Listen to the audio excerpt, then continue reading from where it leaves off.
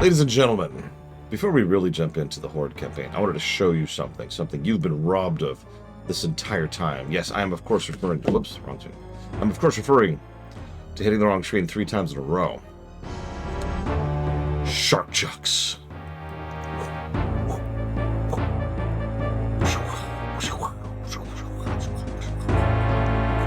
Okay, anyways. Yeah, no, I wanted to show you the map screen. Black Cat has assigned you to an outpost in the swamps of sorrow.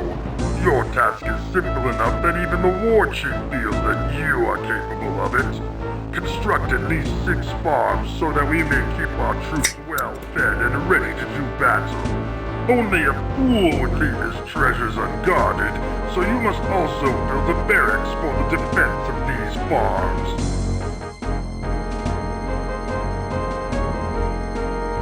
Then, why did they get rid of those? Those were cool.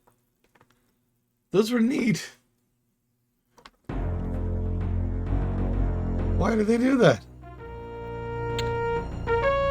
Like, don't mistake me. The remaster version is a better game in every way.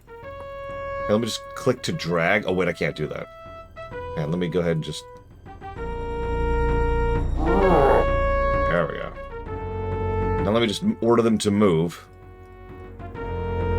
What's happening? Right click isn't doing anything. Oh right, I have to hit M and then move. Oh my god, look at it. Look at it in all its glory. Oh my god, he already got stuck. He already got stuck in the terrain. So this is why we're not playing the original.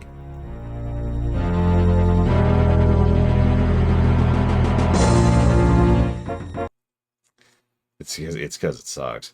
So I just wanted to show you that though. Like that's such. I get that it's video, and they probably are like, oh, we don't want to upscale that. So just put it in as is, or put it in a window. Do something.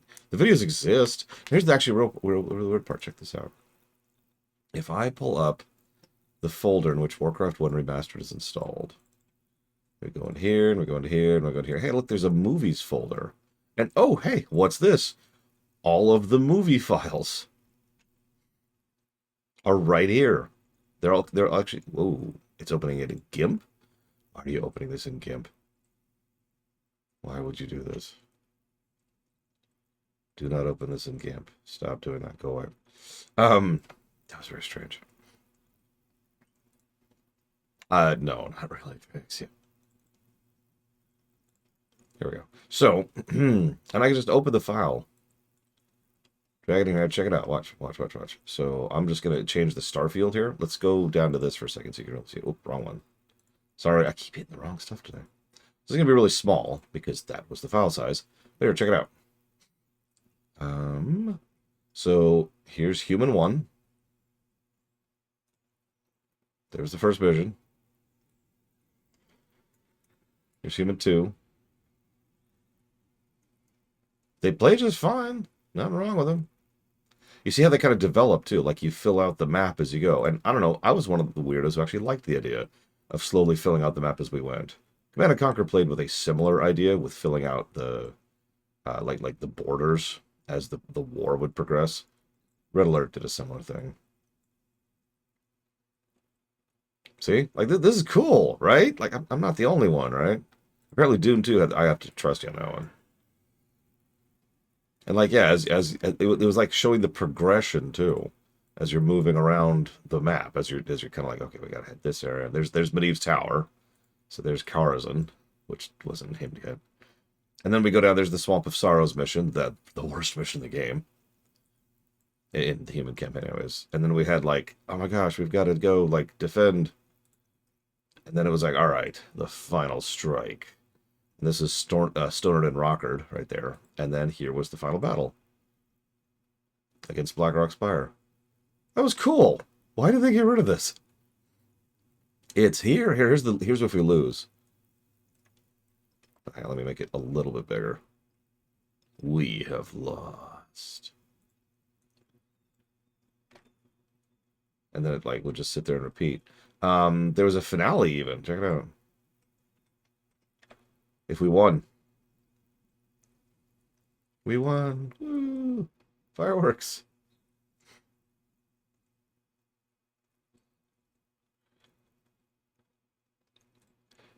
There's even like, you're going into the cave. This is part of the intro.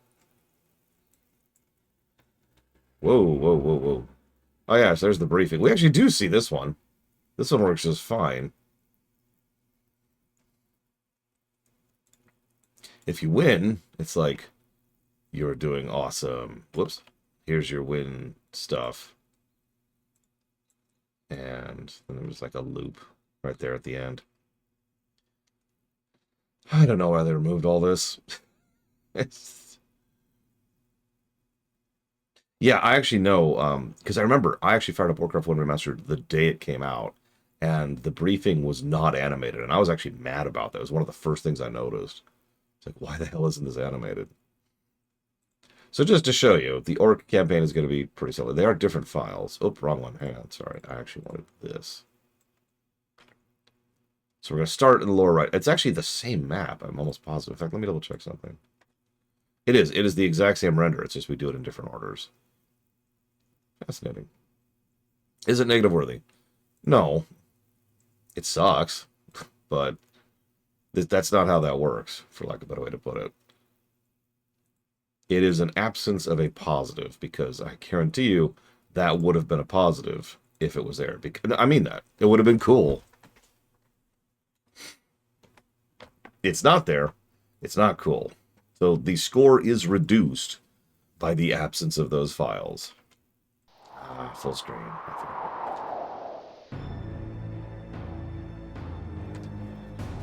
Okay. So,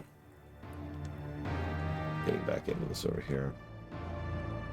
I don't know. It feels weird to negative that for something like that. That opens up a weird thing for remaster reviewing.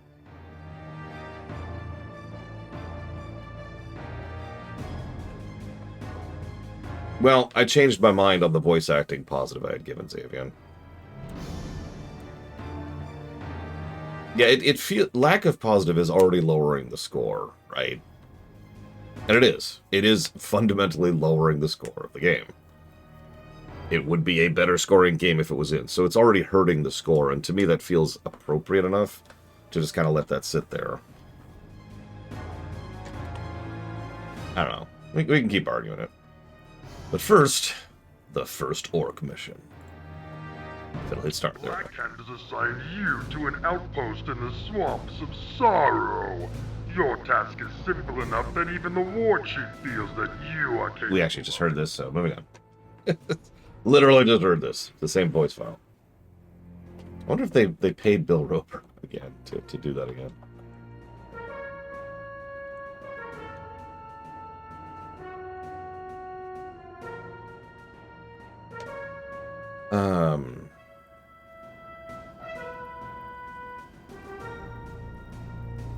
Gotcha, Dakota. Did not know.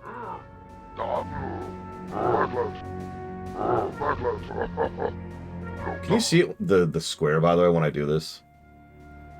Real question. I'm actually curious. Okay, I'm reviewing WoW Classic.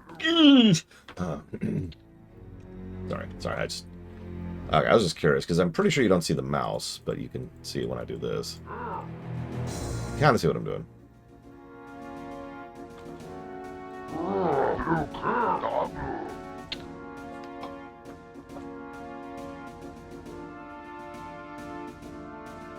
Your command, Master. So, enjoy the variance of dialogue for a bit, because we're going to be hearing it for a minute. Hopefully this will take less time than the human campaign, and we'll knock this out today, but we'll see.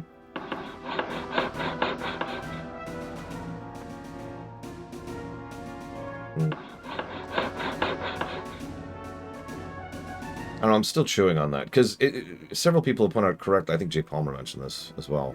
This is a little bit different than a normal situation, because this is a remaster, specifically. Sprite work.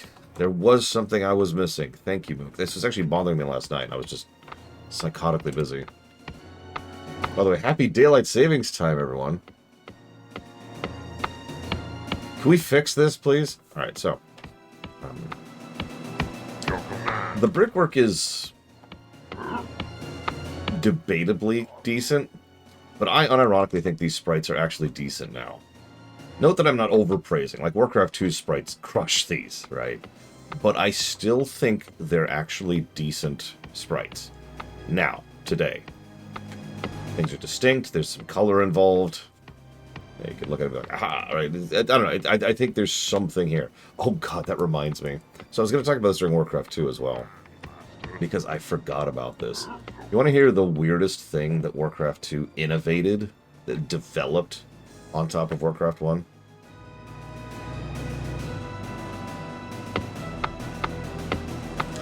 More than one faction, or excuse me, let me be more clear about that, more than 2 factions on a map at a time. Now, that probably sounds like a small deal, but anybody who's done programming knows actually how much of a thing that was to develop. Because it's actually extremely easy to code 2 factions into any video game. Most video games do that, actually. In Mega Man, there are 2 factions. There's Rock, and there's everything else, right? In Mario, there's Mario, and then there's everything else, right? Stuff. I'm being a little facetious, but you get the idea, right? Yeah, just a sec. Yeah, Pong. 2 factions. Sorry, when I mean factions, I don't mean like red, blue, green, or whatever. I mean literally code-wise, there's player, then there's enemy, right?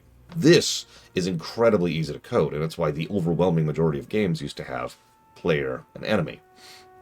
Warcraft 2 had the options of multiple factions, and actually laid the brickwork for what WoW actually uses to this very day, which is the idea of each individual faction and its connection to every other faction has their own rep meter, which then determines your reaction to that faction.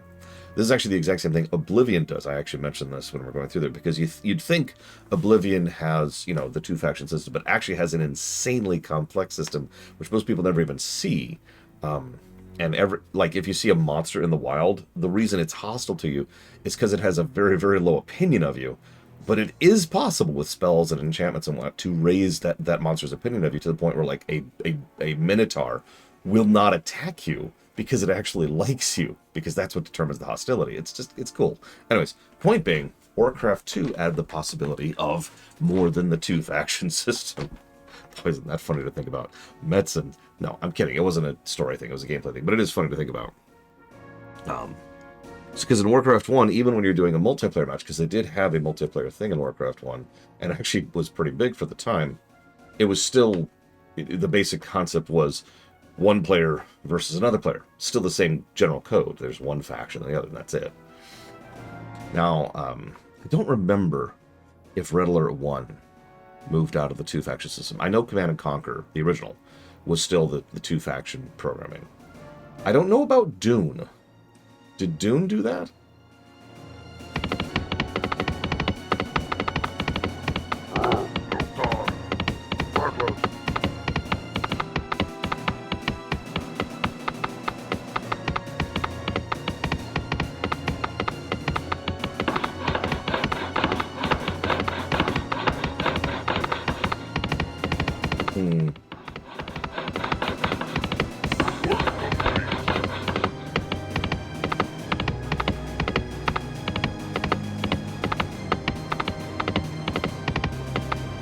So, that's actually an interesting question, Darkrai.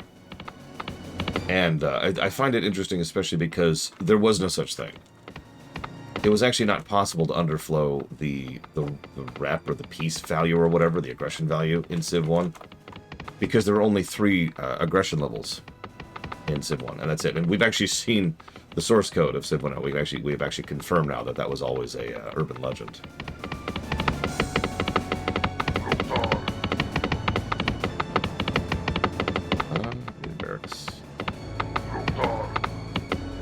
Hi, Elizar. So I guess Dune 2 did have creeps. So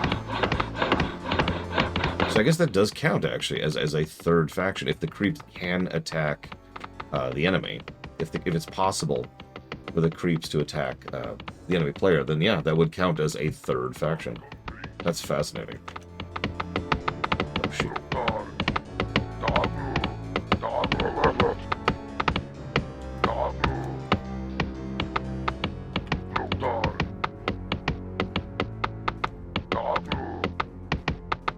Oh, never mind, Plutonium. Ignore me.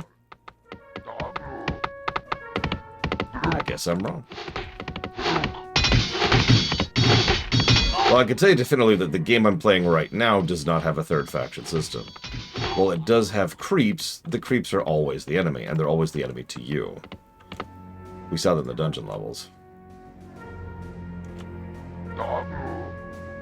So you can tell how Von Falkenstein isn't listening to me because I just said that out loud.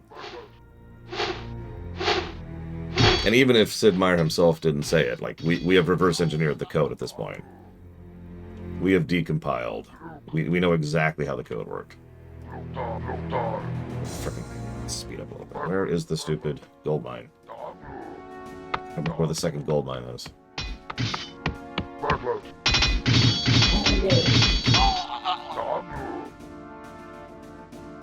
Good luck, Spartan. You are going to need it.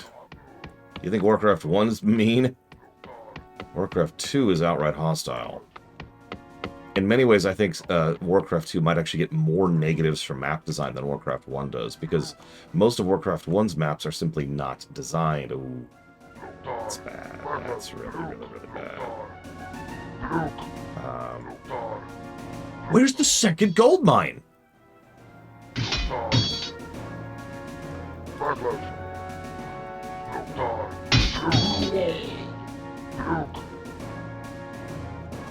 Yeah, exactly. Warcraft 1 has a general absence of design. If I can... Yeah. So I'm going to have to restart this mission, maybe. Maybe. But let's just, like, make a new save here really quick. Let me show you what I'm talking about for a second.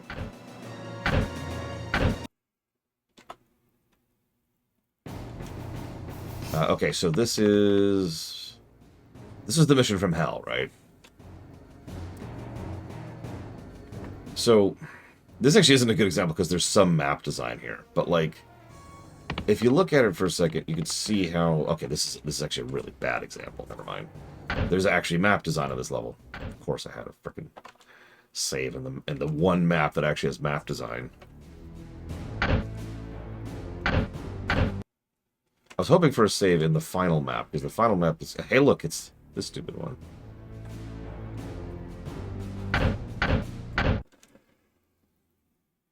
I blew in sleep.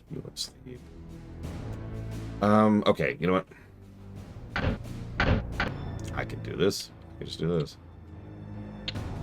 Here, beat.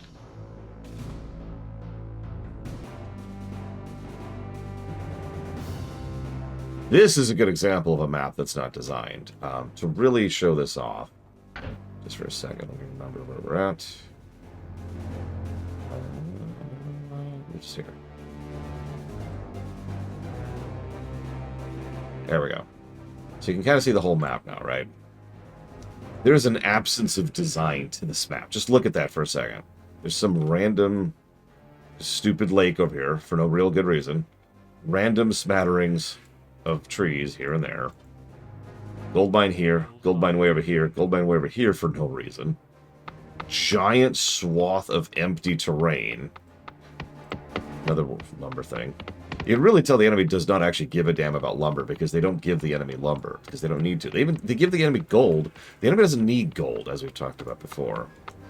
And yeah, there are 2 gold mines. You see what I mean, though, right? This is a good example, and most of Warcraft 1's map designs are like this. There's no design to it. Warcraft 2's tends to have design to it. Unfortunately, it also tends to be bad. Yeah, exactly. It's the same thing we saw in Age of Empires 1, where they will, where they will mine to remove it from you, to steal the resource from you. I'm actually curious of something. I just had this really random thought. Nope, I didn't think so. Okay. Well, let's see. Hang on, let me do a couple things really quick first. Let me switch this back to here. Give me a second. I don't think I have access to maps like I do because I haven't actually played Warcraft 2 Remastered, so I don't have anything unlocked. Let's see if I could just show off, like, the first map or something. Or, no, you know what I could show off? Hang on. So let's go back. I know you can't hear it. Oh, by the way, you know another reason the Warcraft 2 Remaster is worse than the Warcraft 1 Remaster? Do you hear this? This is me all tabbing.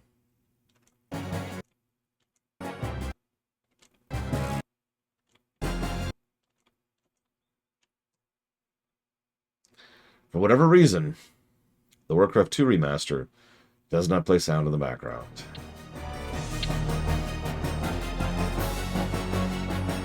And no, it's not an option, before you ask. I even just checked.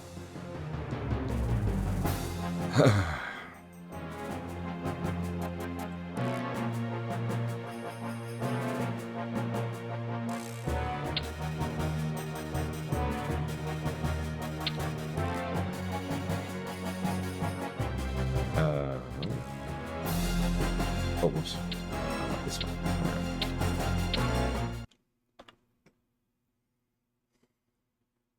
No, you... Why? What? Sorry? Your statement confused me so much I don't understand it. Help me out here. Wait, what are you on about? Be pure evil. Is that what this is? I always knew. We're just going to do a quick and dirty here. So this actually isn't a bad map, but it's the only one I have access to, so what do you freaking want from me? Let's go to those terrible, terrible graphics. There we go.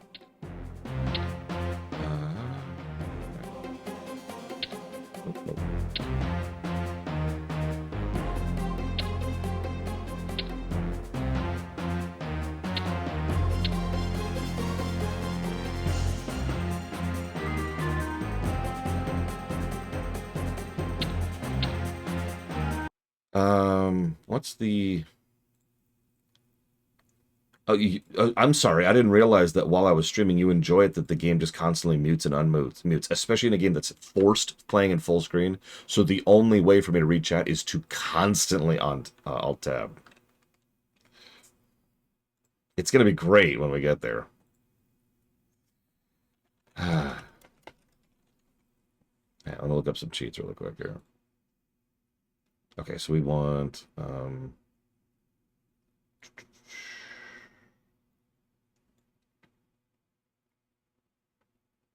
unite the clans, and let's play, reveal the map.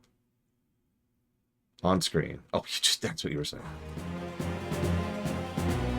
So, it's not much, but as you can see, there is at least some actual design here. They give you an oil thing immediately. They give you one and two, actually, that are relatively easy to get, and then they give you the enemy, which you can knock over in order to access more. And they also make sure that the enemies are in a position where they're likely to attack in certain vectors. So there's design there. Cool, whatever. But what I really want to show you is terrible missions. So let's go with... We won! We're so good. God, we're so good. Now that the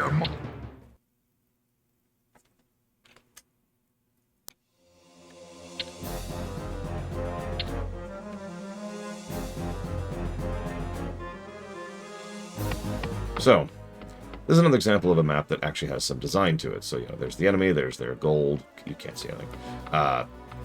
They actually have, like, some barriers because of the nature of how they put the forest there. Tower, port, etc. There's also, very deliberately up here, a landing spot where they put tons and tons of ice, where the enemy cannot build. So the enemy will never build up here, no matter what. And that gives you a beachhead. So, hey, good design. And of course, down here we've got us. We're pretty cloistered in. We have finite resources and finite gold. And that is one of the biggest issues with Warcraft 2 in general, is the fact that we're going to be finite resourced.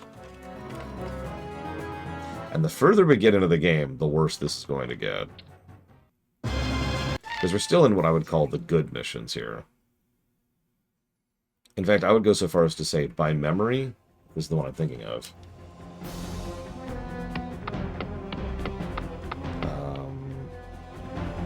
Which it is.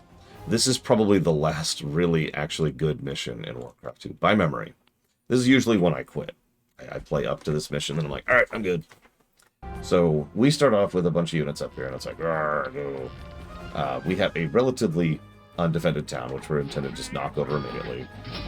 Claim some resources, not a small amount of gold, decent amount of resource spread. If we go up here, we're rewarded with another gold thing. Oil in the bay over there to help us out. And the enemy's right here. Notice we don't have a landing point this time, so we have to fight for our landing. You can also land some stuff over here and do something with that, but that's not related. Anyways.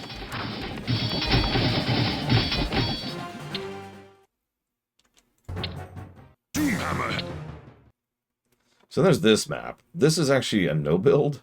It's one of the stupidest no-builds in the whole game. Yes, Master. And probably in the whole franchise, I would go so far as to say.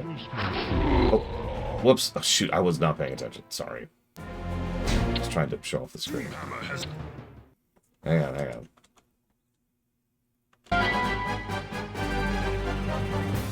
So, hang on, what I was trying to say.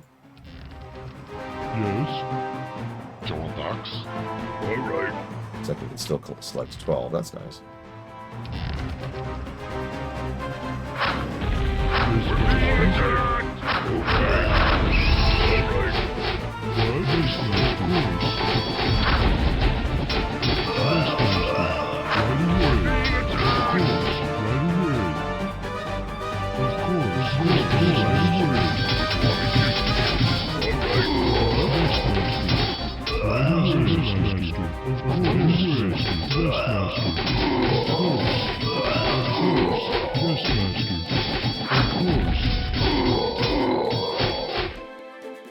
And done.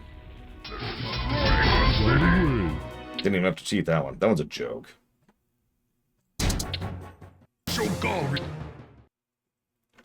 But then we get this mission.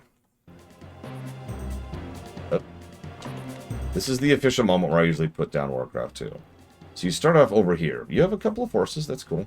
You have to take out a small pittance of enemy troops.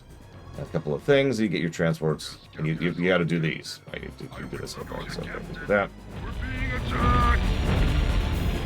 This is the enemy fortification. Now, they do actually have a spot where you can land right here. But the enemy is well defended, well locked in, flooded for resources. Now, they need them.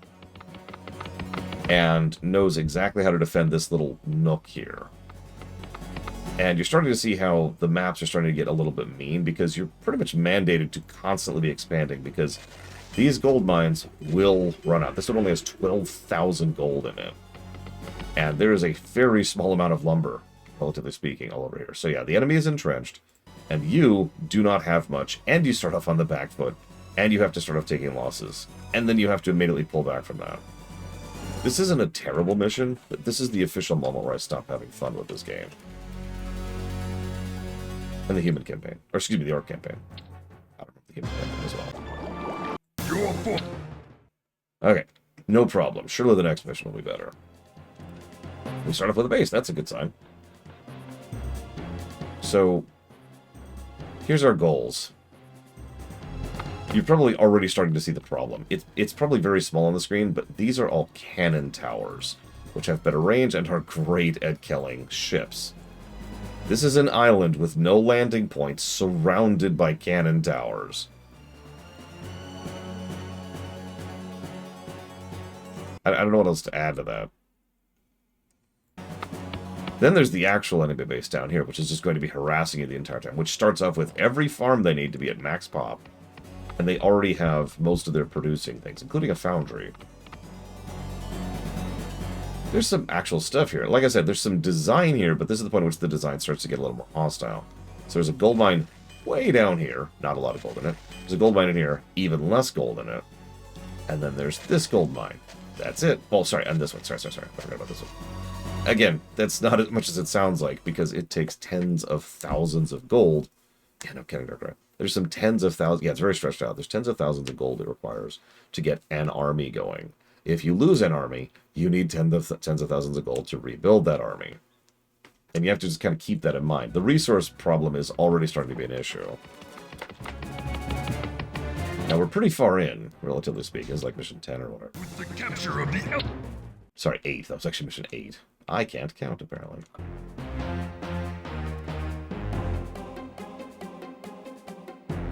Hey, look, it's almost the exact same mission again, except worse. Because now the enemy, there's no landing spots anywhere. The enemy base is immediately next to the fortified spot from hell, which once again has tons and tons. I don't know if you can see this. Has tons and tons of cannon towers. This is the point at which I'm pretty sure the enemy knights have started getting access to heal. Don't quote me on that. That circle is your goal. That's the objective. And then, as you can see, the enemy actual fortification is just stretched out along here. Notice they also have cannon towers on every single shore.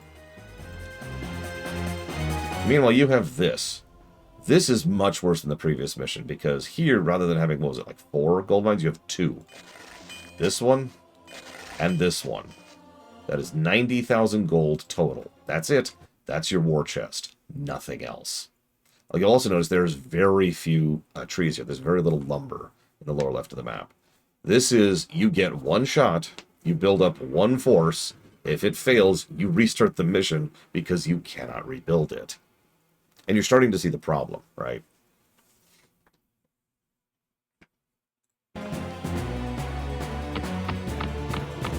And you're up against this nonsense.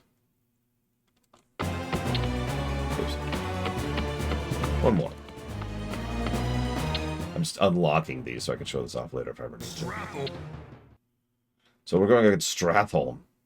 Oh, the expansion pack is so much worse. Oh god, this frickin' mission. Actually, I just had a visceral reaction.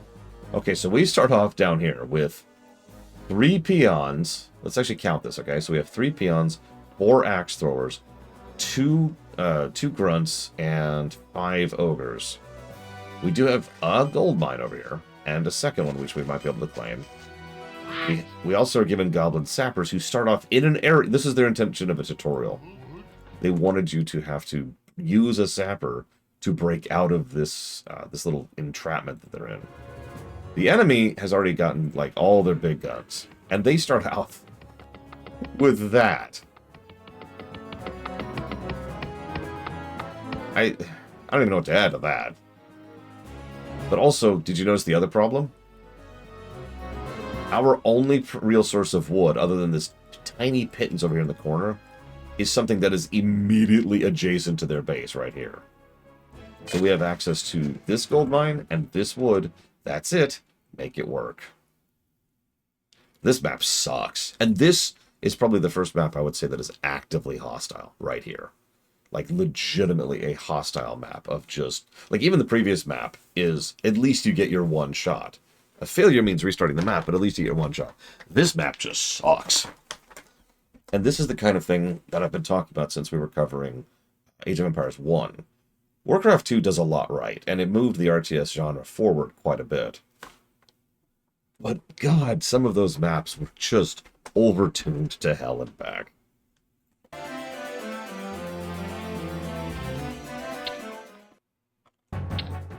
With the destruction of... And this is going to be the attack on Quel'Thalas. Still in the snow map. We're being attacked! So naturally, tons and tons of lumber on the elf map, which I just find funny. Plenty of gold, too. Well, okay, nope. That's actually a very small amount of gold. That's the... Oh my god, that's almost no gold. Oh, wow. Okay, hang on. So that's 40... There's 77,500 gold. So roughly 78,000 gold. And that's across 3 gold mines, which are spread out like hell. Tons of lumber, but very, very, very limited gold. Here's the goal. And that's... Oof. Like, again, you see how there's out... Yeah, no, sorry, there's actually one more down there. There's a 4th gold mine down there. I actually didn't see that, that's my bad. But, yeah, that's... There's design here, right? There's the bridges, there's the choke points with the trees. Plenty of defensible things. Plenty of enemy units just kind of scattered here and there to, like, harass you as you're going through the map. The enemy base isn't even, like, turbo-defended. It's just, you know, defended. Good luck. I would say this is nowhere near as bad as the previous one, but... Sleep, Lewin, sleep. Hang on, there's one last mission I want to show you, and I don't remember when it happens. The Northlands have... Oh, this is it. What do you know? The Tomb of Sargeras.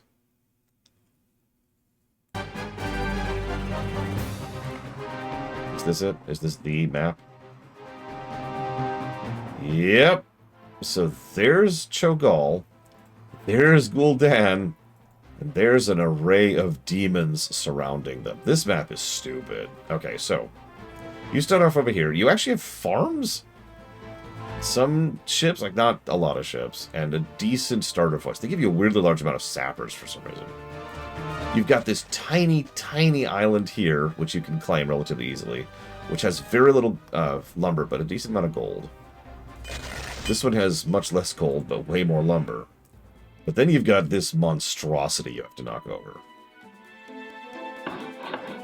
And those demons suck. They're not as bad as they were. Like they're not... yes, they are. They're not super units like they're in Warcraft 1, but those demons are still mean. The reason I remember this mission so well, and I'll talk about this when we get there, is this is the only mission back in the day that I couldn't beat without cheating. Now, I did eventually beat Warcraft 2 without cheating. I went back to Warcraft 2 years later. But back when this was new, this was my wall right here. This mission just... Ooh, this mission was mean. I think it was this one. Is this one or the next one? Shoot, now I'm not sure. Now I'm guessing my health. Nope, that was it. That was it. Because this is Dalaran now. So yeah, that was the one.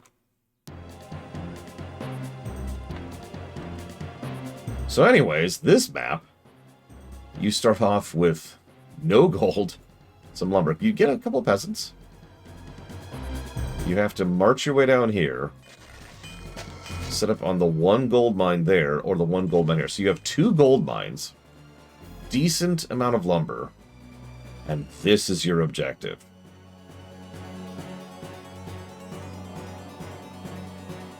Do note that there is no ingress point. I mean, you can walk across the bridge, the heavily defended bridge, or you can land at any point, all of which are heavily defended. This map sucks. When I went back to the game, this map took me several attempts. Dalaran is just... Oof.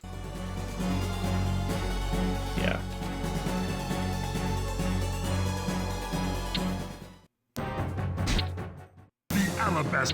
And this should be the last one, 14. Lordaeron. Yep, so, once again, they, like, this always just confuses me. We start off with such a pittance.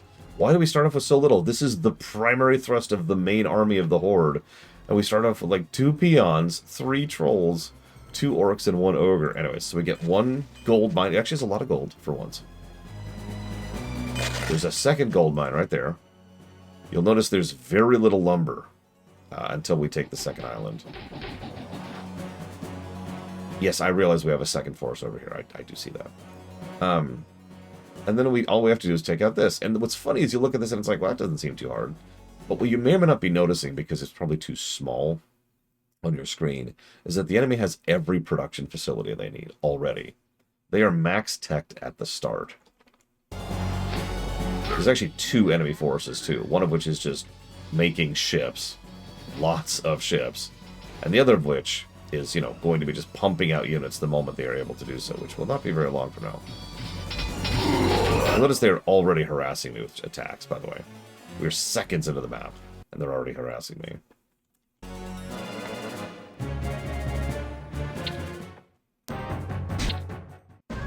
But we did it, we beat the game. Okay, so I was told... So that last mission was kind of mean, right? Though the elders...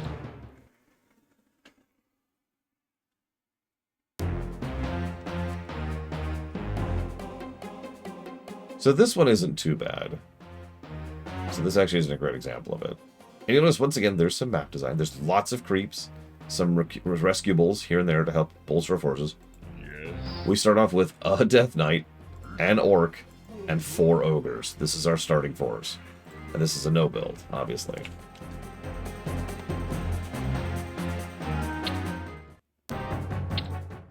skull of Gul'dan. This one. This is the last one I'll show off, I swear. So, this doesn't look too bad. But this is a keep your heroes alive mission. Thanks for that invention. And we start off with the 2 heroes, and that's it. For Nersuin. We're on our way. We're being attacked. So that's the enemy base over there. This is what we're gonna get, I think. Zug-zug. Down here.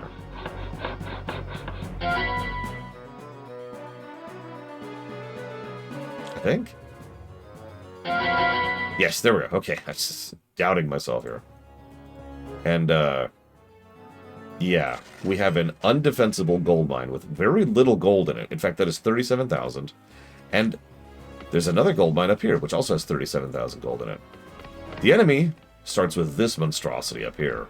And you may or may not be able to tell, but there are a lot of ogres in that enemy base. I'm going to stop here, but let's just say that most of these maps are just absolutely bonkers. And again, if your heroes die, you lose the map. That's Warcraft 2. We are more likely to cheat in Warcraft 2 than we are in Warcraft 1. Hi, Game Geek. Anyways, I apologize for the delay for those of you who are just here to watch Warcraft 1, but I felt it was necessary to show off the difference in map design. Forgive me for discussing game design on this show. I know you're just here for the memes. 67. Okay, so. Black Hand is a... No, these are. We know where Dollar is. We've been to Dollar. Many times, actually.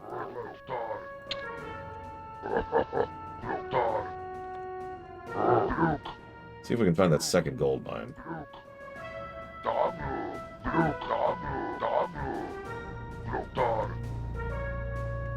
No, Spartan, and I never will.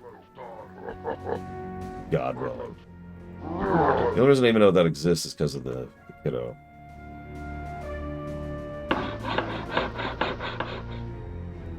So, Death Knights were pretty strong in Warcraft 2. Arguably, hang on, is it Knights? No, Knights are the equivalent of Ogres. Well, it was the Mage. Mages were arguably better in Warcraft 2. So, in the original Warcraft 2, the Alliance got access to Paladins and Mages, and the Horde got access to Ogres and Death Knights. It was actually, there was some of the only variants in units. There's some other small variances, mostly in terms of the buffs that the units get. But that was the big thing. So, Paladins could heal. It's exactly as frustrating to use as it was in Warcraft 1. And so that was, it's more of a recovery tool than a combat tool, unless you're really good at microing. The mages are very good. Mages can wreck a base pretty much by themselves. They got access to the iconic Blizzard spell, along with a couple of other fun things. However, on the other side, you had Ogre Mages, which we'll come back to that in just a second. Death Knights had Death and Decay, I want to say. Let me actually double check myself on this. Because I'm almost positive I'm wrong about everything. Let's see here. They did have Death and Decay. They had a bunch of stuff, actually. So, yeah, blah, blah, blah. They had Death Coil, Haste, which was fine. Unholy Armor, which is basically copy-pasted from Warcraft 1. And Death and Decay, which was pretty strong. They also could raise dead, but Death and Decay is kind of the big one. So they're pretty good, but not super great. I would argue something mages... Death Knights had tornadoes. I would argue that mages were overall better than Death Knights, but that's kind of a debatable thing. But it doesn't matter, because the thing I skipped over is the most powerful mage unit in Warcraft 2. It's the Ogre Mage. Because Ogre Mages had Bloodlust. You know, the thing that was so OP, they turned it into like a 10-minute or 20-minute or whatever it was cooldown in World of Warcraft.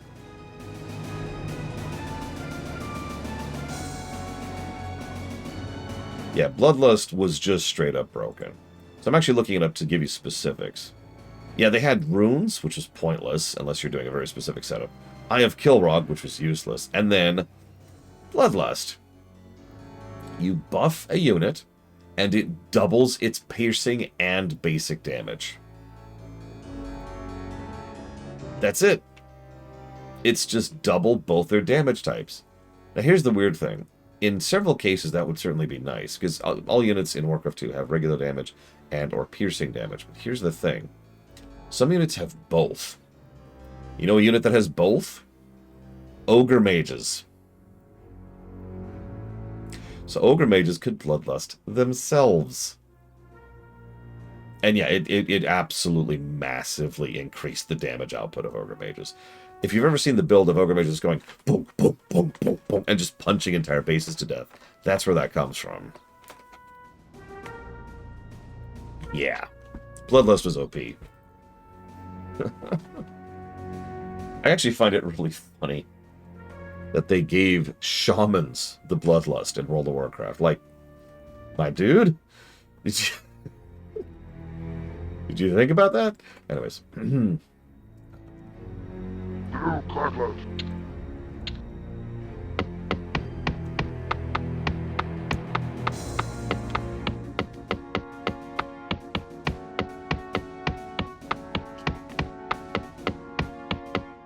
So let's see. Elizar says, what's your question? If the player had both races, would they be OP in this game? They would be identical, except for the casters.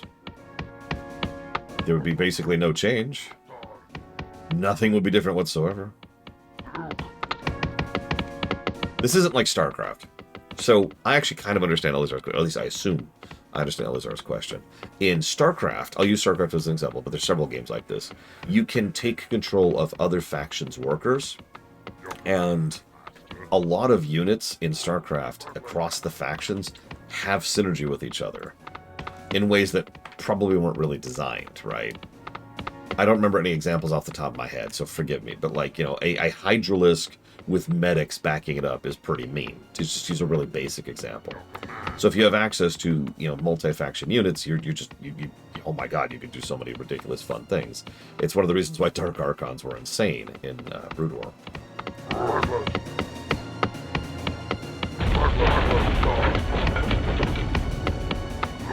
Oh yeah, or a Guardian with the Scouts, another good example.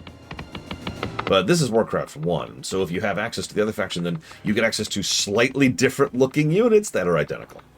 Again, the only difference is in the caster types. We'll talk about the difference in the super units when we get there, because we will be summoning many demons in this playthrough. Step 1.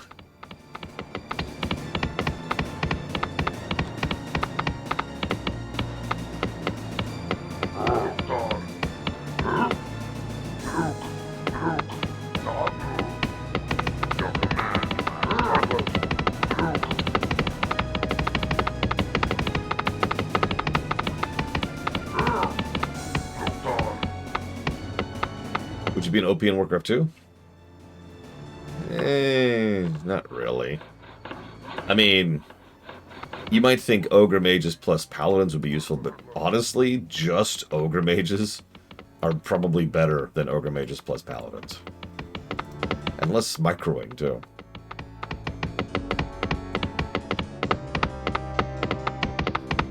So, I'm gonna no.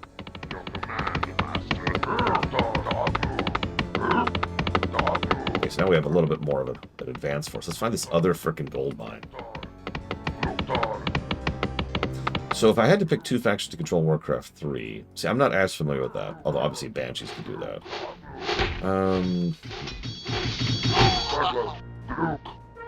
Oh, there's our mine. Woo. It's all mine. Sorry. Sorry.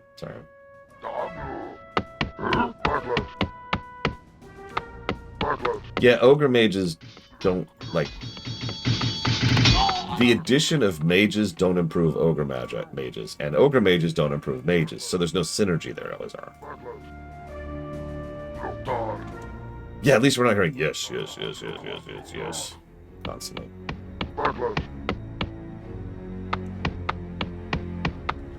Yeah, they also share food cap. In StarCraft 1, if you get one of each... So, a little quirk.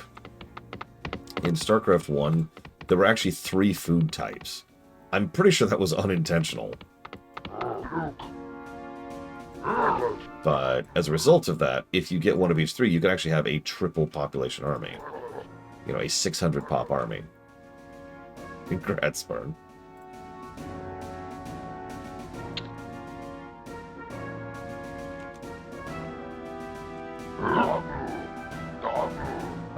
But in Warcraft 3, you're still limited to the same population thing.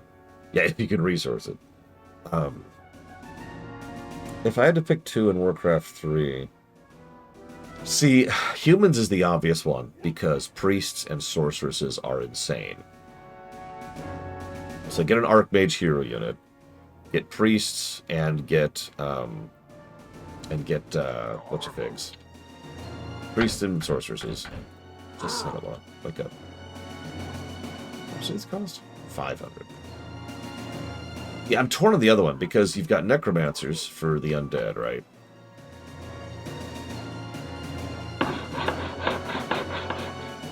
Pretty much, Spartan. It gets so much... I was just showing it off. It gets so much worse after that point.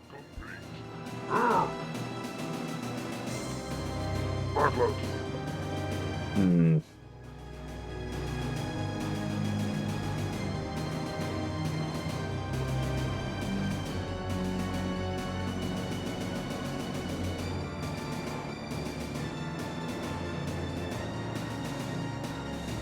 I think you're right, Xavion. I think I would go with undead myself, so undead and human. Priests, sorceresses, crypt lurkers, who are that's basically your anti-air covered right there. An archmage leader. Gargoyles, which could be absolutely silly if you go into that. But instead of gargoyles, like I said, I'd go with crypt lurkers and necromancers.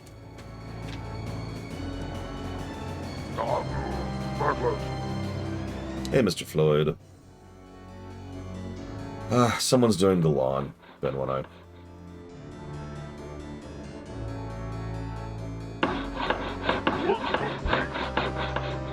Gaze upon the destruction you have wrought and the broken bodies of your enemies.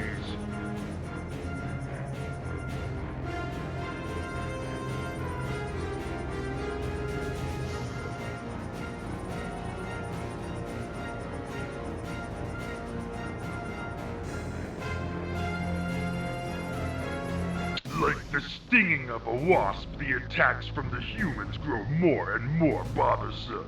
You have been assigned to a small outpost on the borderlands of the Swamps of Sorrow.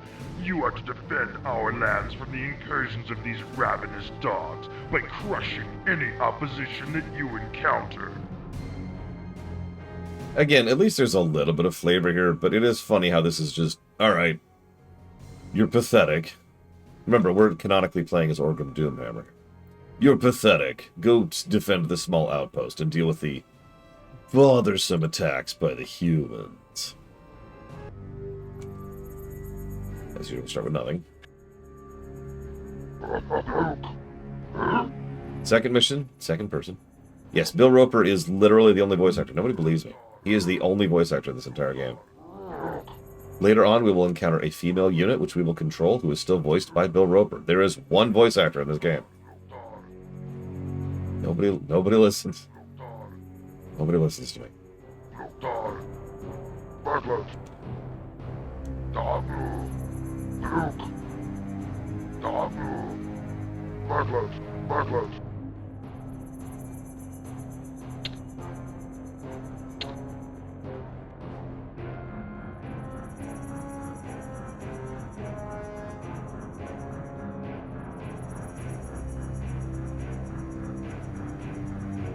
Your command, Master.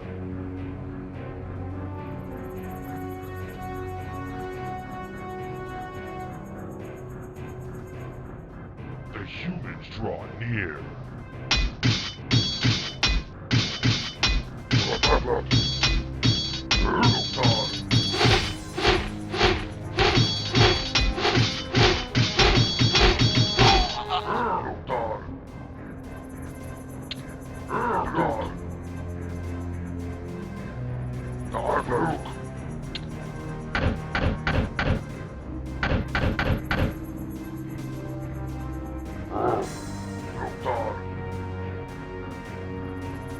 I actually don't remember how many voice actors we're working through. It's a lot more. Oh yeah, here you go, just for you. What? What? Stop poking me! Dabu! Dabu!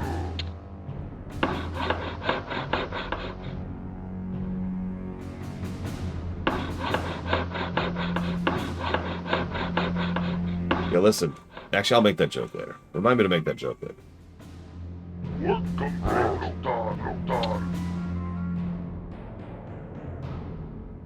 Your command, Master. Your dogs approach.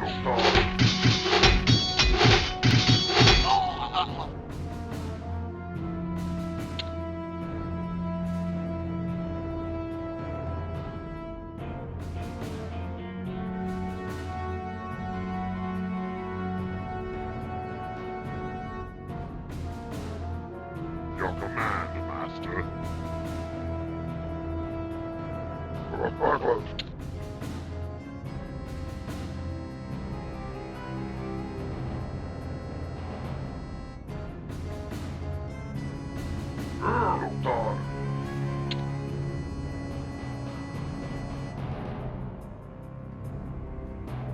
I'm not closing the window, but he's like right there, so I'm just gonna kind of go.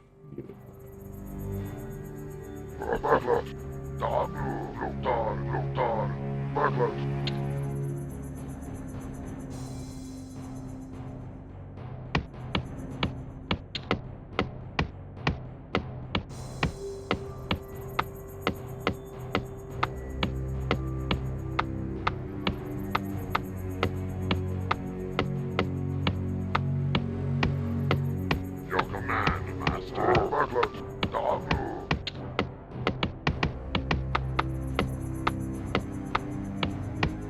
The humans draw near.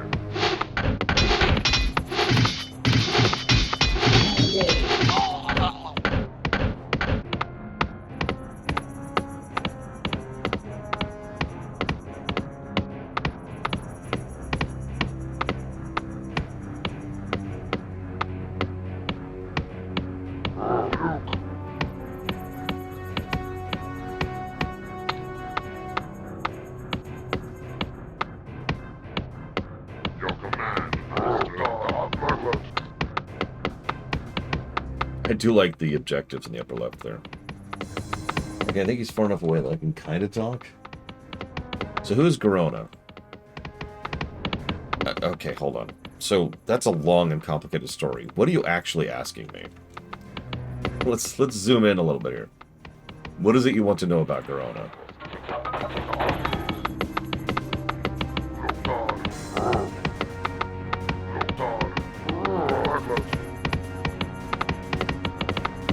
Like, she's been a character literally since Warcraft 1. She is also not just an orc. She is, in fact, an orc-Draenei hybrid. Work complete. And that has been retconned to be less gross than it sounds, thankfully. Because that was what it was originally. Why was she not Warcraft 3? Good question.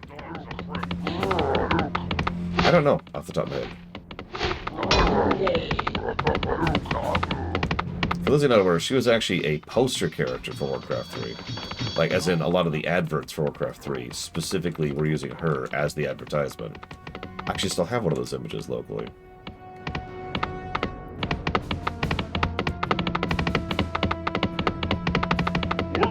We don't talk about Madonna in this household. That thing does not exist. Garona was pretty cool in the movies. I actually agree. Or movie, excuse me, I shouldn't plural that. Was supposed to be a second movie. That didn't go anywhere.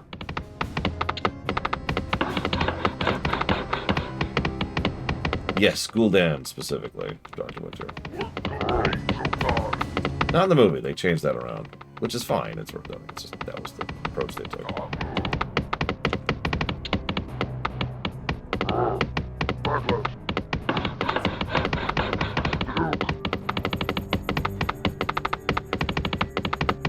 Thankfully, Madan is not canon. He is one of the very rare examples of something that has been completely ejected from canon. Oh, that's bad. Okay.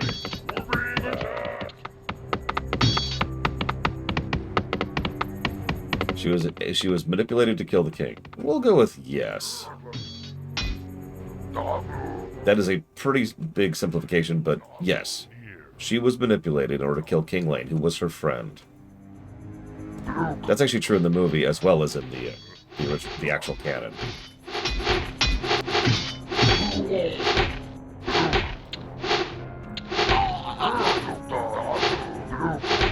This is funny. Are you watching this? This dude is chasing this peon while being shot to death by a spear flinger. Like, he is so determined to kill that guy. Your command, master. That's okay, dude.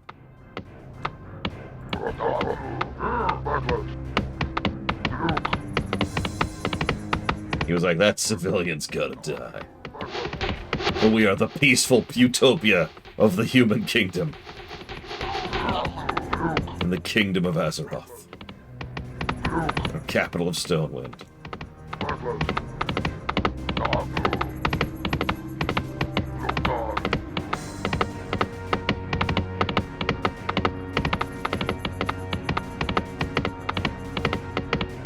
Where the hell is the second gold mine? This is just a question I keep asking in this game. The pale dogs approach. Why was Grona mind control? Because she was a good assassin. She was actually raised and trained to be an assassin, pretty much from birth, so... Her original point and purpose was to help Gul'dan retain control of the Shadow Council. Had nothing to do with the humans. They didn't even know the humans existed yet.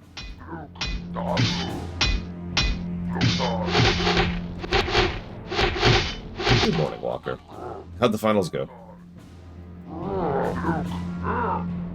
Where is the second gold mine?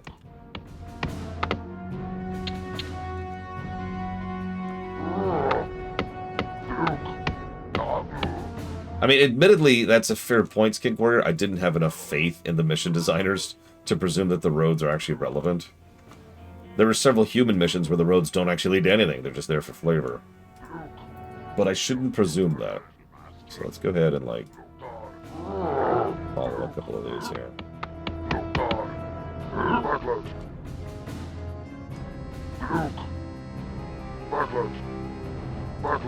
Ha!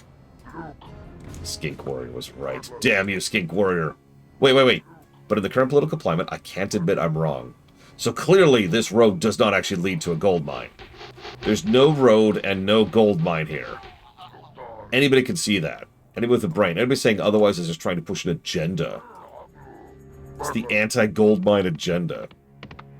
God, that's not even an exaggeration. That makes me sad. Nice. Congrats, Walker. That's actually a good question, Plutonio. Because obviously Warcraft is, like, one of those, but not until Warcraft 3. So that's the odds. What, 2002-ish, I want to say? Something like that.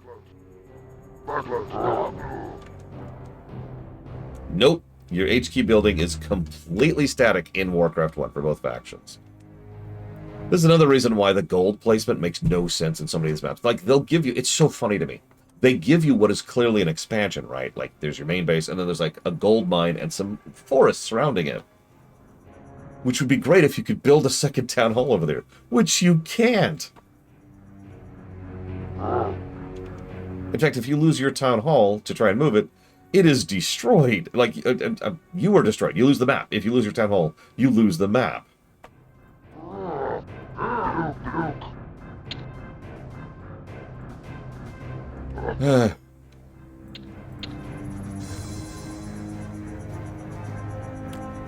Yes, you can build expansions in Warcraft 2. Sorry, that threw me for a second. But yes.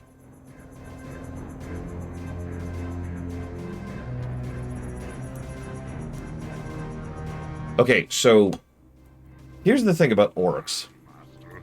The green skin doesn't really have much to do with anything. I know that sounds strange, but there's no tangible effect of it. It is purely cosmetic. Now, they had to go through something in order to get that green skin. But the green skin itself has nothing to do with anything, right? Being a green-skinned orc doesn't make you more or less susceptible to anything. Now, the individual orcs who were specifically cursed by the blood curse of Manaroth, yes, if they get near demon blood, they have issues with that. That's something that came up in Warcraft 3, and it's something that's come up several times in World of Warcraft. But that's only the orcs who already were under the curse. Make sense?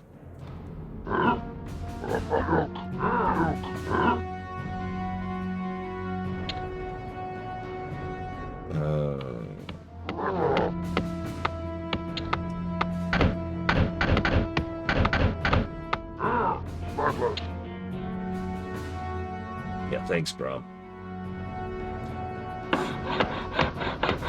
Yeah, the reason orcs have green skin is pretty much because of Warhammer.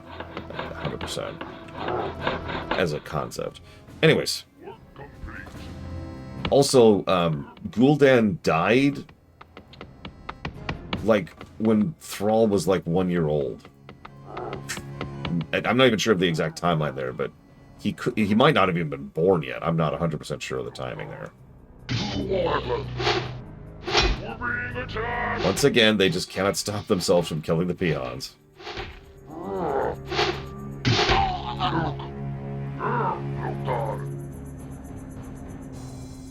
So, like, that's why your question threw me at first. It's like, why didn't you just control him? It's like, he was a child. I don't understand.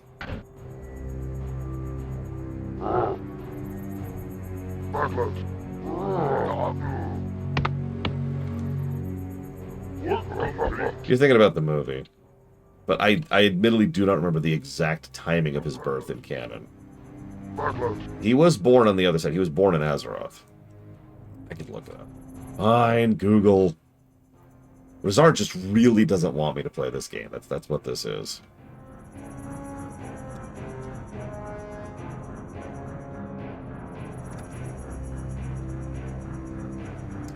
Okay, so Thrall was actually born during the Great War, during the First War. So, at this point in time, Gul'dan is still alive. Gul'dan was alive, obviously, in Warcraft 2. But when Gul'dan was killed, would be right about here in year 6. So, Thrall would have been 5 years old when Gul'dan was killed.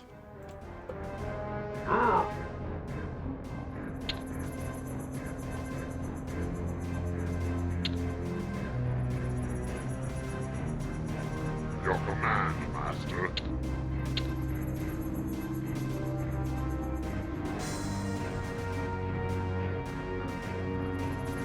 Shrug, Mr. Floyd Pinkerton.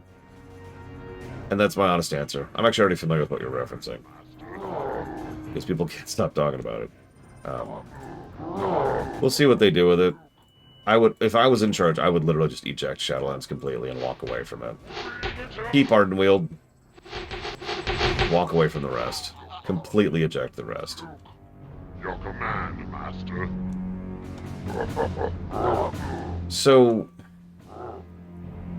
there's the canon answer to your question, Dr. Winter, and then there's the one that makes freaking sense. I'm going to tell you both, because why not?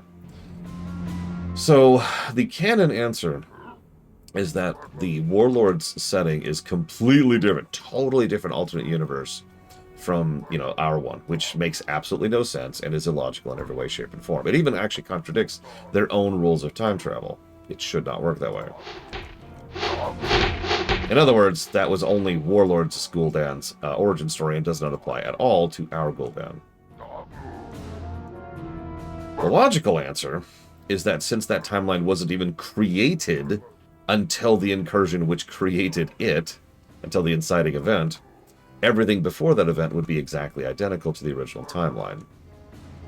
Ergo, that would be Gul'dan's origin story for both timelines.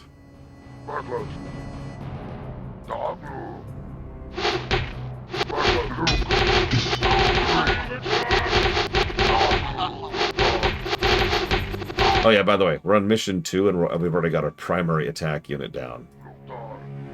Hope you like Spearmen, because we're really going to be leaning on these in the Orc campaign.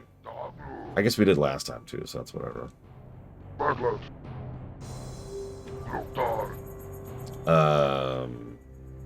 Yes, J. Palmer? It's literally only one line, but it is there.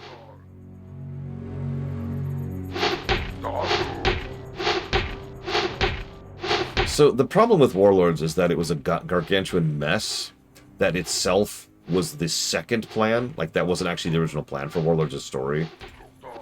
And so they changed around a lot to try and accomplish it at the last second, and it's a mess. For those of you not aware, Warlords was originally supposed to be on Outland now. No time travel, no alternate dimension involved. That was grafted on crudely after the fact, so a lot of the story stuff in Warlords was written as if that was just Outland. And it shows, as we talked about as we were going through it, most of the story beats actually fit pretty well if that's just modern time and not actually an alternate, timeline or whatever. Even the alternate timeline thing itself is actually consistent, other than the fact that they insist that it's a different timeline before the inciting event. I should also mention that that is information that is out of game, so the game itself is pretty consistent. It's only the writers in conventions who disagree with their own logical, self-consistent work, which I find hysterical. Wow, is there, like, no enemies? Where the hell?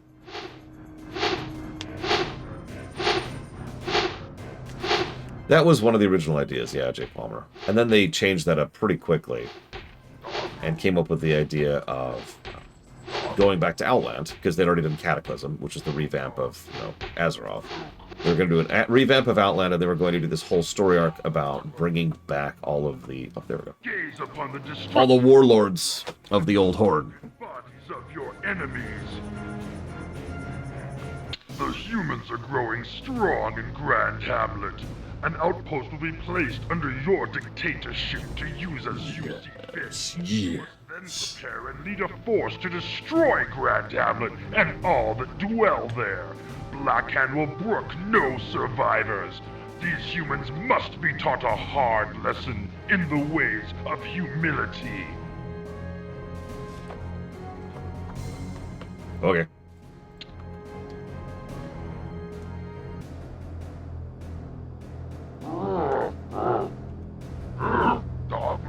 So let's see.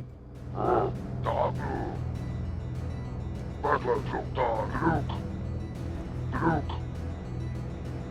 talking about the first war, Jahaxia?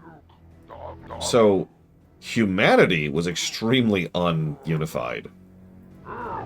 The Kingdom of Stormwind was pretty much lockstep with itself, with very, very few issues during the First War. But the rest of humanity was basically like, you'll be fine. Alien invaders, I wouldn't worry about it too much. I'm being a little facetious, but really only a little. See, there's this incident that happened, this is actually in the books, prior to the First War, which is the Null War. A large group of Nulls unified under a single warband and attacked Stormwind. Stormwind petitioned for aid from the Northern Kingdoms. The Northern Kingdoms told them to saw it off. So, when the Orcs attacked, several people in Stormwind were like, why even bother reaching out for help this time? They didn't answer us last time. Why are they going to answer us this time? It also engineered a mentality amongst the survivors that they could just handle anything without help from their neighbors. So, pretty bluntly put, that's one of the reasons why Stormwind fell to the first in the First War, is they were trying to fight the demonic horde by themselves. As a reminder, the entire Alliance barely managed to push back the demonic horde in Warcraft 2, and even then it was only because of the miracle of Gul'dan betraying them at the worst possible moment. Oh, not again. Aren't you done?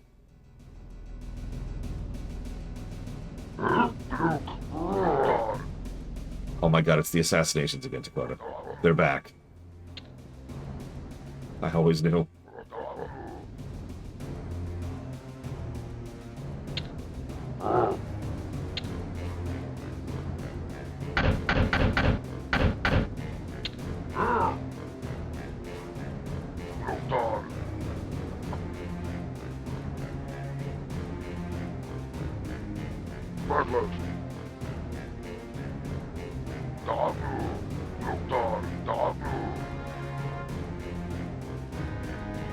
So that's an interesting question.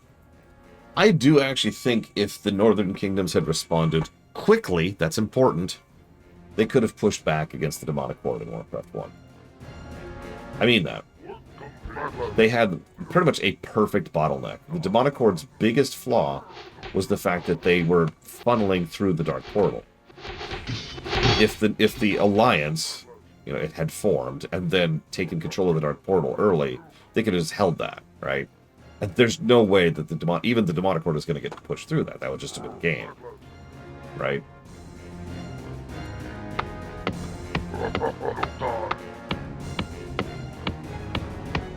Now, because a lot of people forget, there was a big 5-year gap in between the First War and the Second War, during which the Demonic Horde was just flooding through the gate and establishing themselves in the Stormwind region.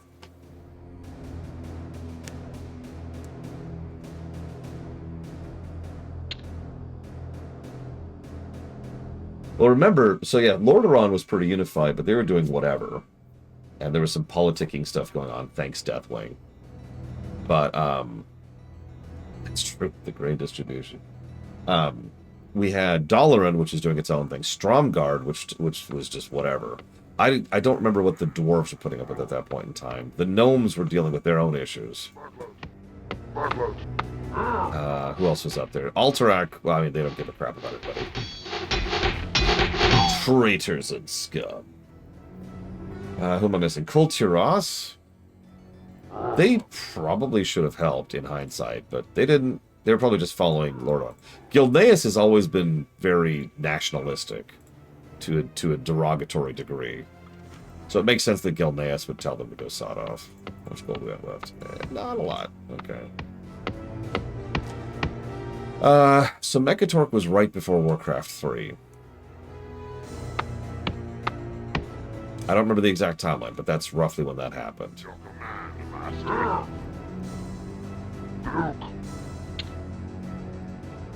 Yeah, let's just say that the original intended storyline for Legion, where Gen Greymane goes off to found his own rogue faction of warmongering assholes, makes a lot of sense. Considering just Gilnean mentality, and Gen in particular. Your command, Master.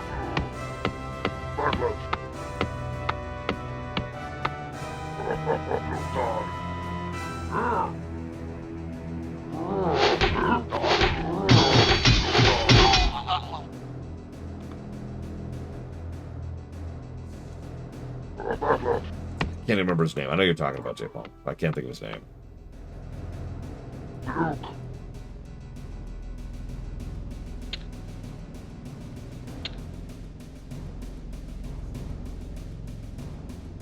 Silvermane.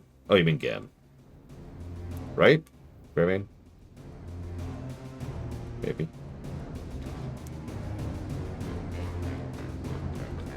Yeah, he's finally been turned into an interesting character as recently as this expansion, or rather, the very, very end of Dragonflight. But that's how long it took for him to finally be a character. How do I not have enough lumber? Oh my god. Get me lumber, slaves.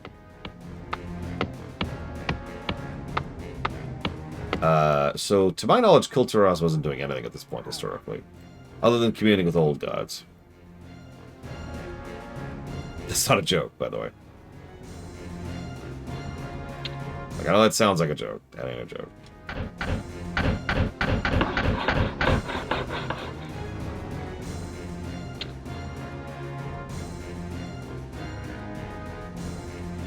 Don't worry, that's just a Tuesday for Kulturas. They're Kultira. They're a naval power. Of course they commune with old gods. Come on. Was that canon before BFA? Nope. It was actually invented in BFA. Aha! So now we get Necrolites. I knew we were going to get a new unit. I don't think Necrolites are worth making, quite honestly. But it's not like I have anything else going on right now, so let's go get some more dudes going here real quick. We're about to run out of gold.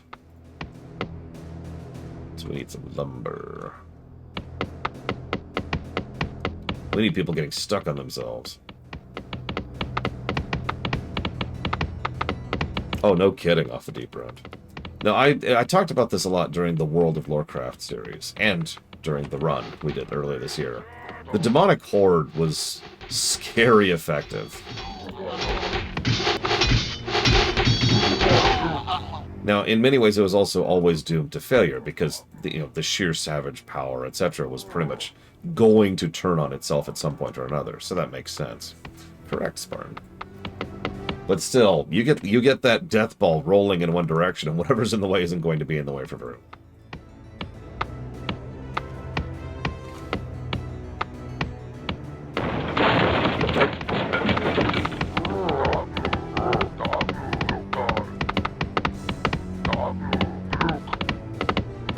No, it wasn't meant to be a permanent army. It was, in fact, very much designed to be a temporary army. An army of banelings, I've heard it described as. And yeah, it was always intended to just be a revenge vehicle for Kil'jaeden against the Draenei, because Kil'jaeden has the tiniest of dicks. Let's do this now.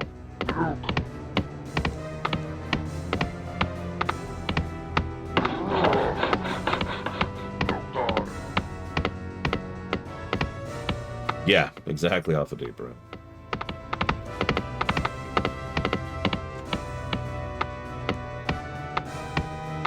It is amusing to think that we're currently playing the demonic horde, because we sure as hell aren't.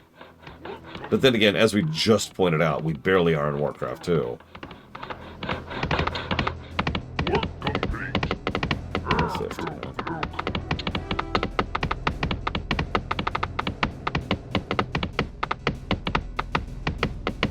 Yeah, no, Velen did not forgive Kil'jaeden. A lot of people are like, oh, Kil'jaeden's been redeemed. No. Really, Dr. Winter? That's really good. I mean, I've seen RTS speedruns. They're crazy. Like, RTS speedruns involve exploiting the hell out of the game. And just doing stuff that you'd never really think of ordinarily.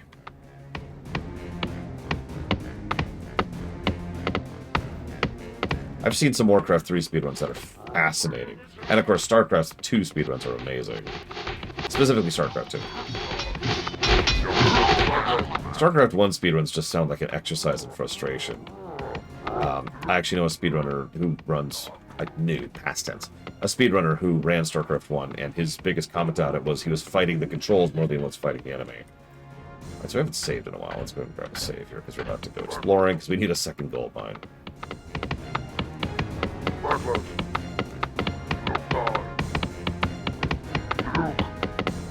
I actually don't mind things being grayed out a bit. Especially since for the longest time they weren't. I think that's part of the thing, right? 70s, 80s, 90s, bad guys were bad guys, good guys were good guys, and there was no layers, no complexity. So there was an obvious counter-reaction to that. And now we're kind of seeing the counter-reaction. See, I'm following Skink Warrior's suggestion. I'm following the road. Because nowadays people are like Skink Warrior just said, we need to go back to just having good guys and bad guys. And there's nothing wrong with both. That's the thing. You can have stuff that's just bad guys. You can have Darkspawn, and you can have low gain in the same thing, in the same work. That's a thing we can do.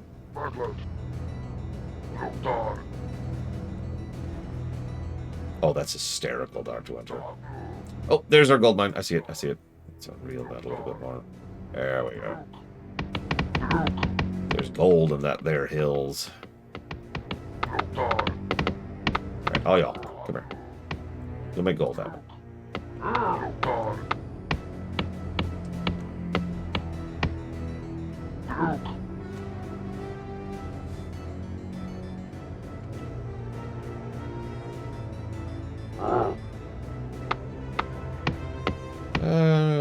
We don't have all gold. We're just going to sit here for a minute and let some gold happen. This is the other reason why this sucks. I think I'm going to actually give this a negative for economy. And terrain. I think I'm going to give a negative for both.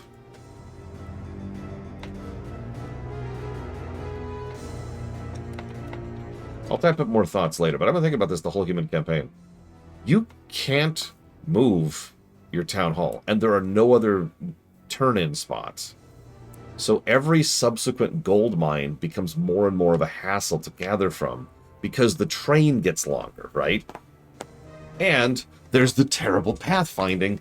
And there's the fact that the enemy AI is designed to beeline your peons or peasants. So that's like 3 layers of frustrating right there. And yeah, you can't drop off lumber at a lumber mill. I tried that earlier. I actually, you probably didn't even notice. I put the lumber mill right next to the woods just out of habit. And they went around the lumber mill to go back to the town hall. And it was like, oh. And that's why, nowadays I'll do a thing where I put the lumber mill up here in the corner. Because whatever, it's just an upgrade facility now. Well, yeah, Jay Palmer. Amusingly, that is one thing that Age of Empires 1 did better than this. And indeed, that Warcraft 2 did better. Not only could you build expansions, but, you could drop stuff off at the frickin' lumber mill. Yeah, I'm bonkered by the fact that you can't build a second town hall. You cannot build expansions. And we are currently, as of right now, seeing the consequence of this. It's even worse because peons, when they're attacked, cancel all of their orders. So they stop gathering.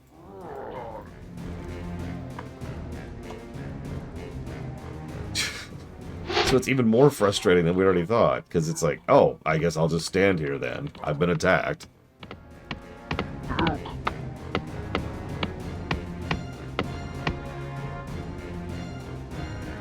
I think we have enough lumber. Let's go ahead and focus up on gold. Because now I need even more peons to maintain any kind of freaking line of gold coming in from this gold mine that's half the map away. Now I'm wondering how Command & Conquer does it. The first one. Because I remember there's the Tiberium processors, right? And then there's the trucks that go out to harvest Tiberium. And I have this really vague memory that you could like build more trucks, but not more refiners or something like that. I don't remember. It's been too long.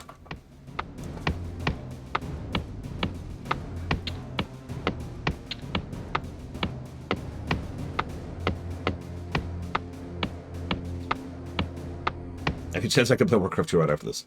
No, we've got to play Vampire the Masquerade Bloodlines 2, Spartan. Aren't you looking forward to that? Isn't it going to be such a great game? Your command, your command. I should do. And I should do that.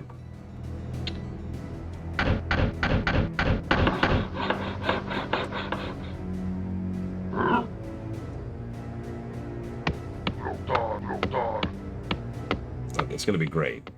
It's going to be so amazing. It's going to be the best game ever made. Oh, God. Oh, God. The best scoring game of the Awful Block? I mean, realistically speaking, it's probably going to be VTMB 2, from what I've understood. Other than that, it might literally be the game we're playing right now. There might be so little meat on the bones of this game that it ends up scoring the best. Because I think a lot of people are underestimating how bad Pokemon Gen 1 is going to review. I think a lot of people forget how badly designed that game is in several key ways.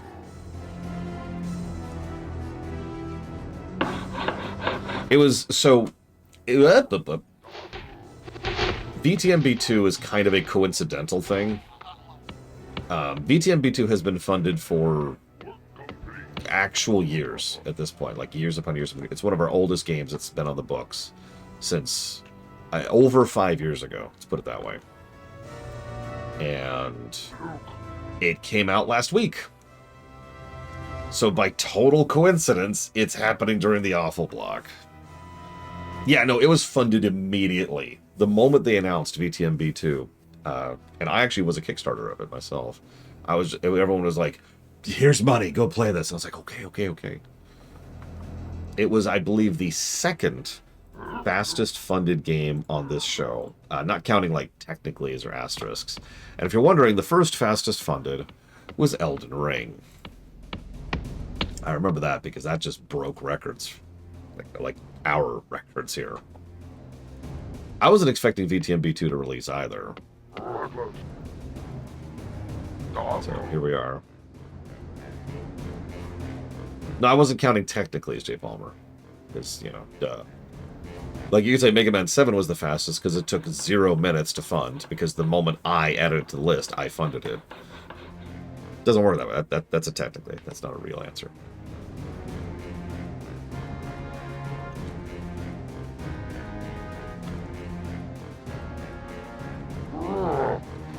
Yeah, Gen 2 has some issues, but I think Gen 2 will score much better, if for no other reason by having much less negatives. It'll be one of those situations, right? Gen 2 will probably score kind of mid, but I think it's going to beat the pants off of Gen 1. I just said this, Jay Palmer. Nobody listens to me. Oh my god. Elden Ring. Elden Ring is the fastest funded game. Really fastest. Like actual funding. Not technically funding on our show. No, it's okay. Now we don't hear Luke. Now we hear...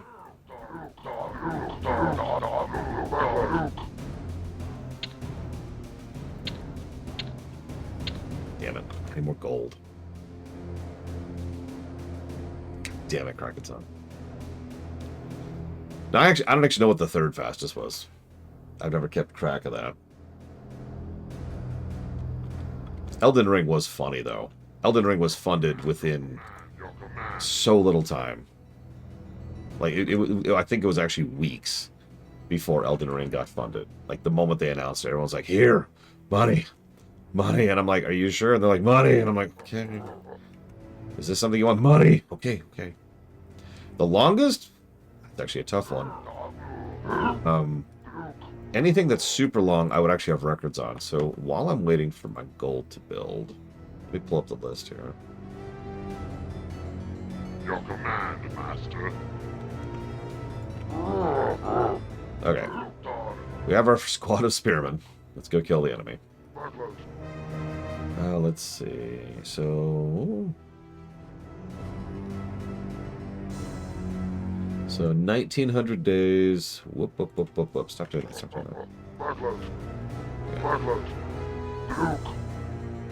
that. Is it really required? Do you have to be blowing the leaves at this hour? It's the middle of the day. I don't care. Stop blowing leaves.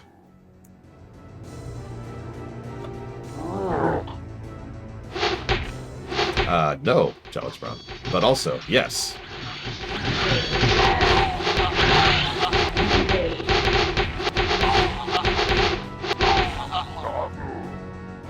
I mean, yeah, technically the longest are things that aren't funded yet. But I was going to count only stuff that actually did make it over the finish line.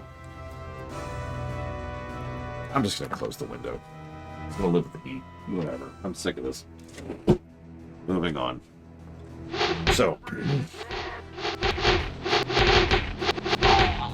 I'm curious what you mean, though, Alex Brown. Like, it sounds like what you just said is, Laura, do you intend to review Gen 1? So if you could define for me. Okay, so let's see. I mentioned a 1900 days. Let's see if we have anything that beats that.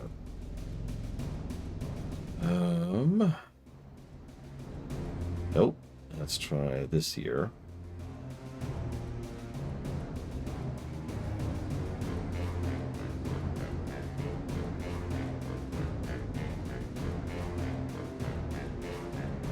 Still no. Wow. Is that actually our record?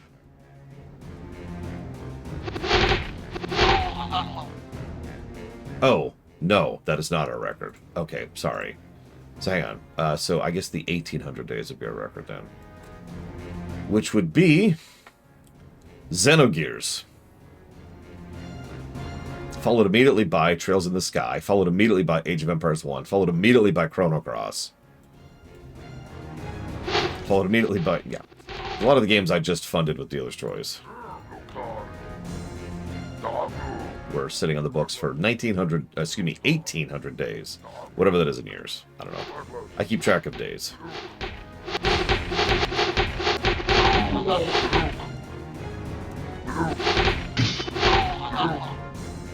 That gives you an idea of how long ago VTMB2 was funded, by the way.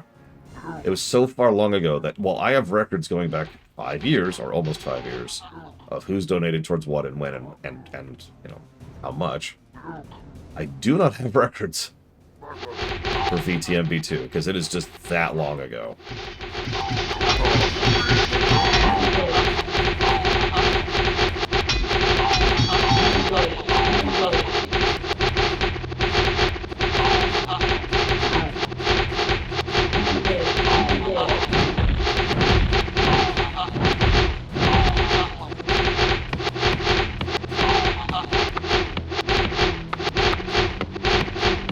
Echoes of Wisdom got funded pretty freaking quickly. Other than that, let's some replacements here. I suppose I could check of the currently funded stuff. Here. See what the fastest is that we have on record. Yeah, it's a little distracting. So, okay. You probably don't know this, Jelix Brown, because you asked that question, but I actually specifically keep track of my relative knowledge of a game when reviewing a game. And it's something that I list on the website in the final review document. The idea there being that the more knowledge I have of the game, the more in-depth the review is going to be, but also the more slanted, because it's going to be a different type of review than, say, the I want to play this game for the first time perspective, right? So an unfamiliar run or a blind run is pretty close to what you could expect if you were sitting down and playing the game knowing nothing about it. For something like Pokemon Gen 1, I'll go ahead and tell you right now, I'm going to list that as a familiar run. I am familiar with the game. I've played it more than once. Twice, in fact, I've played it. Not counting remakes and remasters. And so I'm going to be using that knowledge as I go through it. But something I do in every review is I try to keep in mind the perspective of someone who does not know what they're doing. I do that in every game I cover. For example, there were several things we did in Echo the Dolphin, as well as Prince of Persia, where it's like, so here's how you do this, because I have a map and I'm using a walkthrough. However, how are you supposed to know this without having that? We even have an entire category for that called walkthroughitis. Stuff like that, right? So let's see, fastest on the books review. They're killing the space here. Let's see, there's a... None of those count. There's a 400 days. There's a 300 days. Hang on, let's see what else we got here. So that's 301. Hey, Blade Tavon. Starfield Shattered Space technically only took 13 days, but I feel like that's cheating. Here we go. Zelda Echoes of Wisdom took 80 days, which is our current record. Just going through this. There's a 279. 80 days. Does anything beat 80 days? Oh, hang on. Return of the Oberdin was 74 days to get funded.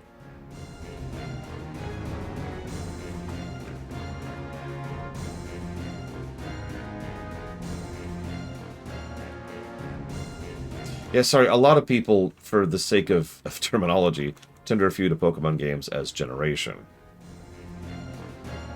So rather than saying Pokemon Red, or Pokemon Red Blue, or Pokemon Red Blue Yellow, they just say Gen 1. We're currently at Gen 9?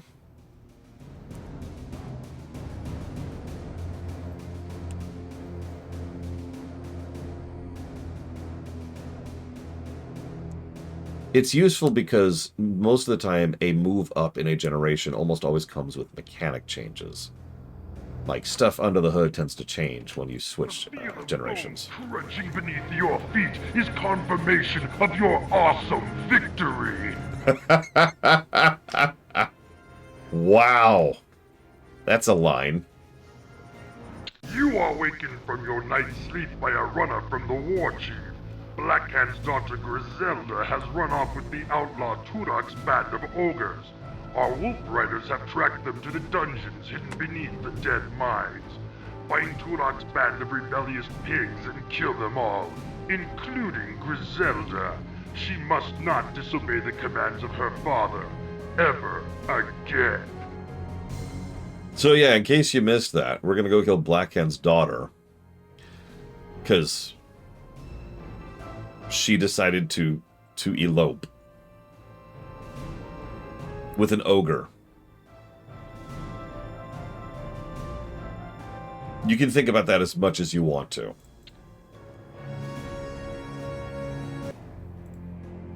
So, no build missions. Here's those necrolytes we had access to. So, originally, all we have is Raised Dead. Not the greatest of useful units. Not super great. Little dog. Guess it's just Blackhand being Blackhand. There's actually not a lot of lore behind Blackhand because, being honest, he was just a particularly strong berserker warrior who happened to be really pliable, which made him the perfect puppet for the actual power behind the demonic horde, which was Gul'dan and the Shadow Council. The moment the Shadow Council wasn't having his back, the moment they were removed from the equation thanks to the machinations of Medivh, that was it. Blackhand was usurped within like a day.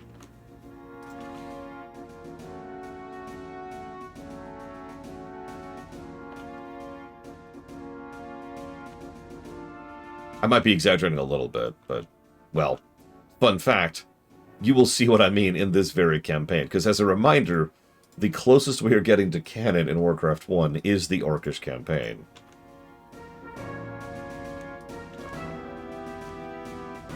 Oh, God, the Path of Glory. It wasn't Blackhand himself who gave that order, but, I mean...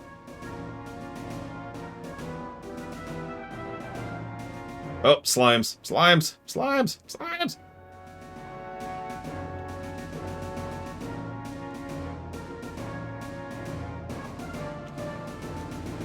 Oh, that absolutely is relevant off the deeper end, but let's be honest with ourselves. If Gul'dan was still active, Orgrim would have never taken the throne. It doesn't matter how effective he is, right? That's not how that works. The Shadow Council had way too much influence, and Gul'dan, well, was one of the most powerful warlocks ever. Like that. I don't care how good of a military leader you are. Gul'dan wasn't going to put up with any of that. Slimes are such a pain. They just have a really... They actually hit very low. They do very low damage. But what they do is they have a evasion mechanic. Like, you can tell sometimes I just don't do damage to them. That's why. So they're time wasters is what I'm trying to get at here.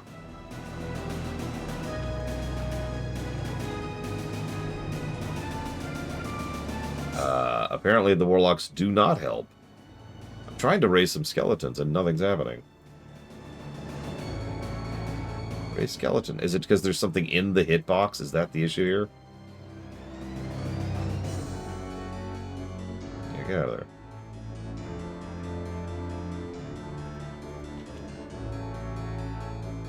Gul'dan was what I would call pretty evil.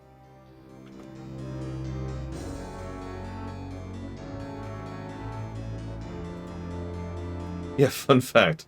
The Path of Glory is one of those things the developers and writers have flat out apologized for.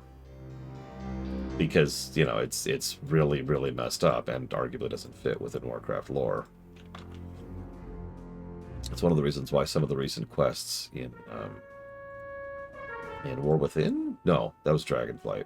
I've started acknowledging that and trying to correct that a bit. It's also why Garona was retconned.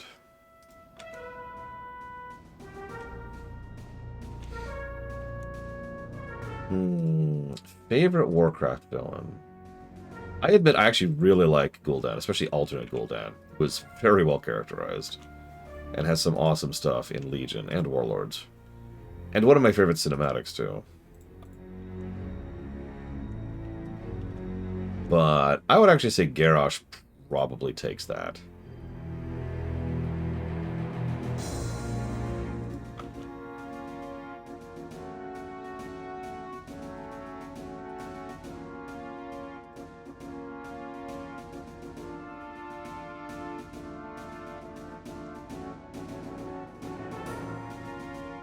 No, Gul'dan was actually hilariously incompetent.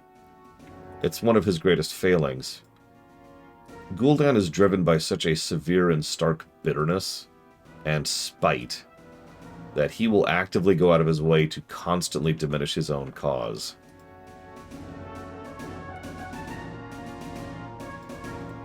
I mean, that's exactly what happened to Warcraft 2, for example. The demonic horde was winning and he didn't give a crap. Arthas is an interesting one, because a lot of people forget that Arthas was bad before he picked up the sword. I wouldn't call him super evil, I'm not even sure I would call him a villain, but he was certainly an interesting character who wasn't exactly a good guy.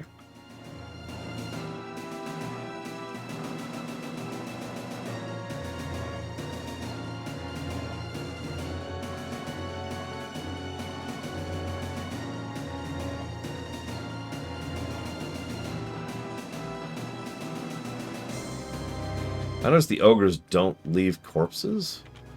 Yeah, I can't res the corpses of the ogres. Wow. Yeah, actually, Dr. Winter. Like, there's just something weirdly relatable about the fact that Gul'dan's primary motivation was spite. Like, that really did drive almost everything he ever did, and there's, I don't know, there's just something engaging about that to me. Power, money, greed, no, screw you.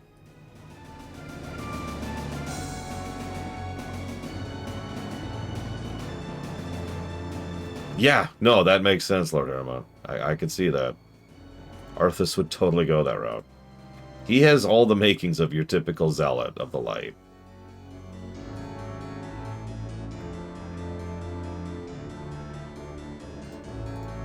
Honestly, oh, there she is. There's Griselda. Time to kill Blackhand's daughter. Die. Oh, I already killed her. No, there she is. Die, scum. Now raise her from the dead. Hey, there we go. We finally have a skeleton. Gave her a helmet, obviously.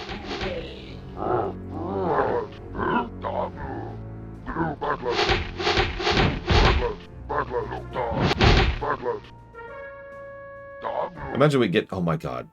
I just saw it over here. Imagine we get back to Black and it's like, here's your daughter, and there's just this skeleton. Jesus Christ, Giga. Why? Why, Giga? Why? Oh, the Scarlet Crusade would have looked at... Okay. You know how sometimes you're asked, hey, what do you think of this morally questionable thing? And you're like, oh gosh, let me think about that for a bit. And you have to think about it for a bit because it's a thing. There's another layer to that, and it's when you don't have to think about it at all because it doesn't even occur to you to question it being bad in the first place. Because why would that be a bad thing? The Scarlet Crusade would be confused why you would ask if they were okay with the culling of Stratholme. Like, why? Yeah. Of course we burned Stratholme to the ground. You see all the undead? Hello? It's like saying, alright, do you think it's morally acceptable to pet this kitten? Of course it is. Go pet the kitten and burn Stratholme to the ground.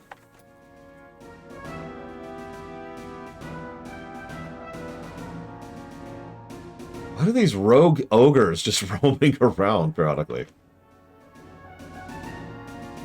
Yeah, like, why are you asking this? Is there something wrong with you? Do you need to sit... We need to put you under the lash, brother.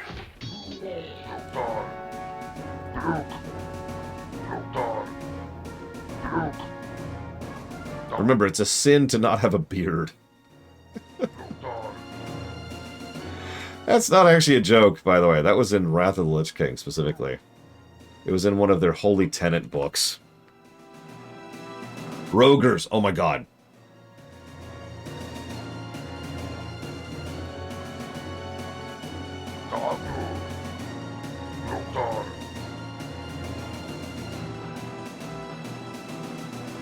Oh man, they would. What, you're right. They would lean into that. Stratholme, I still think, is one of the better story beats in Warcraft history. Even now, even to this day. There's some questionable stuff around it, before it, after it. But the culling of Stratholme is still one of the better written plot points in Warcraft history.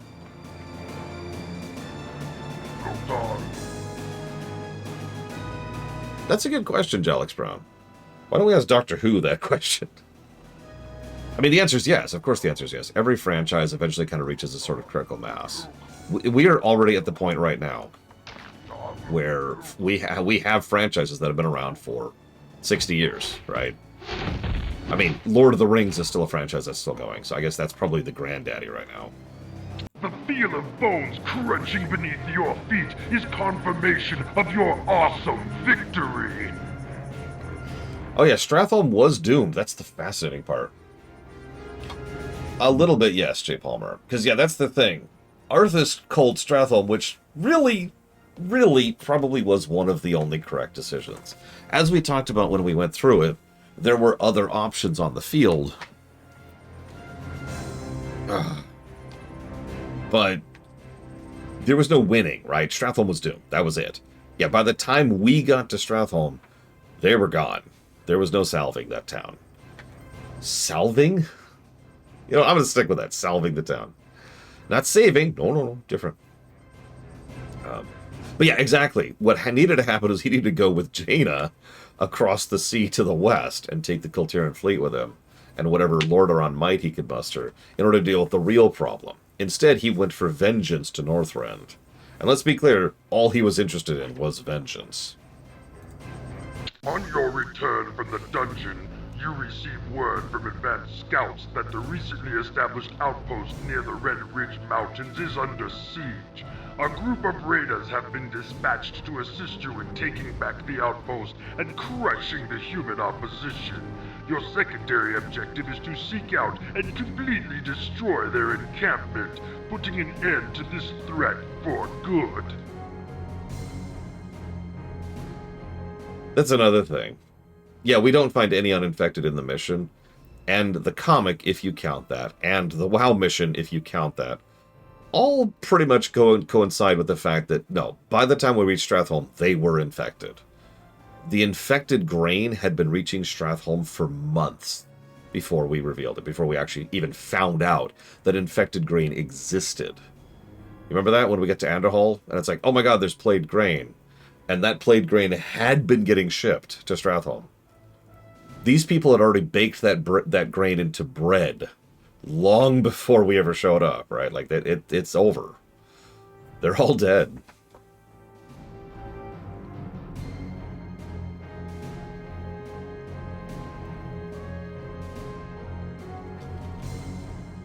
Oh, it's like I mentioned on Friday, Xavion. Vengeance is understandable, right?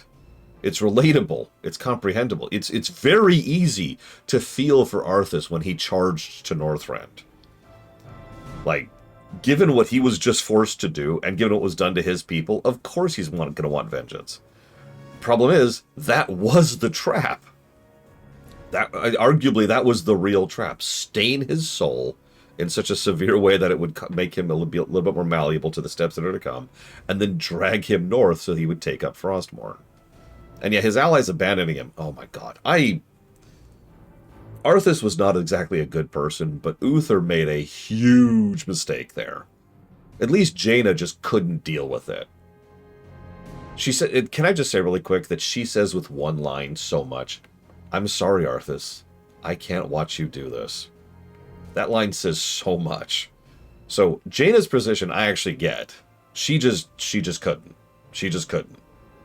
But Uther just straight up bailed. Took the knights with him, too. It's like, dude, you lived through the Second War. In fact, you were alive during the First War. What are you doing here, buddy?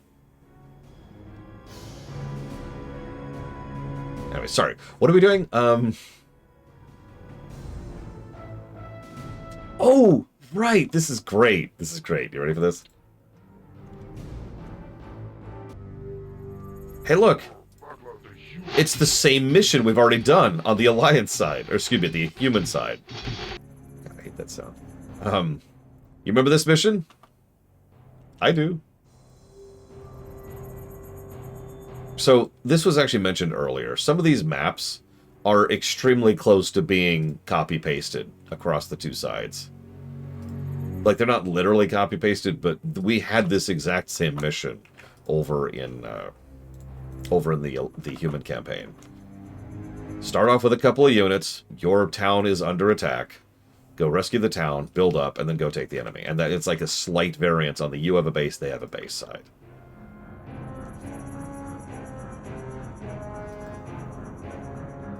Nope. Get up there. Get up there. There we go.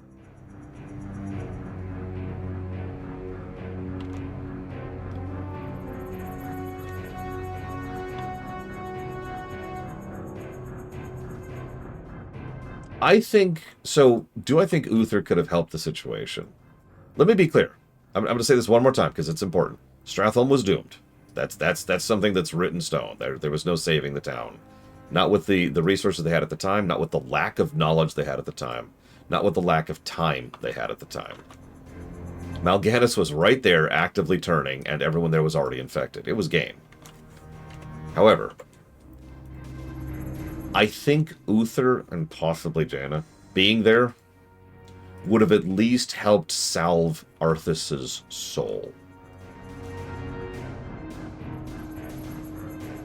I think that his complete collapse, the total collapse of his sense of self and sense of decency would have been helped if his friends and allies had been there to help him shoulder the burden. This is a very old concept we've talked about many, many times. I usually refer to it as a sanity anchor.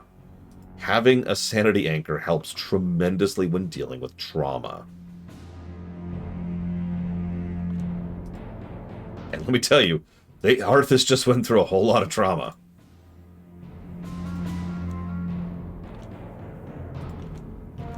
Yeah, I mentioned how much is said with one little line of Jaina saying, "I can't watch you do this."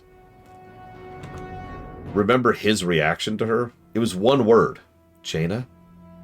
And it's just this kind of injured... It's a great line read. That it's just one word. Jaina? Like, there's this kind of woundedness about the way he says it. And it's just, oh God.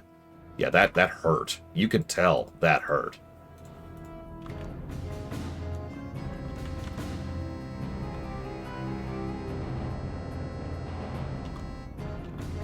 But instead, Uther decides to not only bail, but go running to Daddy to get the authority to remove Arthas from, you know, command, instead of helping. I don't actually know, Lord Aramon.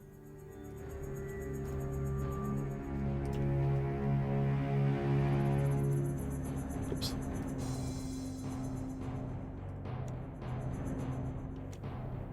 Glad you can make it, Thor. I should say that next time he shows up.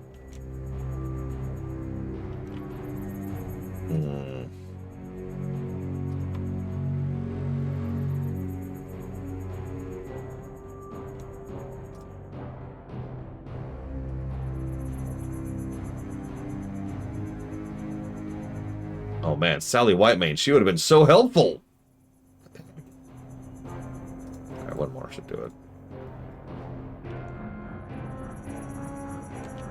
Actually, I have J Bomber. I prefer Glad You Could Bake It as my own personal meme for that.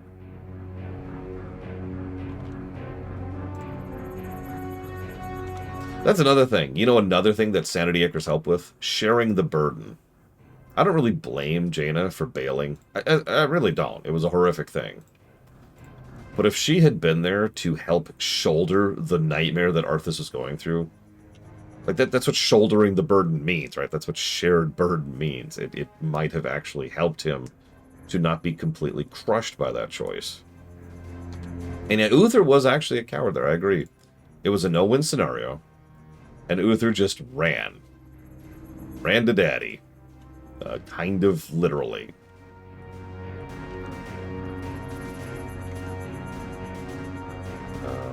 Let's do this.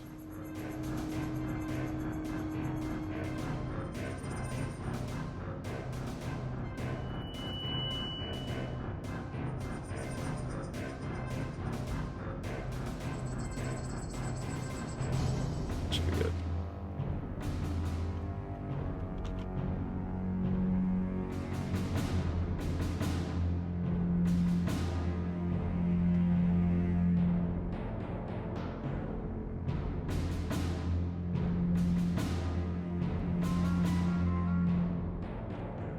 That reminds me, Spartan. This is your official warning on my show. I apologize. I actually mentioned this earlier, but it's just been in the back of my mind and I've been busy lately. Kindly don't say things on my channel that might actually get my entire channel shut down in the future, please. You are specifically the reason why the polemic VOD is not going up on YouTube. Please and thank you.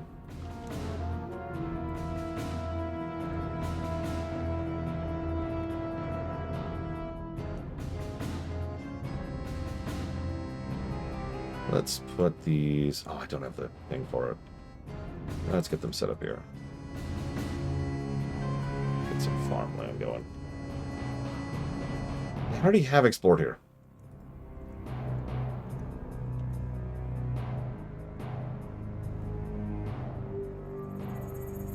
I understand, Spartan. I do. But, like, to be very clear, that is over a line. And given the current climate and given the way both YouTube and Twitch is, that is a literal threat to my show at that point. Like, as in the possibility of getting my show censored. And I would rather avoid that if possible. I know that's a... Oh, my God. Where do these guys come from?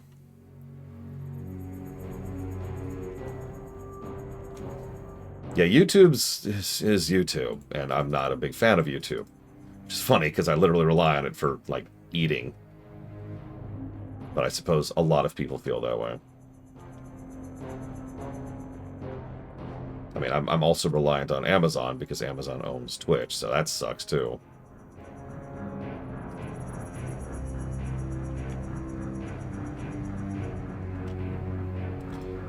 Oh, right. This is when the enemy starts using invisibility, isn't it? Right. Yep. We need to go kill the... Yep, and they're even casting it up there. Oh my god. Okay. Yep, that's what's going on here. Thank you for the reminder. Yeah, let's drain their mana, first of all, by making them heal. And then let's kill them. Just to be thorough about it. Okay.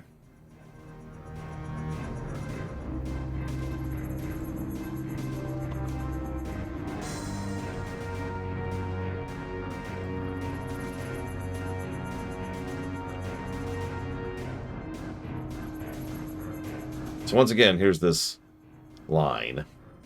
Oh yeah, we might actually have access to catapults at this point. We'll find out in a minute. Oh yeah, we should go ahead and show off the Orc new music. Oh, this is the remastered music. Never mind. Oh, wow. I'm stupid. There's no health regen at all. As you can see right there. The health just sits there until you heal it, and the Orcs have no access to heal.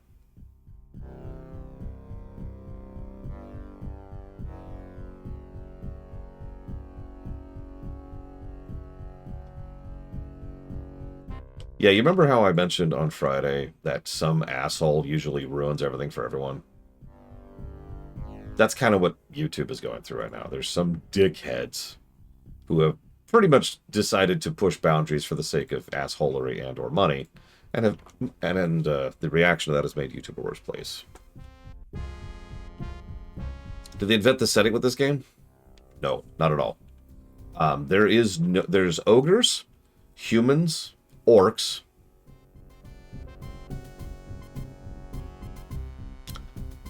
demons, and that's it. Oh, and elements. Sorry, I will count elements. That's it. Those are the species that exist in Warcraft 1. Not a lot.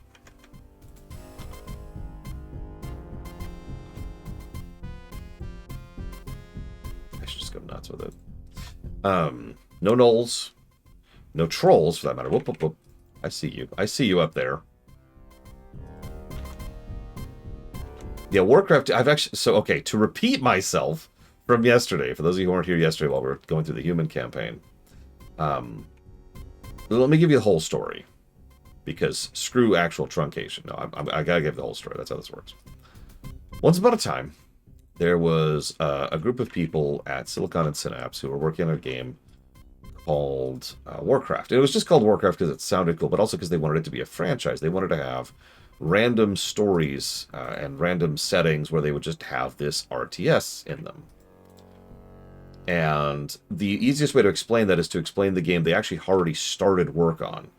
This is death, that's death. Oh my god, their base is right there. Look at how many troops they have. Oh my god. Okay, I don't have resources to deal with that. Okay. Anyways. Okay. So we'll deal with that in a second. So, what was I saying? So they were going to make Warcraft Vietnam. And Warcraft Vietnam gets across the point so easily about what exactly they were going for here, right? They wanted it to be a whole thing. And that fell apart because nobody liked it, and they were just like, whatever. And yeah, Command & Conquer actually went through a pretty similar arc, all things considered. For reasons we will get to when we get to the Command & Conquer series. Oh my god, he's just harassing my line. That's all he's doing. He's just harassing. Here, pull back for right now.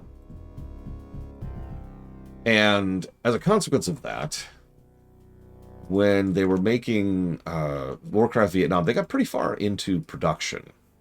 Pretty far into the development of most of the code side of things, right? Most of the updates to the engine and the control scheme and all that fun stuff, a lot of which was a direct reaction to Command & Conquer, which itself was in development during the development of Warcraft 1 and was, in many ways, technically superior to Warcraft 1.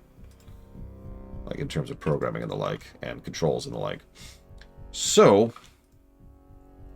that fell through, and they're like, well, now what? Now, they'd hired someone at the very end of the development of Warcraft 1 as an artist. It was this, it's some loser named Chris, I want to say. It doesn't matter. But either way, he had mentioned to the group that he liked to run D&D campaigns.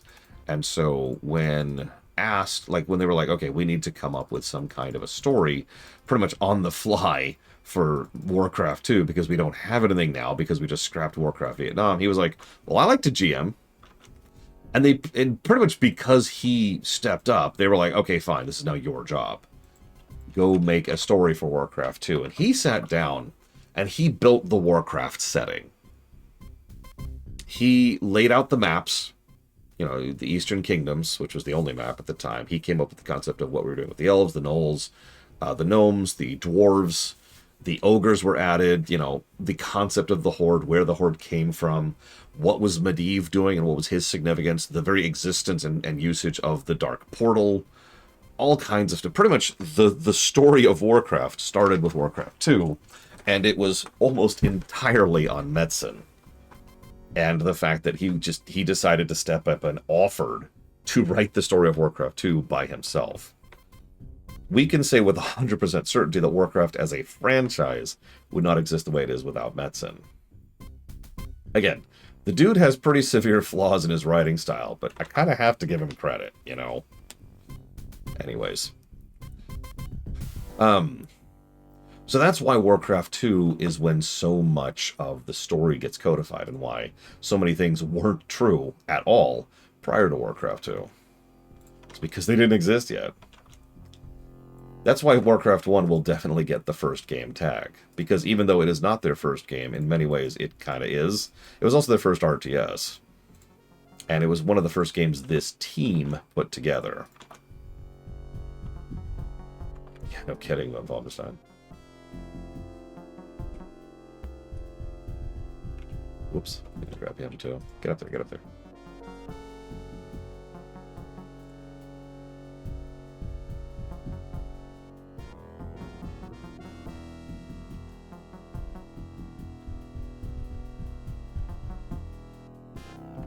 Well, so from everything, oh my gosh, from everything I've been able to understand, the overwhelming majority of the story of War Within was already written by the time Metzen was brought in.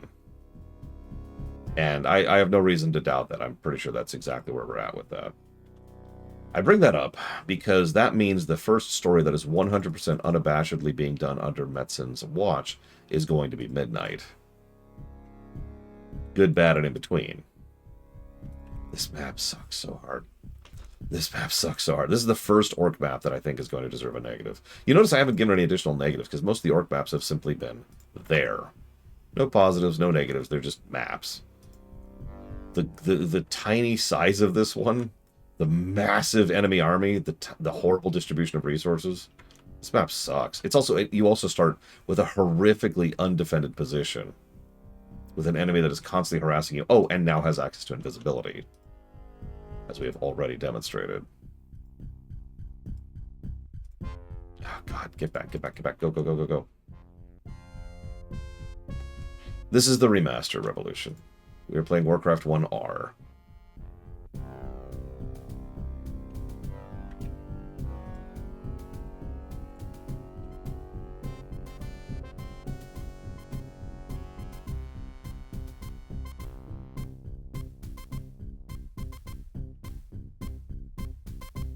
Here. Maybe this will make it be more clear.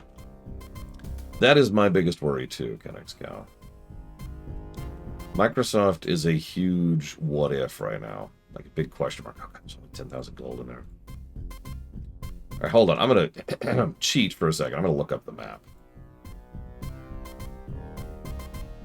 Actually, yeah, this is my first time playing the remaster on camera. It has been better than I thought it would be. Which I suppose isn't saying much, but it is still true. Okay, so there is another gold mine. In fact, there's 2 other gold mines over there. Okay.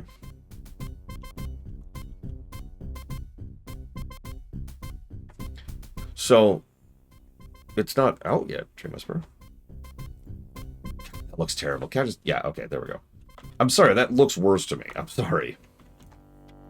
Hang on. Let's see what Dream Whisperer is on about, because I swore EU5 doesn't come out for like 2 or 3 more days. Also, the first time I play it, I'll be streaming it as kind of a special sneak peeky kind of a thing. Not a review. Just a sneak peek. Let's see, Europe Universalis 5. Here we go. Yeah, 2 days apparently is when I could download that. Oh, it's up.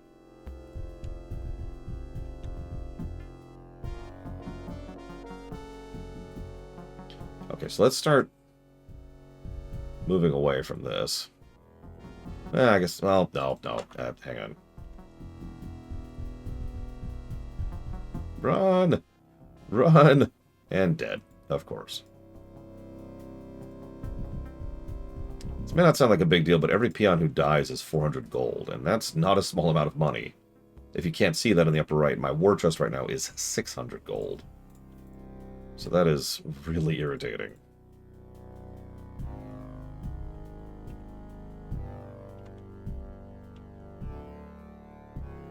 Yeah, peons literally cost as much as an actual troop. They almost cost as much as my spear troopers, who are my main force over here. Okay, so where's this stupid gold mine? It's over here somewhere. Because I peeked at a map. Hey, there we go. Okay, go make me some frickin' gold, please. Oh, Invisibler. Kill the Invisibler.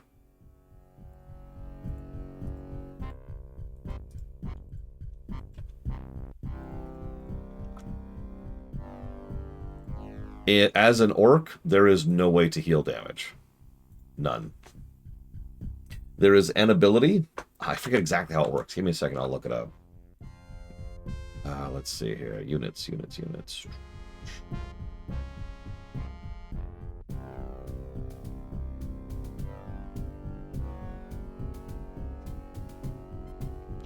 think it's the Necrolite.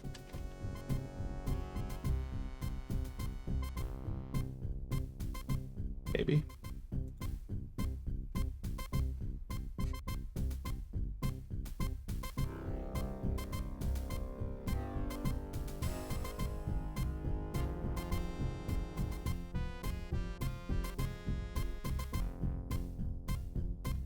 Yeah, so they have an invuln. Makes the target impervious to attack at a cost of half of its current HP for 25 seconds. That's it. That's what we got. Oh god, there's a dude over there. I didn't even see there's a dude over there. Oh god, there's also dudes coming. Hang on, wait. Up.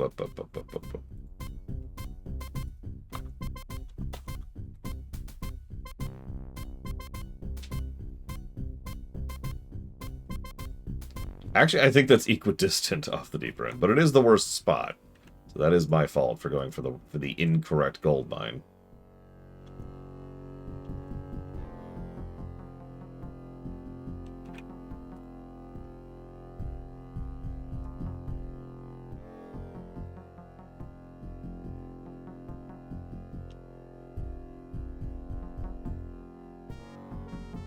Yeah, what objectives? Yeah, you notice that little... Someone was asking about that little rune symbol in Warcraft 2. That was actually considered a fairly major game changer. Was that you could actually have objective markers on the map. And the objective isn't kill the whole enemy, it's just get to that marker. Or take a specific unit to one of those markers. And they did play with that. Like I mentioned earlier, while Warcraft 2 is arguably has worse mission design, it does at least have mission design. There's the other one.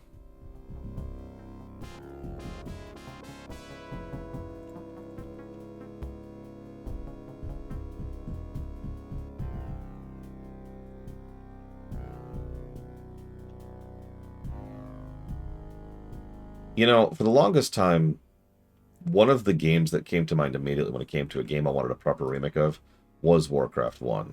And I don't feel the need to explain that. Warcraft 1 obviously needs it, but also it would be fascinating to cover this period of history, you know, through a lens of actual game design and actually, you know, cohesive with the story. Like, most of the events we're showing here, for all intents and purposes, don't even happen in the actual canon.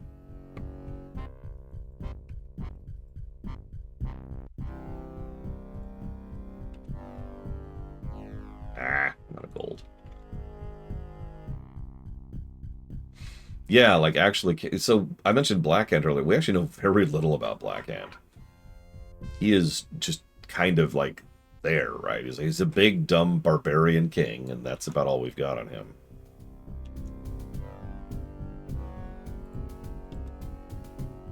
We know a decent amount about Orgrim, because, you know, he kept going for a bit. We literally know more about alternate Blackhand than our Blackhand. Alternate Blackhand was arguably the main villain of Warlords, and the real leader of the Iron Horde.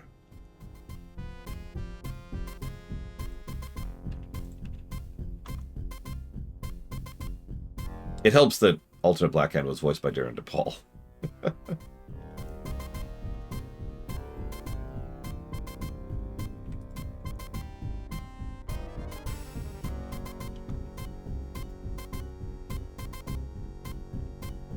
Okay, we finally have our kill squad going. That took a minute.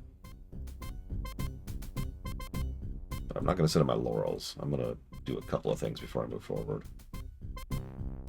Kilrog. Kilrog was there. Ner'zhul was massively character assassinated. Like, just, wow.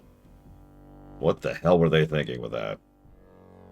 I think that was the worst of the character assassinations in Warlords, was what they did with Ner'zhul. They even reference, you know, the actual Ner'zhul, the kindly shaman. Need more gold.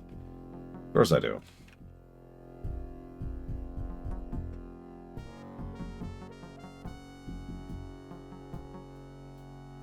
Get into a bit of a formation here.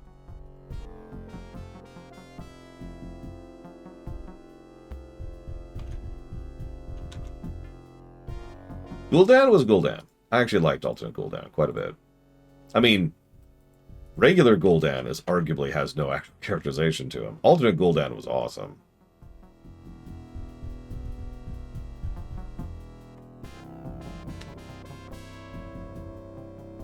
Yeah, meanwhile, alternate Ner'zhul is like, I like death because vague Lich King connections.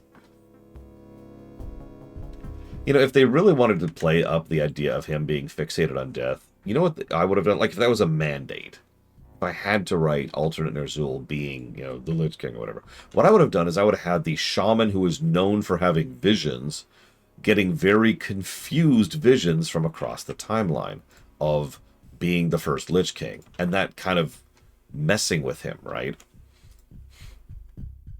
I'm not even sure I would make him a villain, necessarily. Just, like, make him be confused by why he's constantly seeing these ideas of him being stuck in this giant crystal of ice and not understanding, like, what is this? Why do I see the dead every time I look anywhere? Why are there bones underneath my feet? There's no bones on this soil. I don't understand. And just have it mess with him, you know?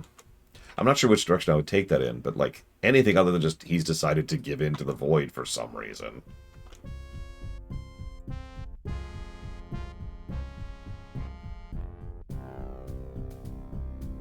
That's the other thing. The void, not death. Those of you not aware, the void is actually pretty anti-death, amusingly enough. it has been listed as one of the only things the Void actually fears. But no. Give in. And yeah, maybe he just sees visions of ice. Maybe it's specifically a cold thing and it becomes a cold shaman. Like, there's directions you could take that. Instead of, I am pure evil. Yes, yes. Anyways, I'm going to build up a bit because I know this map, and because I've already done this map on the human side. So I'm not going to be content with one squad of archers. We're going to get a second squad going. Yeah, that would be interesting if we actually help Ner'zhul understand his visions. Yes, sir. Instead of, like, you know, him just being a generic boss of an admittedly pretty cool dungeon. I liked Warlord's dungeons, I'm sorry. What is 450 times 8? 4,000 something? That's gonna be a minute. 8 a quack.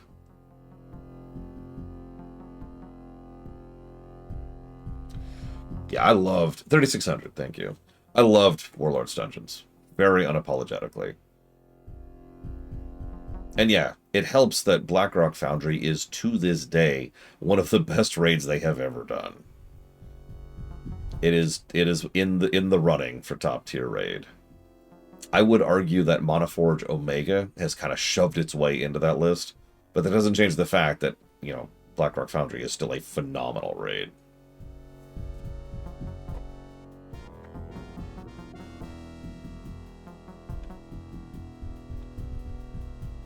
Yeah, huge variety, great boss design, interesting visual storytelling, fantastic just layout.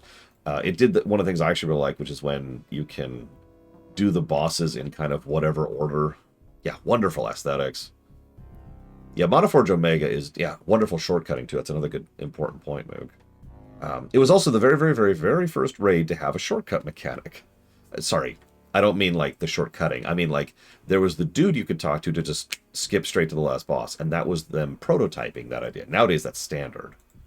Nowadays, pretty much every raid has a, you know, do a quest, you know, basically do a raid 4 times and skip to the end thing.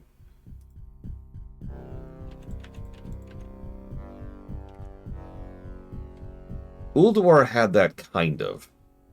Because, so here's the thing, Ulduar had a thing where you could teleport to bosses you've already beaten in this lockout. But if you jump into Ulduar, like next week with a fresh lockout, all those teleports are closed off. However, here's the weird asterisk. There was something which I can now say was a bug. For the longest time, where if you'd already beaten it, you would automatically gain access to the last teleporter and get you go straight to Yogg-Saron. The reason I say that's a bug is because they got rid of it. You go try to do that now, it's not there anymore. Let's save before we do this attack.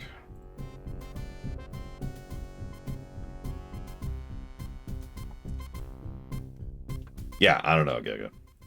So, yeah, no. Blackrock Foundry really was the first one to allow that skip to the last boss mechanic.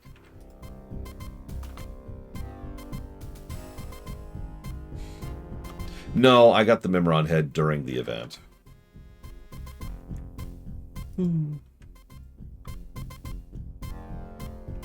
Stop. Stop. Oh my god. It doesn't like having this many units at once. Look at this. In fact, I'm going to turn on the sound. This is your sound warning. This is going to be loud. I want to hear this.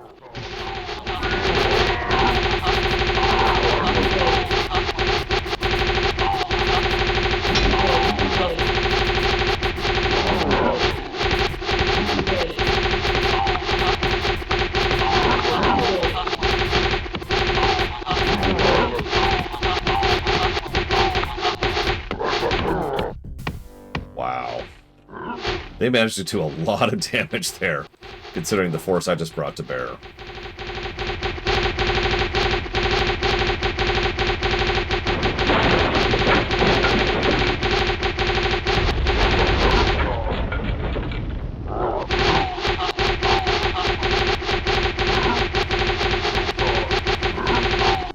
I think that's enough.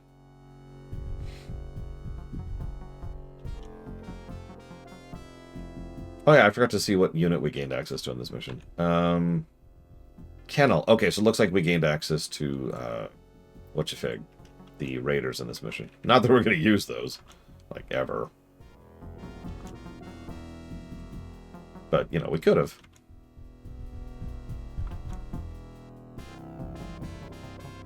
Anyways, back to giving negatives. Thanks for reminding me that negatives exist, game. Let's see, what mission is this? This is Red Ridge. 5. This is Orc 5.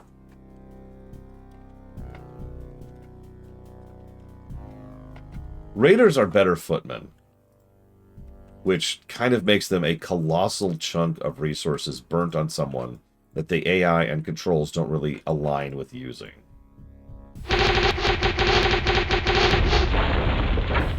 If only these worthless humans could fight as well as they die.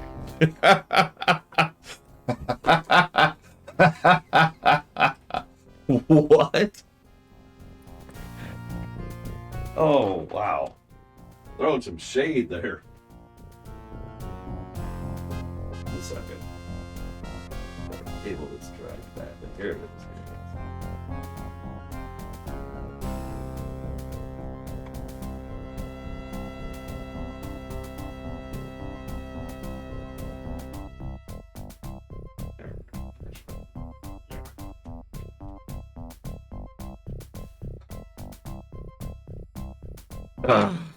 How many orcs died on this mission? If I'm reading that correctly, 26.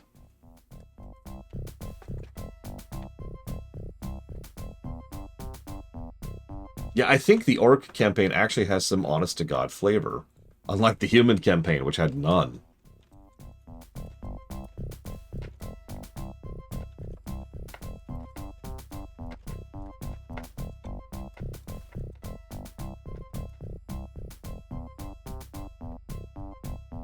The humans of Sunnyglade have become fat and lazy with their prosperity.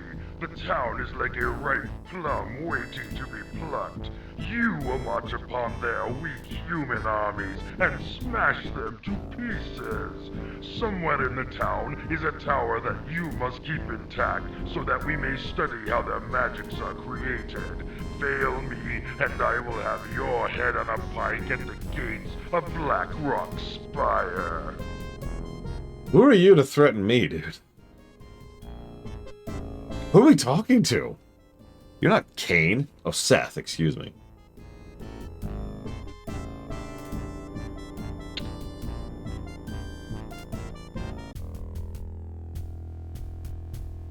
Raise Sunnyglade, but save the tower. Oh, hang on, I need to finish typing. Give me 1 second.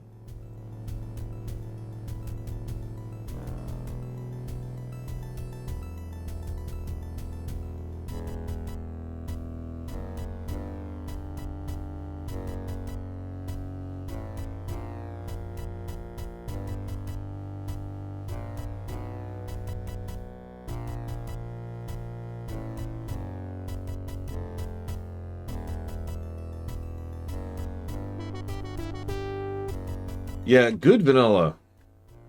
I almost hate that vanilla has become an adjective to describe something that is plain. Yeah, good vanilla is so good. But then, you ever have plain Walmart ice cream? Which tastes like ice that's been vaguely flavored? That's what we really mean when we say vanilla. That exact flavor right there of just... And it's kind of chalky a little bit, you know?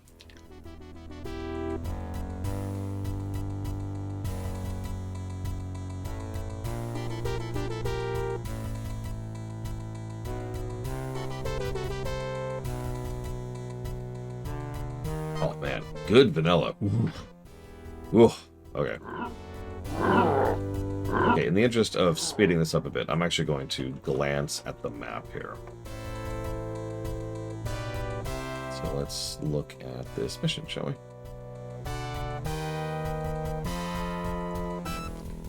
Sunnyglade, here we go, mission 6. That's a weird map. Okay. What the hell? Alright, okay. So the gold mine's to the west. There's actually 2 other gold mines. And we have a bridge protecting us and the enemy. Where's the tower? Oh, there's the tower. Jeez, okay. So let's get started here. Come on, where's the gold mine? Should be over here somewhere. Oh, there it is. You know what I should do?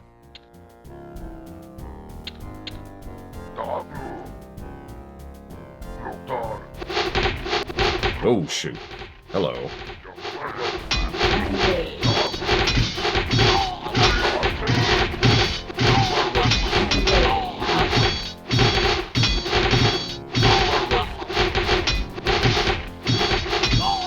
Yes.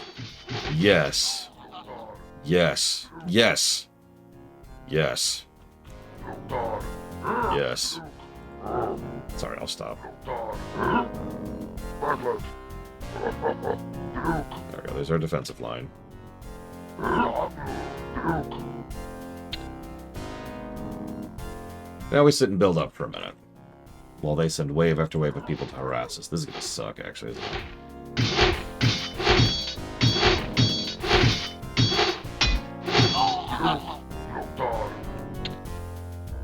Your command, Master.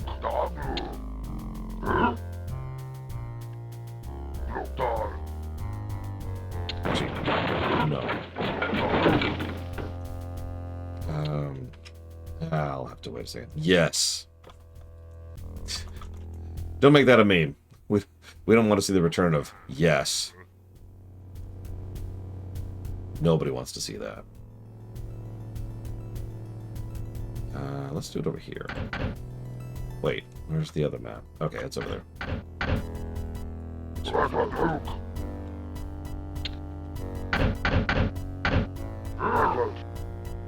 Attack bomber complete.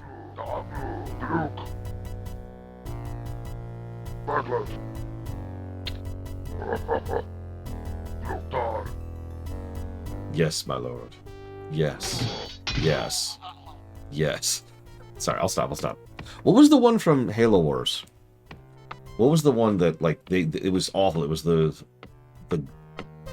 buggies or whatever. And they said it constantly. I think it was rolling. Rolling. Rolling. Rolling. Rolling. Rolling. Rolling. Rolling.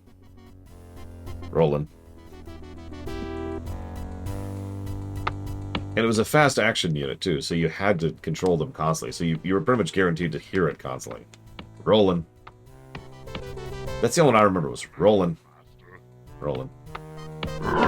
Your command, master. For I am your loyal slave. And we are evil. You're evil. I mean, so far our story is we're the evil guys, go kill the good guys, and nothing else. I'm not demanding war and peace, but, like, that's it. Your command, Master. Yes, yes, go. Obey my loyal slaves. This is Jimmy. Right on. In the rear with the gear. Oh, and of course, my personal favorite.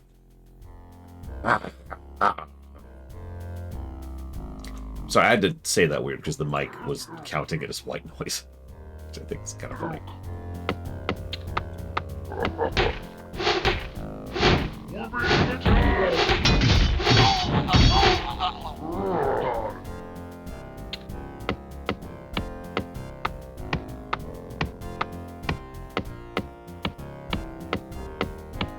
The Dark Templars. Shoot, hang on, let me see if I can think of any here.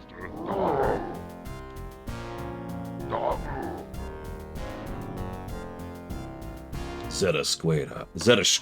There we go.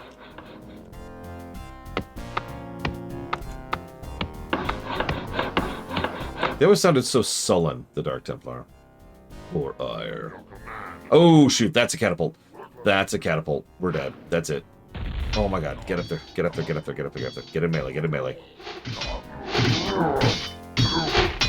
I think we just lost the map.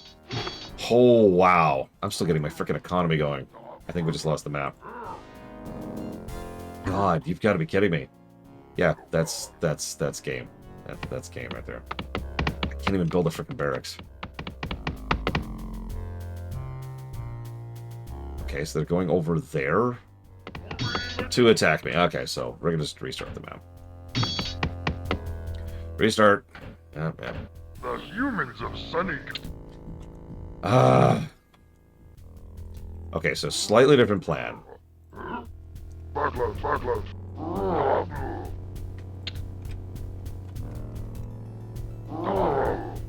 We're not going to try and take the bridge, so we could at least keep some of our initial force. Because taking the bridge was bloody. We're just going to sit back here.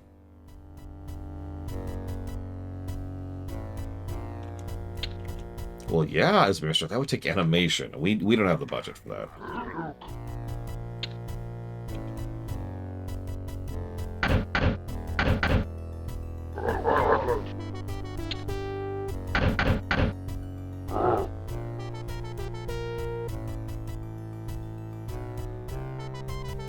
Honestly, yeah, catapults are actually silly overpowered. I don't like using them because they are a pain to use.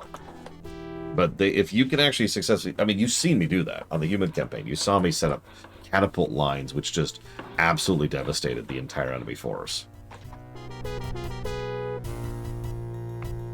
They're slow. They actually have a delay in when they take orders, more so than other units do. They're expensive as hell. And they have no health and almost no defenses. But they will destroy anything. They're kind of a pretty typical artillery unit. If this was a game that controlled better, I could probably actually see myself using them more.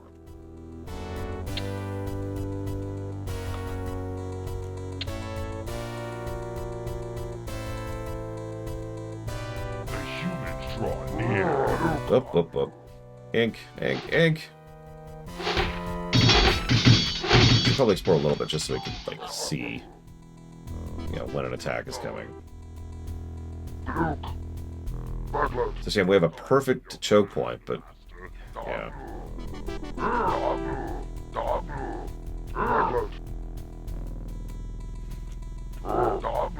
I used a lot of artillery in Warcraft 3, but I would say StarCraft 2 is probably the game where I use artillery the most, and most effectively. No, that's a lie. That's a complete lie. Supreme Commander and related Total Annihilation inspired games. That's where artillery shines, right there.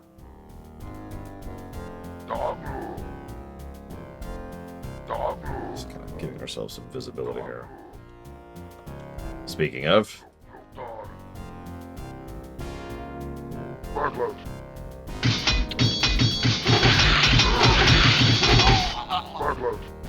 Alright, where's the healer who was just healing them? Although their heal has stupid range.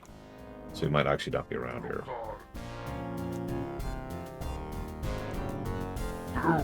I mean, it helps that siege tanks are silly good units in StarCraft 2. Your command, Master. What's she... Ah, there it is. Oh my god, back up. God damn it, I got baited. I let myself get baited. Please don't follow me all the way. Please leash. Please leash. They're not gonna leash. They're not gonna leash. God damn it.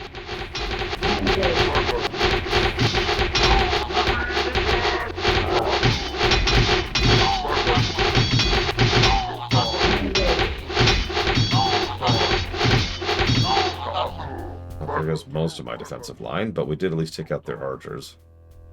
Yay.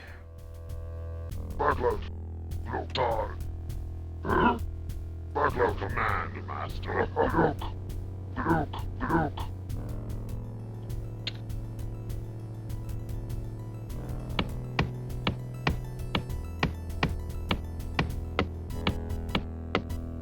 Oh, that sounds like fun, Kraken-san. I used to do what I called the worker army in Total Annihilation. I wouldn't build a single like actual military unit. I would build workers and like whole designs of honeycombed turrets that would slowly advance on the enemy base. I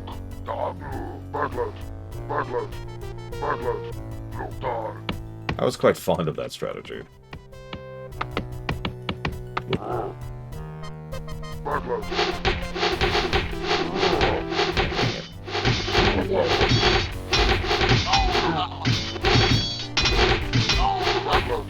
Oh my god, this is already just becoming a thing. This is already... I think we just lost. I think we actually just lost. God damn it.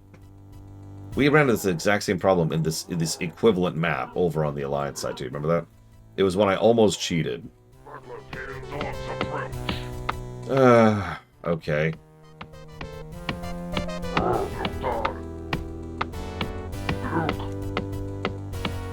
We're on mission 2, 3, 4, 5, 6. Yeah, that sounds about right. And we're being harassed by scorpions I literally can't do anything about. Is this 7? I don't know. 1, 2, 3, 4, 5. No, this is 6. This is 6. This is really frustrating. Just being harassed by scorpions. Like you do. Lumber, I hate you, game. I hate you.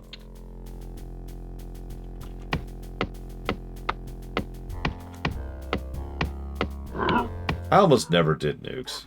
I would set up nuke defenses to prevent myself from being nuked, but I would never bother with nukes. We're being attacked! Your command, Master.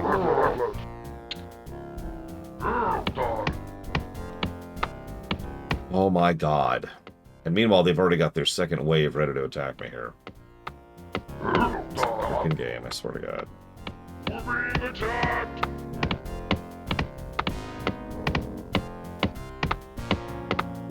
Oh, that looks wild, Dakota. Other than the, you know, holding it too long, is it working? Like, is it worth it? Stop running. You're making it worse. The humans draw near.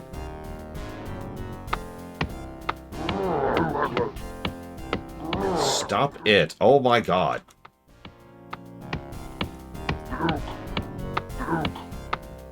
We're being attacked! Holy crap. And here comes another one already. Oh my god. Oh my god.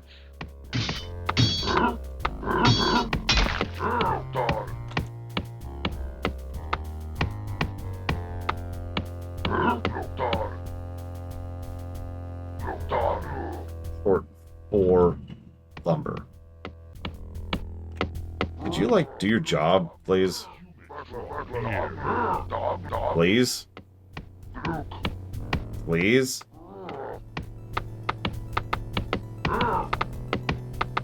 This is, oh god, this is great. This is immeasurably frustrating right here. Hi TSB. This is just my life. This is just my life. Being nibbled to death by TSB.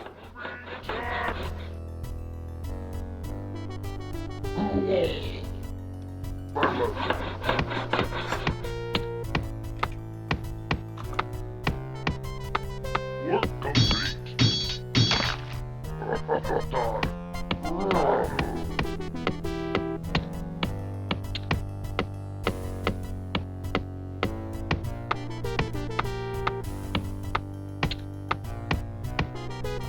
Your command. We're on mission 6 of the second campaign, TSB. There are 12 missions per campaign. Oh my god, these friggin' scorpions! I'm gonna scream! I'm gonna scream! They're just slowly getting rid of my peons because I literally can't respond quickly enough to deal with these assholes. And the peons just flee whenever they're attacked, so they're just fair game, basically. Except I have enough lumber. Why would I have enough lumber?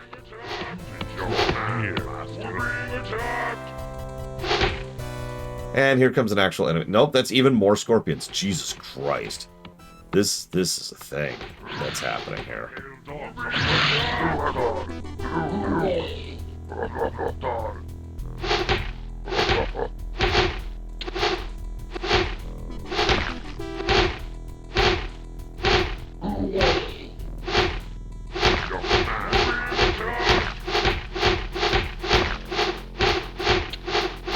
think I actually have no peons, and I'm out of gold. So that actually is game. We have to restart. God damn it, this frickin' mission. Humans of Sunnyglade. Okay, so last time I accidentally activated the archers, and that kind of started the cascade of awful. Backlash. So we're gonna just kind of hold back and turtling, right? I've actually already jotted down the beginnings of notes for a turtling negative, because this game really wants you to turtle. A lot of earlier RTSs do, not on purpose. I don't think it's deliberate. Also, I love the name Cinnamama. I don't think it's on purpose. I think it's just a consequence of certain design decisions which kind of run into each other. And as a result, the game just kind of leans itself towards pushing you to pull up in the corner. And remember, this is before we have walls, and we have no turrets. There's no defensive facilities. So we're just stuck with this. It's just our life.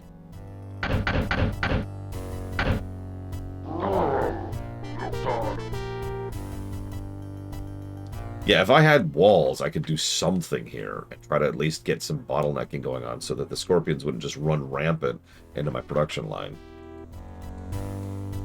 Well, see, it's funny you say that, because towers would probably actually make this game worse. Because then every enemy base would have towers. And that would probably suck. Backlash. Backlash. Backlash. Now, I agree with Dakota. Mines would be a lot more useful, which is funny because Warcraft 2 has mines. The Ogre Magi can do that. Although it's a waste of their mana, but they can.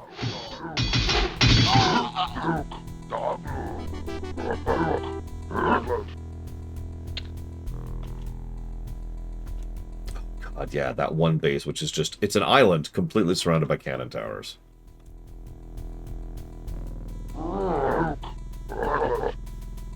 God, that map. Have fun with that when you get there, Spartan.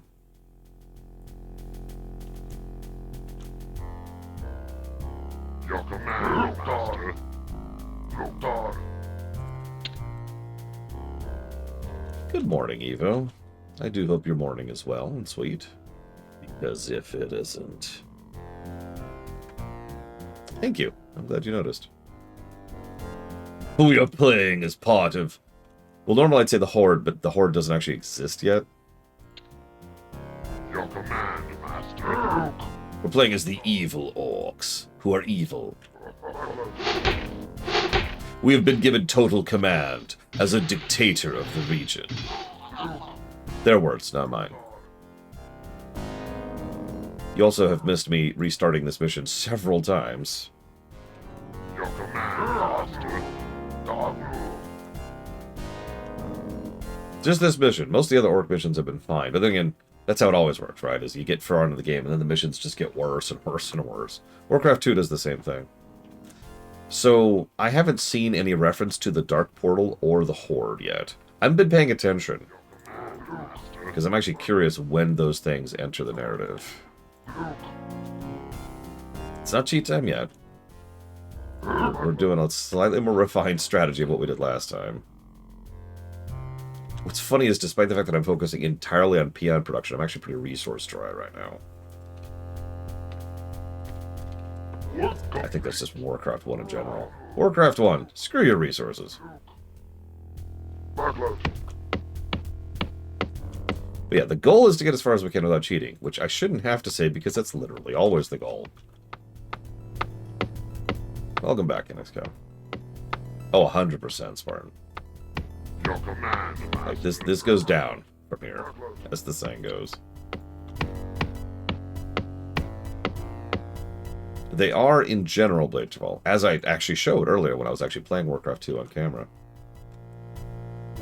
The problem is the peons themselves are so much worse in Warcraft 1. They're a worse unit. They're expensive as hell. They're slow. Their AI is awful and actively antagonistic towards gathering stuff. The pathfinding is worse, so they'll get stuck on each other constantly. And it all boils down to, even if you have tons and tons of peons on gold production, which you know as I do over here, they are just not bringing it in at the rate that they probably should be. And there's no real, like, throwing more peons at it. Oh, here's our first wave of scorpions! Thankfully, we have our entire force to deal with it this time. Oh, yeah, someone asked where scorpions come from. So the enemy Tier 1 mage unit summons scorpions as their basic spell. So that's where scorpions come from. Okay, so now we need another guy on lumber. And now, one more person on lumber should actually probably call it. Being able to play RTS games with controllers sounds insane to me. Yeah, it's true. They're typical slaves. We must whip the slaves into shape. Sorry. Your command, little dog.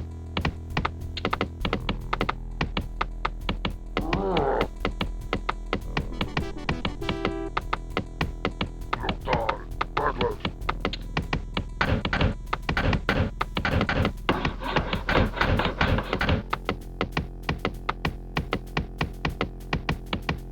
Should be enough.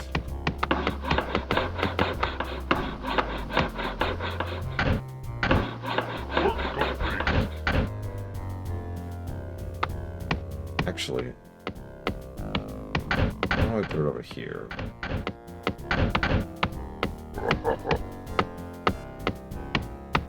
Not enough lumber. Oh my god, oh my god. Run, run, run, run, run, run, run, run.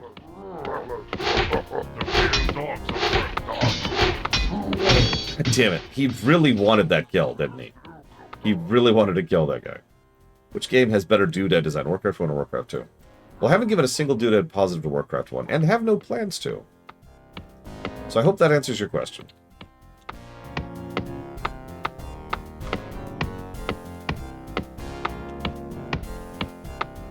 See, what's funny is, most of my friends were the other way around.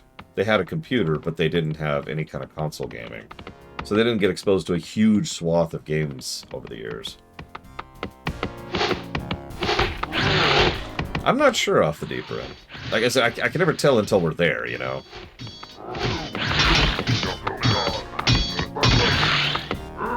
It's entirely possible that my vague memories are just unhelpful. And get it wrong. Would not be the first time I've been wrong lately.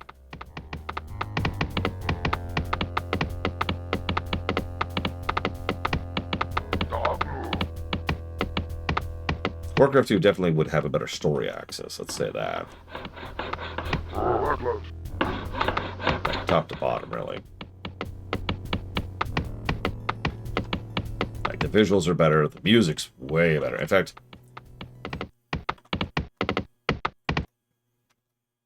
the music's so much better.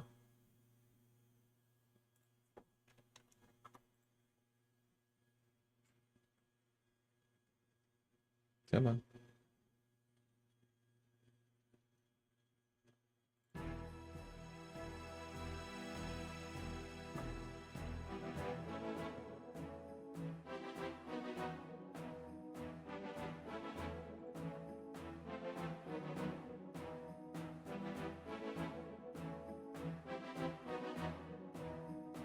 Well, I just mentioned the visuals, Jade Palmer.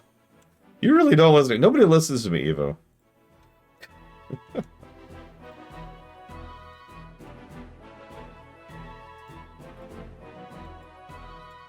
Let's see. Need more lumber. Of course I need more frickin' lumber.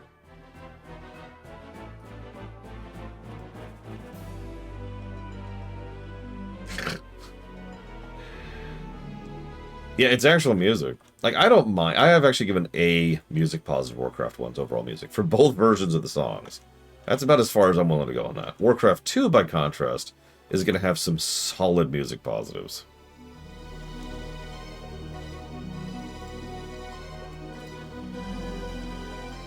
It's okay, as I like to say, Jay Palmer, I don't like to listen to myself either.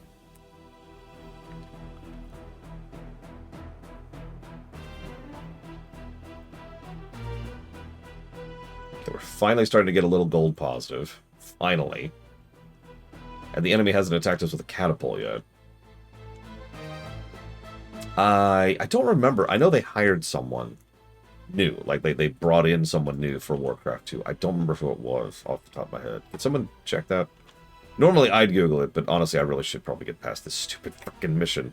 So, I'm gonna try to get past this stupid frickin' mission.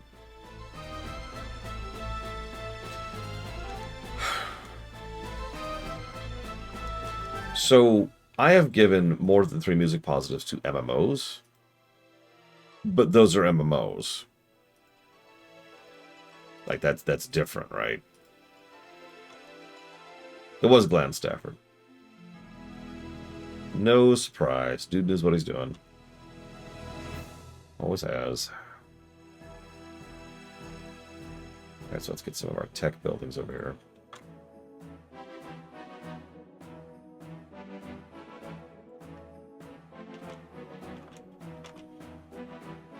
That's a good question. I admittedly have not done a huge amount of research on Warcraft 2 yet, for pretty obvious reasons. So I don't know a lot about that. Uh-oh. Uh-oh. God, the enemy is healing perfectly. And they're scorpions! And they're scorpions! And they're scorpions! Oh, dear God.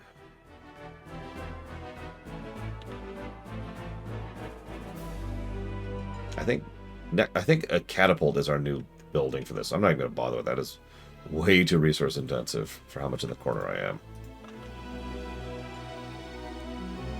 My God, Spartan. Will you survive?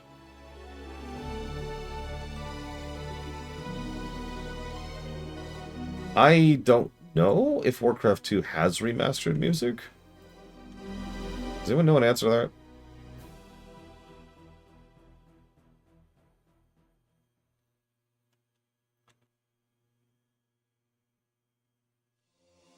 Oh, no, this is the original. This is from the CD. Put it into such terminology.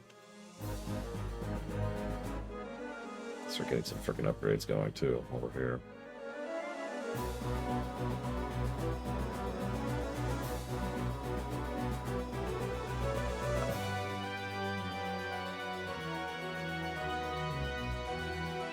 Let's get one more.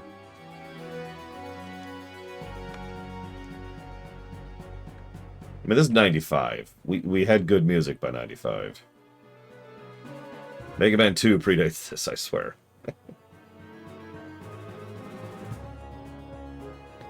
Let's scooch those up. Get our... Oh, no. What do we take? 500.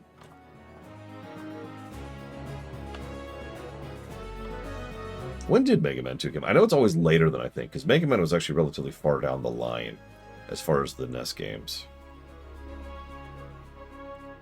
Like, it's always later than I think it is.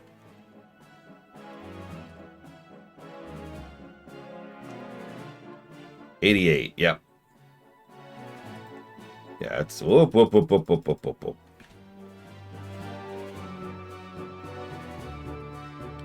Just built this peon. I just built this peon.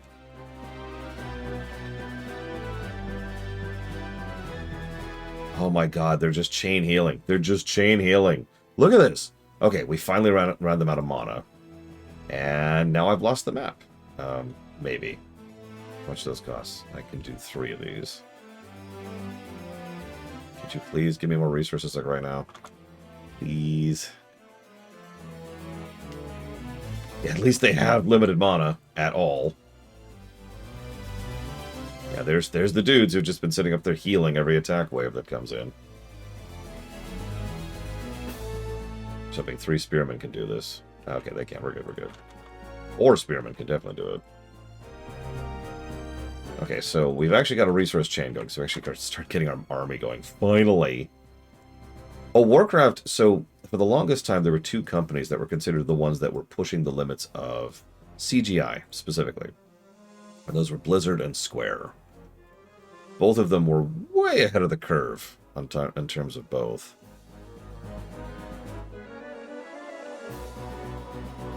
Like, I showed you kind of the CGI earlier. It's not actually in this version of the game, but I showed you like the intro and stuff.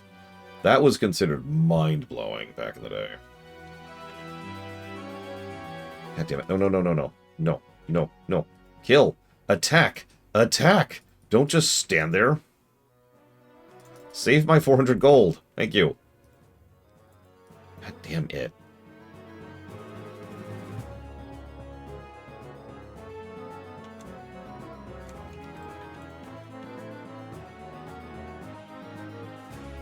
Okay.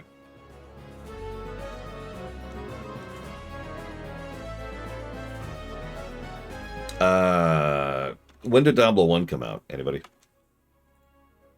Because this game came out in late 94, like September, I want to say. Okay, so there's our first actual squad. Let's peruse out a bit, make sure we can, like, clear up to the bridge at least. Actually, let's save before we do that, because this could go extremely badly if the enemy randomly decides to have a catapult. Or an entire squad of their own. Jeez Louise. Oh. Okay, we should be okay. Yeah, we're okay, we're okay. So then I lost 3 in that. That's not too bad. Let's rebuild those. Okay, so now we've got up to the bridge. Finally.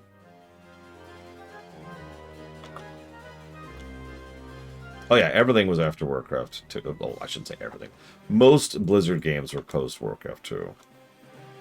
I think they had one other... Oh, Von Falkenstein isn't here to answer this, but someone was asking, did any of their games come out under the Chaos Studios label? The answer is no.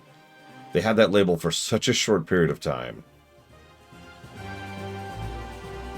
There we go. That they didn't actually produce any games while that was their label. That's probably why most people, including me, I feel like adding, didn't even know it was a thing for a while. They made, I want to say, like 4 games under Silicon and Synapse. And then when they switched to Chaos Studios while they're in development of Death and Return of Superman and Blackthorn, both of which were SNES games. And then they switched to Blizzard Entertainment. Then those games came out. So those games both came out under the Blizzard label. And then Warcraft 1 came out. This is the other problem. We're getting a hell of a traffic jam down here. So they're exactly identical except for the mages, Blade of all. So these spearmen are the archers, and the grunts are the footmen. And oh, Jesus Christ.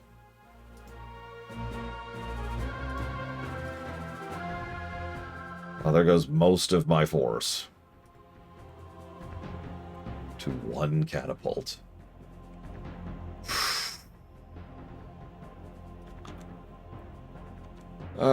We have wolf riders instead of knights.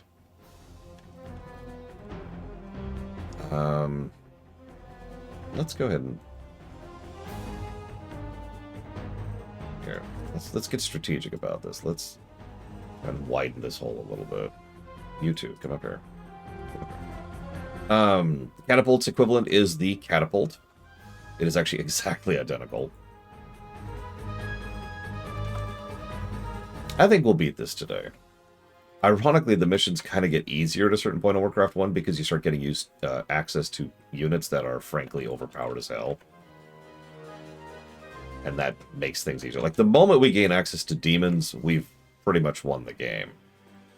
Every strategy from that point onward is going to be beeline for demons. Summon demons, but unironically, is going to be our strategy. Let's go ahead and try to chop this down. Oop, incoming. Oh, that's bad. That's bad. Hang on.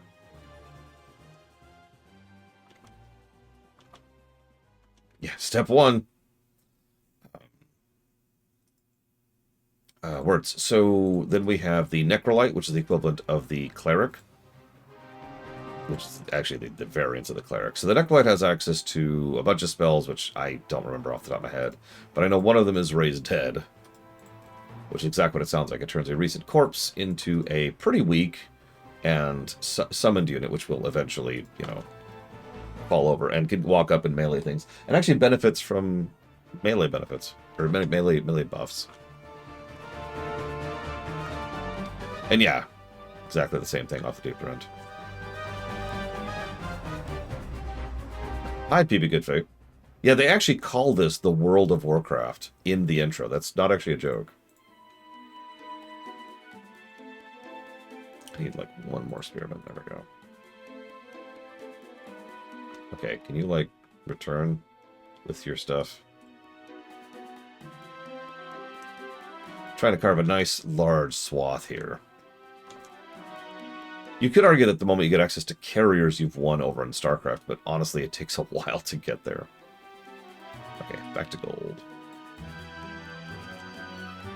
We'll beat the game today. I shouldn't say that. The moment I say that, I've cursed myself. There is a high likelihood we will beat the game today. Let's put it that way. Yesterday, we were severely delayed by like 2 hours because of tech issues and because of trying to get the freaking game like better, and because of my beloved sister, and because of me faffing about. I do apologize for that. Today, I've been trying to be a lot more focused on actually playing the freaking game, at least in part because, you know, there's a lot less to say because so many of the missions are pretty much the same, just with a slightly different coat of paint. And then Evo says sorry 15 times, and that always slows me down. Every time she says sorry, I actually lose an entire hour of development time. Yeah, now I can... We actually showed off Warcraft 2 map design earlier because I was making a point. So that's another 40 minutes I lost today. I don't regret that one. That was on that was on topic and on point and relevant.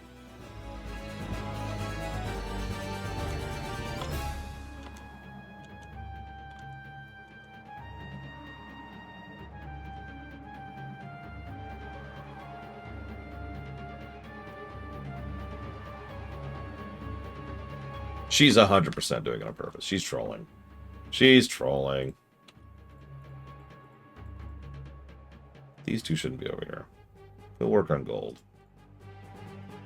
Oh, that is actually... There's not a lot of gold in that mine, I just noticed. I actually have tried to play a console RTS other than Halo Wars, and that console RTS is StarCraft. I have played StarCraft on the N64.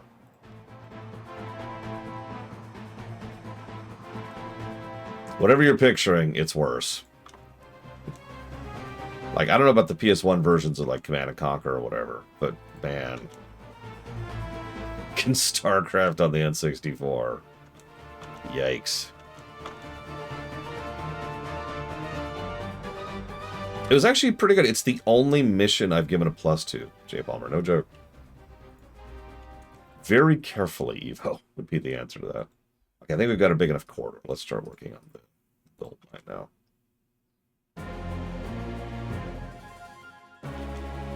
Yeah, I've heard that some of the ones on the PS1 are fine. Like Command & Conquer's on the PS1, for example. And, yeah, Saturn was one that had a couple of these. But, yeah, N64 is... I don't want to say it's a bad console, but it's certainly a problematic console. Why don't we adjust you? Because I'm gonna need more gold for this mission, 100%. What's, someone real quick, what is 450 times 12? Just save me the time of doing that in my head.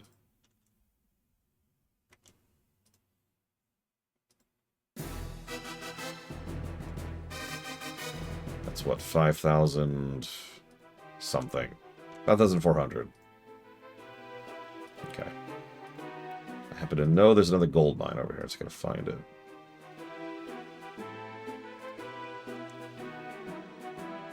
Oh, the N64 had some absolute bangers, 100%. That's the thing. I think the N64 is a weird console, precisely because of the fact that, while its overall library was kind of weak, some of the, like, peaks of that library were really high. I mean, you skipped over Paper Mario, for example, and I think Paper Mario 1 is a really good game today, as I've proven because I've reviewed it recently. That wasn't even that long. That was like last year, I think. I was when I reviewed Paper Mario 1, and that game rocks. Still.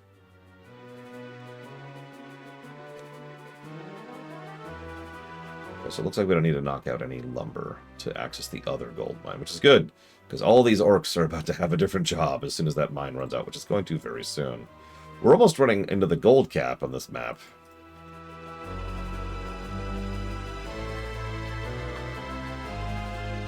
And yeah, GoldenEye, Bomberman 64 wasn't a great game single player, but had a great multiplayer suite. The gold cap is exactly what it sounds like. There is a finite amount of gold on the map. So I'm going to get 2 squads of spearmen and hope that I don't run into a catapult. I'm going to save before I do my attack wave, too, because, yeah. Smash Bros, another good party one. Also Mario Kart 64. Not a big fan of that one, not gonna lie. But I would be remiss if I didn't mention that at the time it was a great party game. You know, just draining the enemy here. As they keep throwing their own troops at this bridge here. Honestly, if that bridge didn't exist, I probably would have already lost again.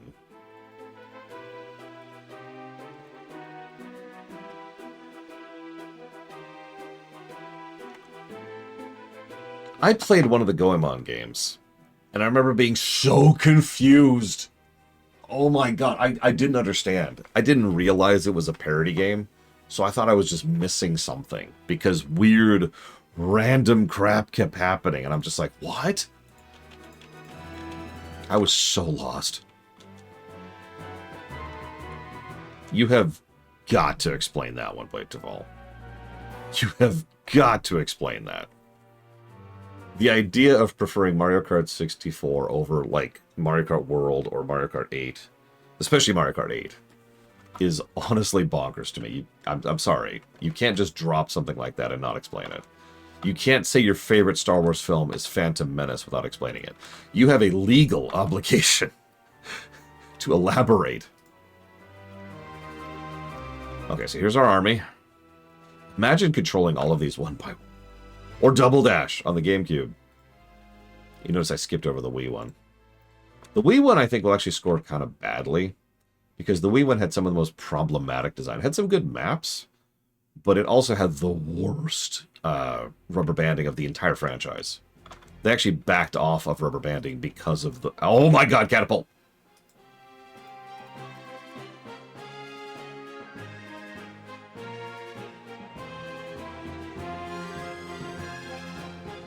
Oh my god, I literally just lost half my force to one catapult. Oh my god, I hate this. This is why we saved. We can just rearrange this into one squad now. The DS one was fine. 3DS one was okay.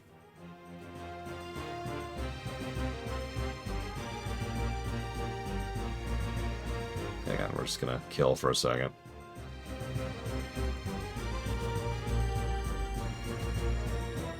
I think we're actually good. I think that was their defending force. Well, okay, I am wrong. That's okay. We can't afford a replacement force. Let's just start. You guys go over here. Look at our line of out-of-work peons. Look at this unemployment rate. The Alliance wouldn't have this kind of an unemployment rate. Okay, Shaludo. So, actually, all of those definitions are on the website, Jalix Brown, for future reference. However, I don't mind answering right now. It's not like I got anything to do right now. As I'm just sending wave after wave of peons after gold mines. So, the idea is sushi is the exact opposite, or I guess inverse, of a coffee game. A coffee game is a game that, regardless of the quality of the game, I don't like. Or you don't like it. The individual in question doesn't like. A sushi game is a game that, regardless of the quality of the game, you like.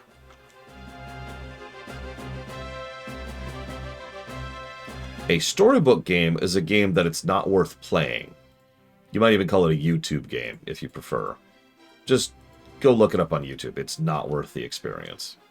Any game that has a nicely positive story score, and it has to be worth it. It has to be a good story score, but has a terrible gameplay score, would qualify as a storybook game. And you didn't ask, but the inverse of that is a Squadrons game. A game where the story is actively atrocious, but the gameplay is legitimately enjoyable, and therefore worth the price of admission.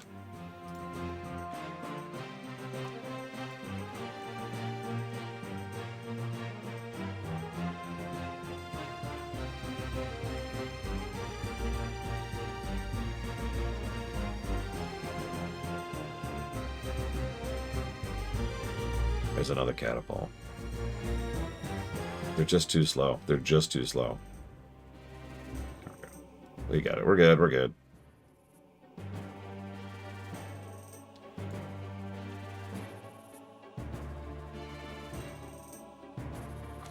Yeah, Dishonored 2 is a good example of a Squadrons game. The gameplay in that game is amazing. And I absolutely love the hell out of it to this very day. But story is bad. Like, actively bad. Oh god, we've got people traffic jamming. Why are you traffic jamming? Stop traffic jamming.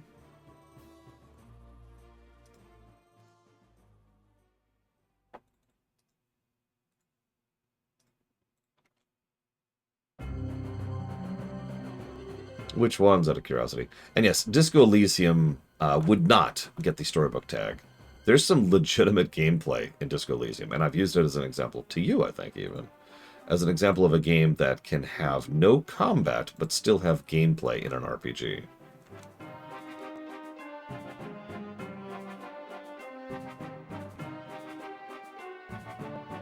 No, I'm sorry, Bleachville. Give me 1 second. Let me make sure these are all attacking the barracks, so no more catapults come out and surprise me.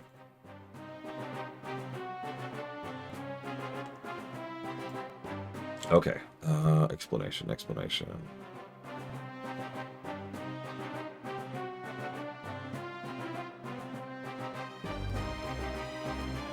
Diddy Kong Racing, to respond to that really quick, was a great idea, I think, with a terrible execution.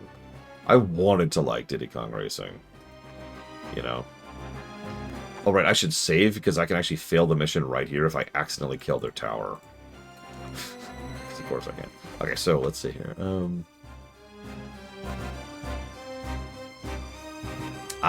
Too complex. Okay, I actually can find that. I can get that.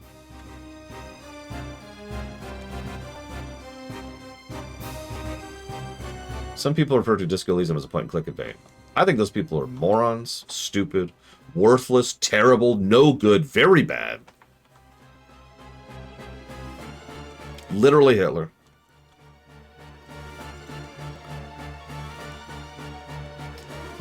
I don't see it. At all. The absolute worst I could say. Yeah, point-and-click games wish they were Disco Elysium. That's actually a really good way to put that. Disco Elysium has legitimate branching, first of all, which is rare enough in any game, regardless of genre. And also, let's just... Oh, kill the guy. Okay. And kill that guy. Okay. Now kill that thing. Legitimate branching, actual gameplay, stats, but that actually matter. Like, I'm sorry, Disco Elysium is an RPG, full tilt. It actually has leveling and stats and a party, even. That matters. Like, that changes how you interact with things. And it has tons of All Roads Leads to Rome, too, in addition to legitimate branching.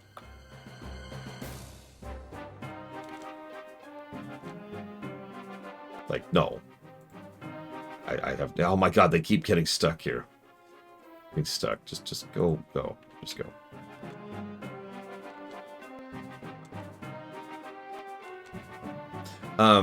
So I would say, it's just going back to Mario Kart for a second. Obviously, I think Mario Kart 64 and the SNES one are going to be the weakest ones, and probably the worst scoring. So there's actually an issue with 2 tile roads. I'll get back to that in a second. Hang on, let me kill this guy really quick. Die, mage. There's no place for you in our new world. I think that the 3DS Mario Kart is going to be kind of average for the Mario Karts. I think the DS one will actually score pretty well. The DS one tried a lot of cool things. It actually has boss battles and, like, stats and leveling and some other cool stuff. Yes, Jay Palmer. The only game she beat me in was Mario Kart 64. Because I'm not very good at Mario Kart 64. I've never practiced it that much. Hi, Ross. And the Wii one. Sorry, that was the other one. 3DS and the Wii, I think, are the two that are going to be the weakest, other than 64. There we go. Other than 64 and SNES. Gaze upon the destruction you have wrought and the broken bodies of your enemies. I forget the GBA one even exists. So the GBA one came out when I was homeless. While I have played it, it was a friend's copy. So I actually have very little exposure to the GBA one. The time has come for you to seize control of the Orcish hordes for yourself. Blackhand has become foolish in the deployment of his personal troops and has left an opening that you can now exploit. A key outpost in the Black Morass is the core of Blackhand's supply lines, not only to his foremost battle groups, but to his castle at Black Rock Spire as well. The complete destruction of this outpost will disrupt his power base long enough for you to secure his overthrow. So in case you missed that, that's the first bit of plot in the entire Orc campaign. This whole time we've just been like, go kill the humans. But as of Mission 7, the Black Morass, we have very suddenly decided to rebel against Blackhand and take over the whatever we are. I can't say the Horde, because we're kind of not. Yeah, we've just been marauding. I love that, Spartan. Especially over in Age of Empires 1, where that was like the norm. So yeah, next up is Black Morass. Nope, we have just suddenly decided to attack Blackhand. This is probably the closest to actually being Warhammery that we have here. Correct me if I'm wrong, but to my knowledge, you know, people in charge of a particular WOG or, you know, Orc tribe, have to maintain that. They have to constantly deal with opposition. If they can't stay on the top, they don't deserve to be on the top. So that's what we're doing. We're knocking him off. Yeah, we're going after the mob boss. We're going after the big knob or whatever. So, let's get the music going. Start up here. Okay, so let me pause. I'm going to cheat and look at the map. Actually, no, Jay Palmer. Weirdly enough, other than the Gul'dan thing, the Demonic Horde was weirdly unified during Warcraft 2. In the game. In the lore, obviously, it was fracturing and shattering constantly. But in the game, you didn't really see that. Okay, so we start here. There's the enemy base. This is the same map we just did. Okay, hear me out for a second. We have a base, 3 gold mines, a river separating us from the enemy, with 1 bridge that crosses it. The enemy has a full base on the other side of the river. It's the same freaking map.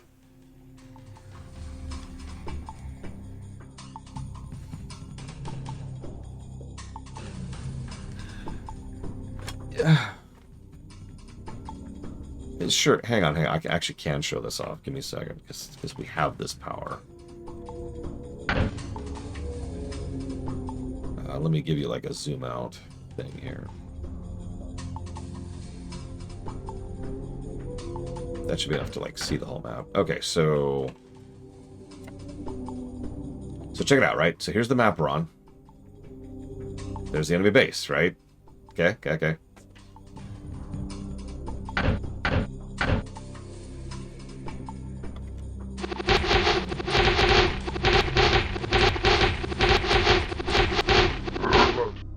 So, there's us.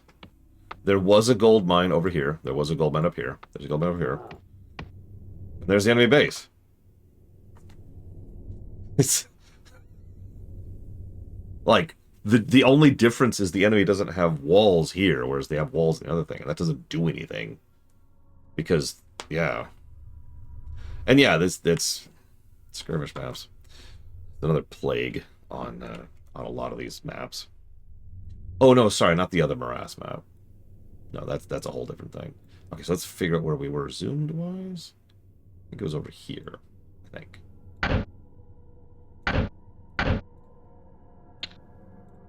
So let's get back to where we were. The time has come. And so have I. I'll laugh last, because you came to die. Oh, sorry. Okay, so gold mine. So there's one to the west of us. And far south. God, the gold is so spread out. Okay. So... Luke. As they say. Don't make gold happen. Alright, what new unit did we just get access to? It was a good theme. I like that song. So we're going to do the same thing, and we're just going to sit here and not activate the enemy pods. Because that's apparently the correct strategy in every map. Your command, Master. Damu. Lothar.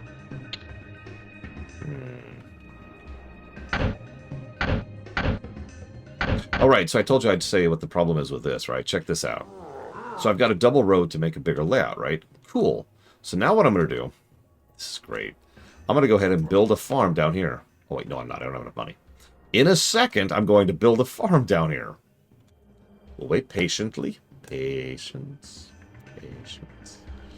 Super duper. Okay, so build a farm. You notice we can't because it's too far away. 2 tiles away is too far. Because another requirement a lot of people don't forget about in the Warcraft 1 is your buildings cannot be more than 1 tile away from your other buildings. You have to chain them down. The only way to do this is to actually do a thing like this, which I actually have done before. And then like diagonal it down. And obviously that causes issues because now I'm blocking the way over here. Work complete. Druk.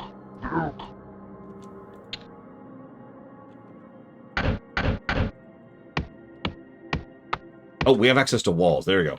There's our new unit for the level. Walls.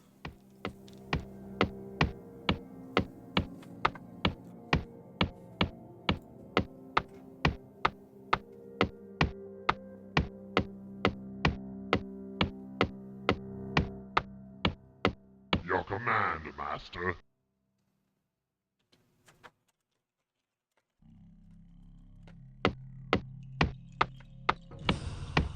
Listen, walls slow people down. Or make them go around. I don't know. They do something, surely. Oh yeah. As we talked about last time, this is our first trader mission. Our mirror match mission where we fight as the Orcs. Against the Orcs. I mean the Orcs. Excuse me, the Orcs. Your command, Master. Lothar.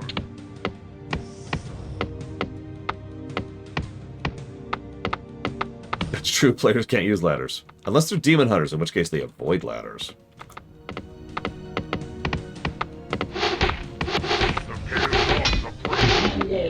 I love how they say the pale dogs approach as orcs are coming to attack us. Your command, Master.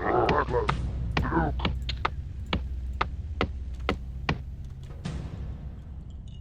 I bet you money after the end of this they'll be like, the humans died well, as we've conquered, Blackhand.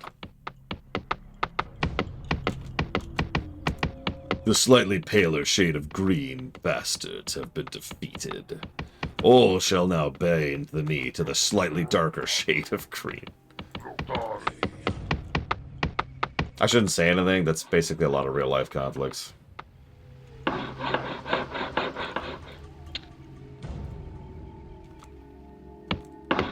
Yeah, the one orc was getting into baking.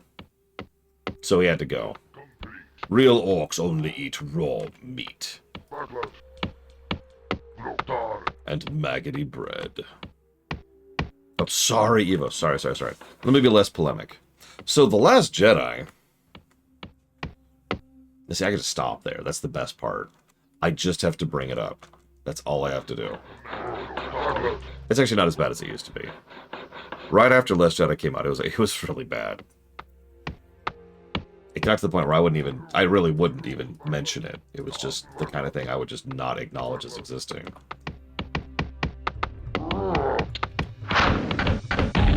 Whoa.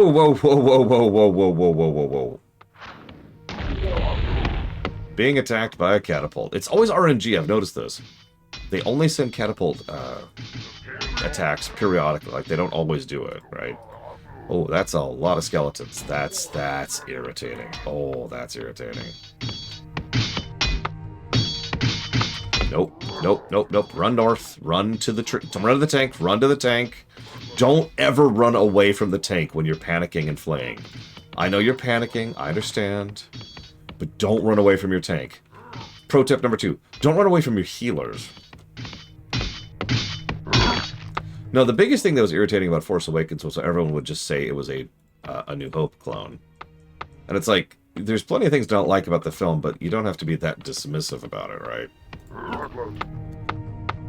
And yeah, and then TLG just, God, it was weird. It was weird how that one just kind of went, whew.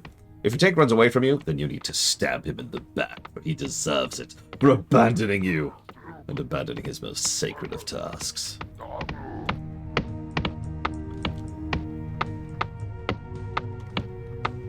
Anyways. Oh, I saw that. I love how the evil orcs are blue, because there's only two faction colors. This goes back to what I was talking about earlier.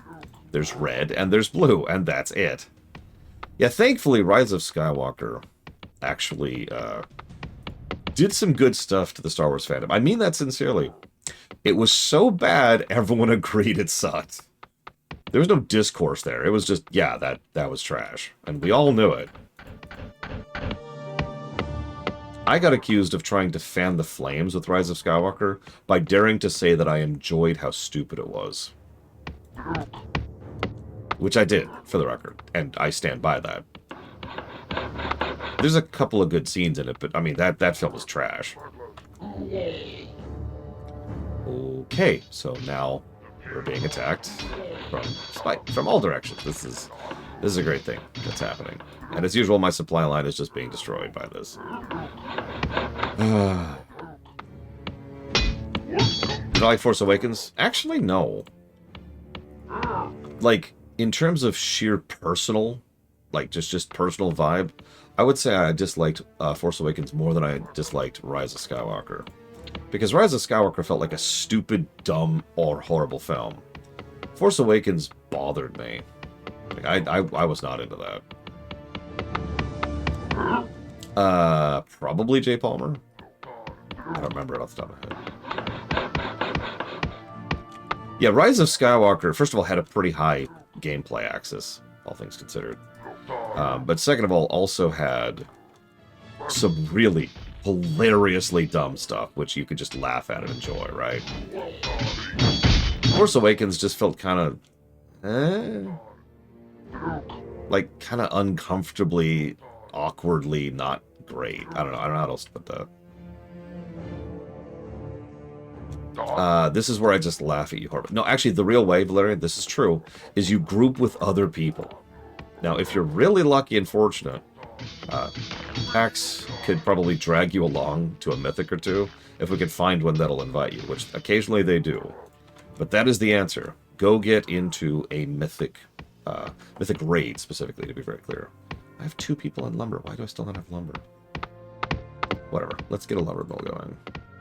Or not. Let's not get a lumber mill.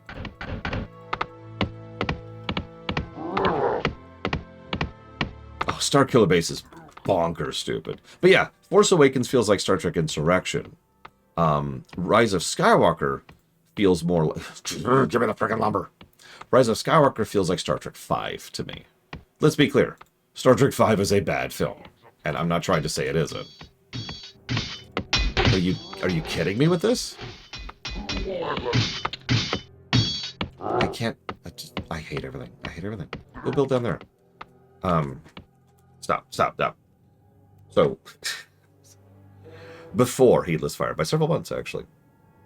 Force Awakens felt like Insurrection, and then Rise of Skywalker felt like Star Trek V, something I can at least enjoy, despite how terrible it is. Or perhaps because of how terrible it is. Last Jedi is the difficult one. I've never actually watched it a second time, because I hated it that much. I can't put it on the level of Nemesis. But at the same time, I don't have another Star Trek equivalent for what Last Jedi felt like to me. So I'm just going to pass on that, because I don't know what else to equate that to. Oh, there's a catapult. Alright, so let's restart the mission. The time has come for... Threshold. Ooh. Okay, so this way... You want to hear the stupidest thing about my opinion of Last Jedi? I don't care about what they did to Luke at all. I barely even acknowledge it. It's not even on my list of grievances.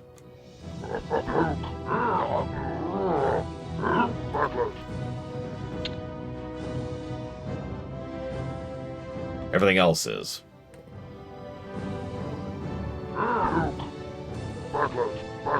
Yeah, it just had no impact to me. Like I don't even know why people specifically have an issue with it exactly. As in, I don't understand. To be clear, I'm not trying to be facetious about that.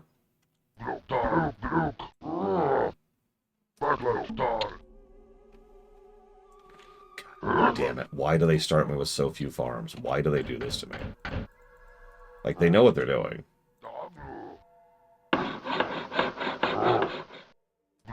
You can try to explain it. You're not going to succeed. You're not going to succeed. I'm sorry. Let's just walk away from that. No, the things that bothered me about The Last Jedi was basically everything else. I'm not actually being facetious. The slow mode chase in space, which was dumb, nonsensical, boring, and like a weird, awkward, like, is this a parody kind of? Let's the slow motion chase is the kind of thing I would expect out of something like Spaceballs.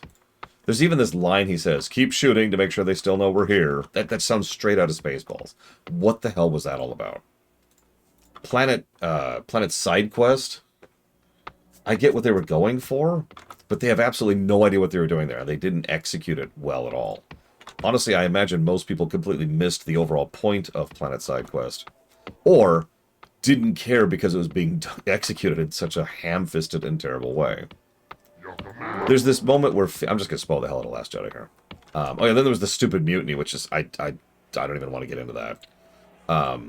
I really don't. There was so much vitriol about that. It's one of the only times my sister's ever yelled at me for that because we were getting so heated about it.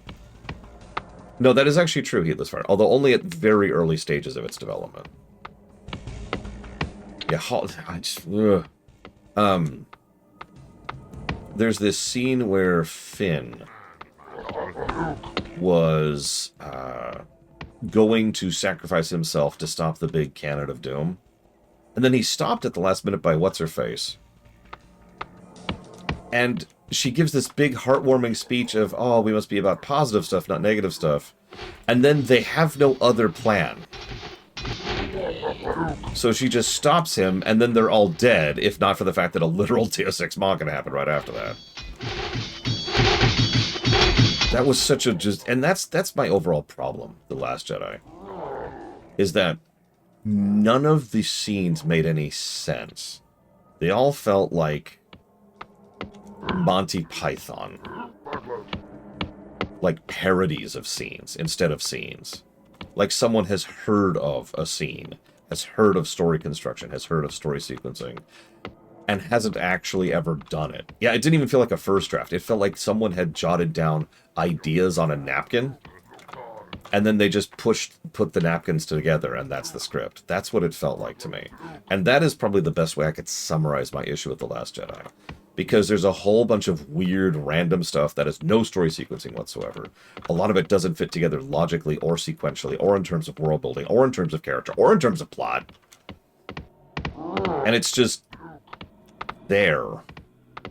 And yeah, it's not like Rian Johnson can't, although enough time has passed now that I don't really blame the movie on Rian Johnson. I blame the movie on everything that was going into the creation of that movie. The Last Jedi is the second most sabotaged Star Wars movie we've ever seen, surpassing Solo. The only movie I would, and for those of you not aware of this, the only movie that was actually more sabotaged than Last Jedi was Rise of Skywalker. Which was... If you know about it, you know. I actually cannot summarize for you right now because I don't have my notes in front of me. Because it is a sufficiently complicated problem that I would actually have to stop playing the game for about an hour to go and actually list all of the things that was happening. So forgive me for not doing that. But why was it sabotaged? So to be clear, based on what we know, the idea, it wasn't deliberate sabotage, let's be clear about that. It was bad management sabotage. I know, try to be shocked. Bad management in Hollywood. It's shocking. From Disney, no less. I didn't even know they were capable. Um, there was several mandates, and those mandates were things that were refused to be negotiated. And that's probably the earliest part of that particular ball. And as a consequence of that, a lot of people were being very, very, very rushed and having tons of money thrown at them without having anybody actually cohesing the wheels, so to speak. In other words, there was nobody in charge of Star Wars, the IP, at the time. I know you're going to say Kathleen Kennedy or whatever. No, nobody was actually in charge of Star Wars during the creation of the sequel movies. And that's probably the biggest issue, like, right there, if you were to just zoom the camera out. God damn it, I always need more lumber. I've got 3 people on lumber now.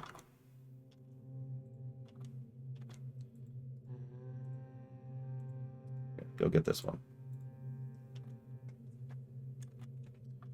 Management? No! So nobody was in charge, and nobody was doing anything.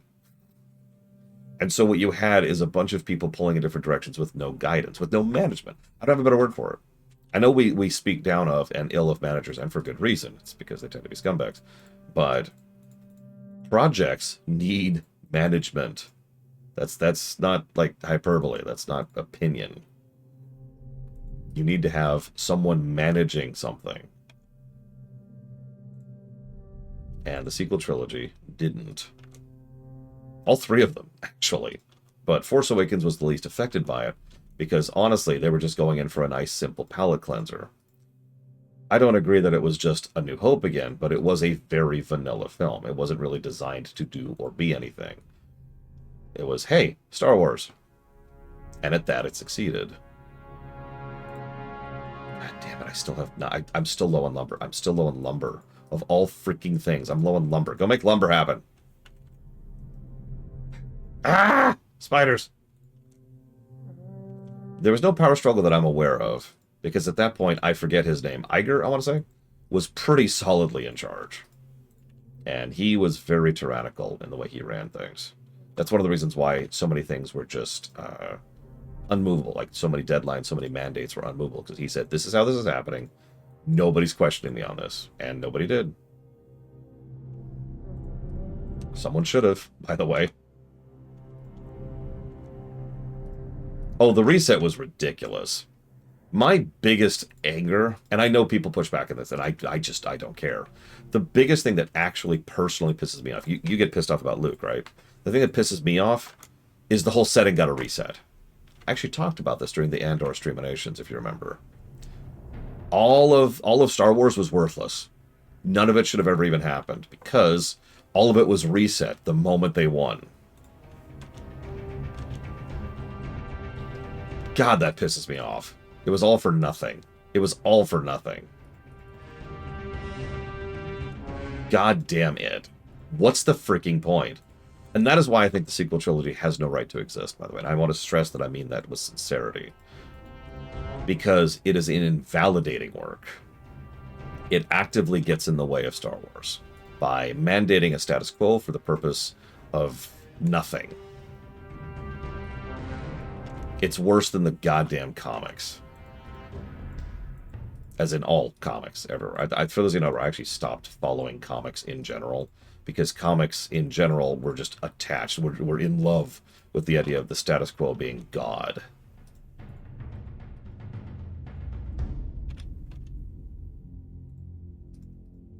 And I am sick to death of that.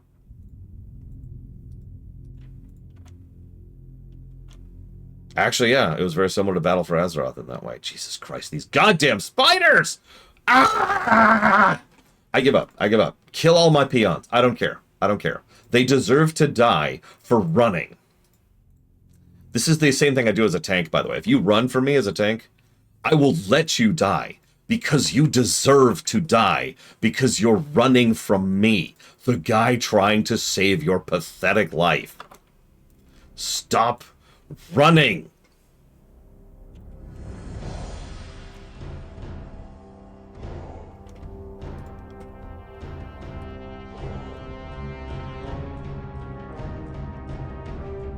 Ugh. Anyways. Never, Evo. Death. No forgiveness. And now, more spiders! It's okay, I think I'm finally starting to push up against the tide a little bit, because I actually have the freaking lumber mill going. And I have a little bit of a war chest to recover from the, like, 8 peons I just lost.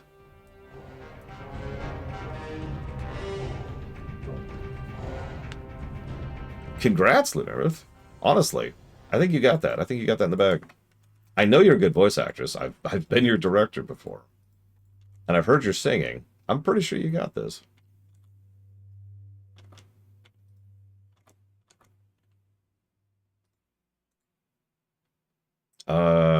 This is bad. This is actually really bad.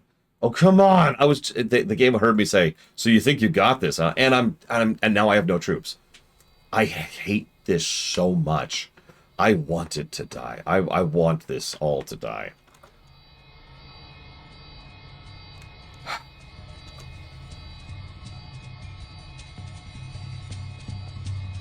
Anyways, long story short, Force Awakens is dumb. Last Jedi is the worst Star Wars film. And Rise of Skywalker is enjoyable bad. That's all I was trying to bring up there.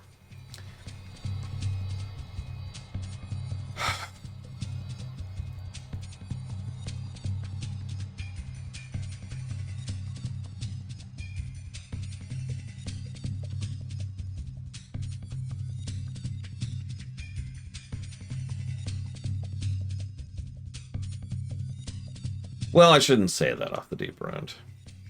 Because honestly, I have never reviewed the Star Wars films.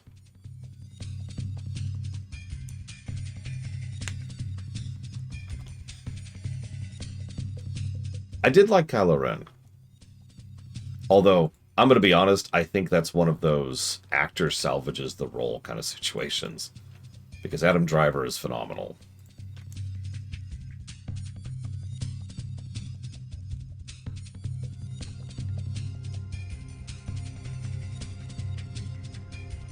Because things get better because people are inclined to get better, Evo. Let me use a very simple example of why I say Warcraft is a positively inclined setting. Huther's going to disagree with this. The Horde had a nationalistic fascist, forgive me for being redundant, in charge of it, who tried to turn it into this massive genocidal supremacy campaign. As a result of that, the Horde universally became a better entity.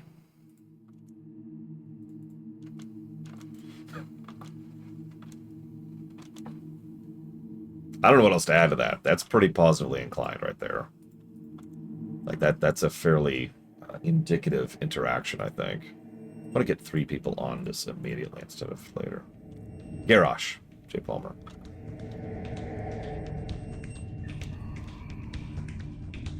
Like, that's the kind of thing that frankly doesn't happen in real life.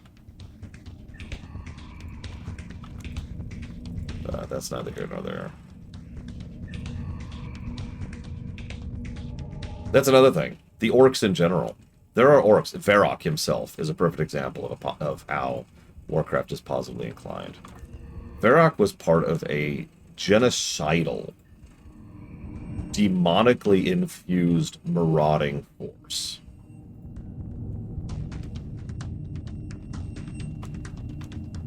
And Varrock was awesome. Or at the very least, he became awesome. The fact that you could turn around from that, the fact that an entire people turned around from that. Some of them did, I suppose I should say.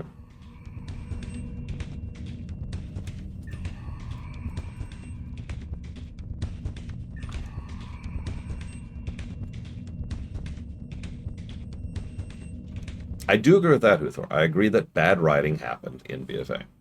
Let's see here. I hate this. I need to just really... Yeah, Varrock saved the world. Pretty much single-handedly. Did it at a cost of his life, admittedly. Which, honestly, whatever.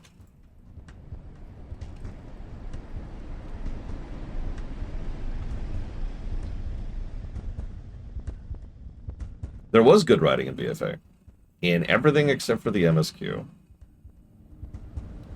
And I stand by that. BFA scored well, and it deserved to, because a lot of the individual stories and the side stories were actually pretty solid. Everything about the war campaign and the main plot can go directly to hell.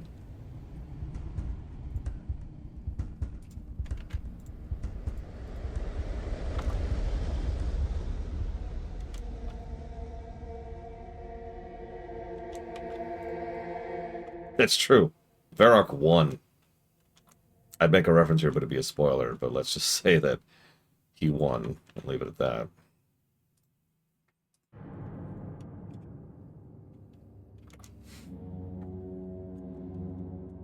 He got out of that situation with everything he wanted walking into it. Ugh. I love good pasta. And by good pasta, I mean angel hair and nothing else. Dang it.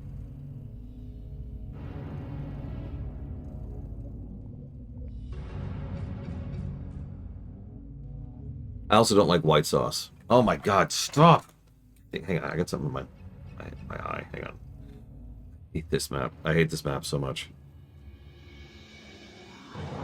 I'm just getting harassed. I'm just trying to get my economy going. I haven't even got my economy going because it takes so freaking long to do anything in this game. And the enemy is just harassing me non-stop with units I do not have the ability to push back against. Ah. And I just don't have the resources to replace properly. 3 guys on lumber earlier. I'm so sorry, Evo. I have failed you. This is why I'd be a terrible teacher. I can't explain anything, like, at all. I'd be like, so this thing's blue, and you're like, how is it blue? And I just stop fumble. I'm like, well, and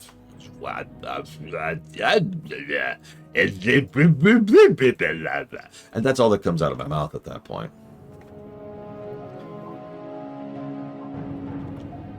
I don't know why I'm doing the thing with the tongue. It just makes it sound weirder. Even if I talk normally with my tongue out, it sounds really weird. But yeah, Game of Thrones is definitely negatively inclined. The Red Wedding wouldn't exist in the Warcraft setting, to use a very basic concept, right? And again, Warcraft as a setting is a setting that's been slowly getting better over time. It has been gradual, but it has been consistent.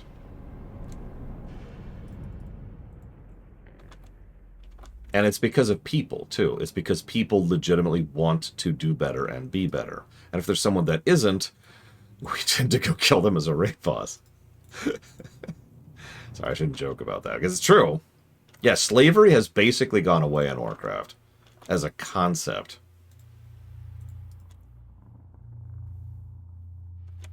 Yeah, better in lore, Lunaruth. Better in setting. Or if I could say that appropriately, what I meant is better in setting. You mean the thing that's barely canon at this point, Uthor? I'm just saying. Yeah, the Horde's actually a democracy at this point.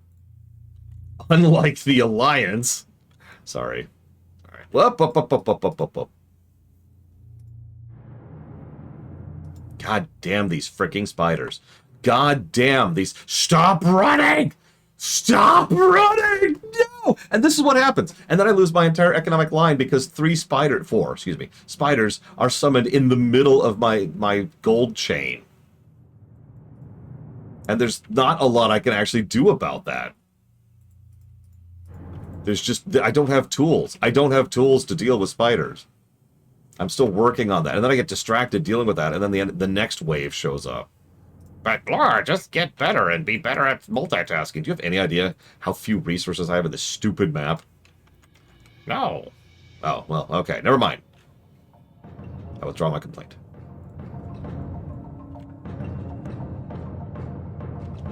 I'm going to spam archers, which I have an economy going, which I'm still having trouble getting. I still only have 5 guys on the frickin' gold mine.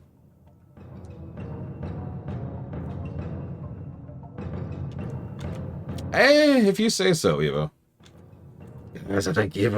No, no. Examples is easier. Give me an example. What's something you think that's in the middle? Help me out here. Help me to understand. Because pretend I'm extremely stupid, which should be very easy to do, because I am. And work with me here.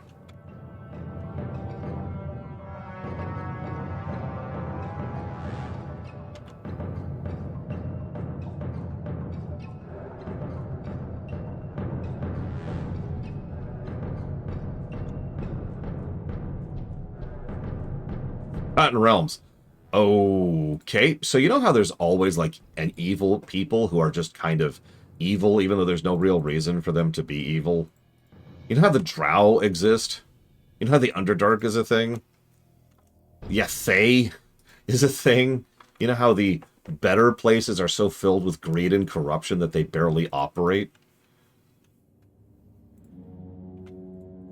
I don't think that's neutrally inclined. I think that's pretty solidly a negative setting. Like 100%. Yeah, the Wall of Souls exists. There's one for you.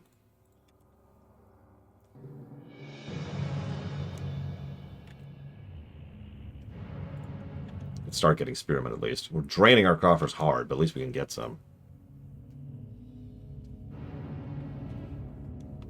Oh yeah, Wall of the Faithless, excuse me. Sorry, I didn't mean to get the inaccurate term for the most horrific thing in all of fiction. Forgive me. Let's just leave that as is for right now.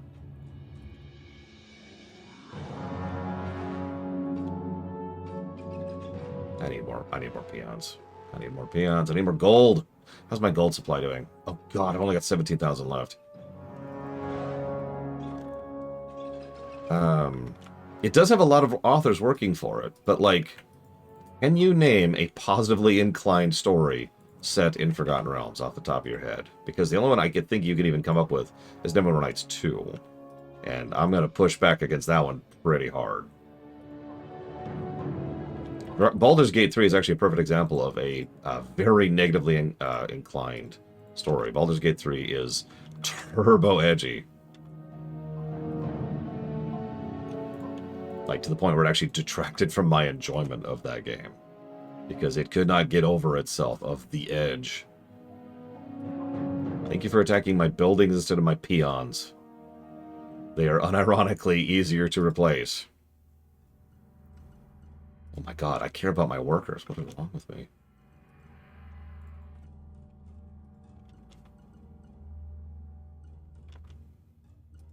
Then we have different definitions, Eva, which means you must be right. I accept you're right. I walk away from it. Put this up here? Nope. Okay. Oh my god. Come on. There. So all we have access is to walls, which honestly is not worth the time and effort. So we're just going to get another archer going here. I mean, Ao would probably intervene just like he did last time, and that's the problem. Ao's the problem there, really. Frick.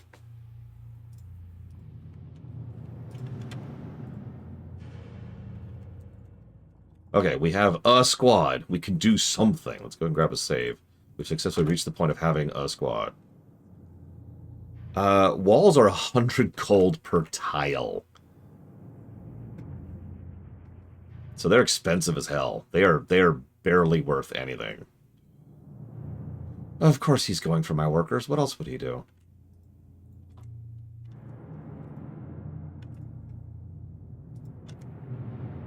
Yeah, speaking of which, if I haven't given a negative for walls yet, I need to, because I was thinking about that.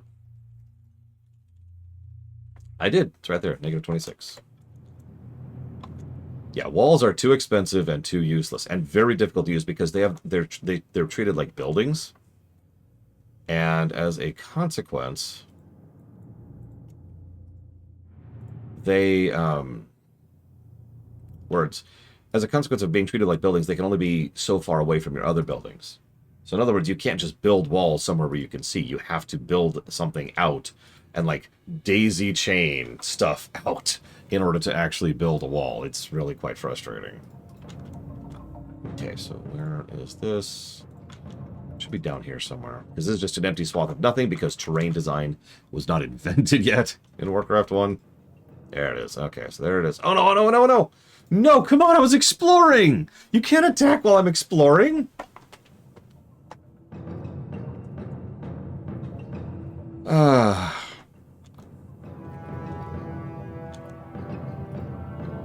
I'm just gonna live with it. As my entire, like, Zerg-chained army slowly makes its way back up here.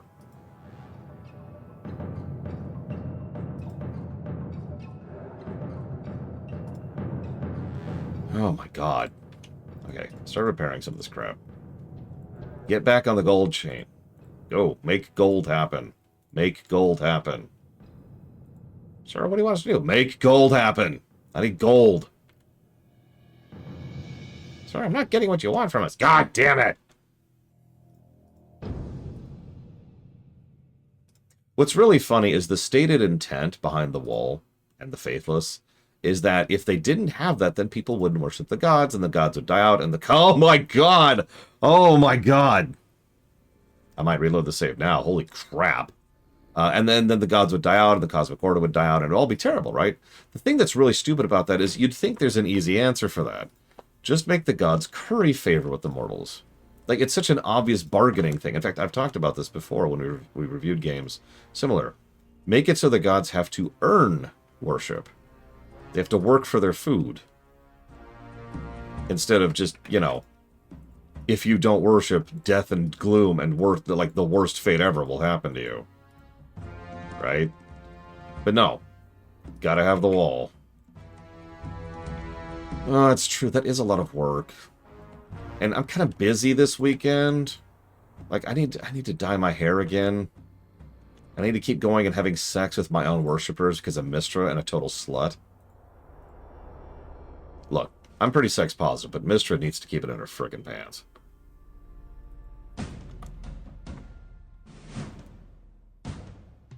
I mean, yeah, the problem is pretty much every one of the gods is basically Greek gods. And I absolutely mean that as an insult. Like, there's some brain deads in the Faerun pantheons.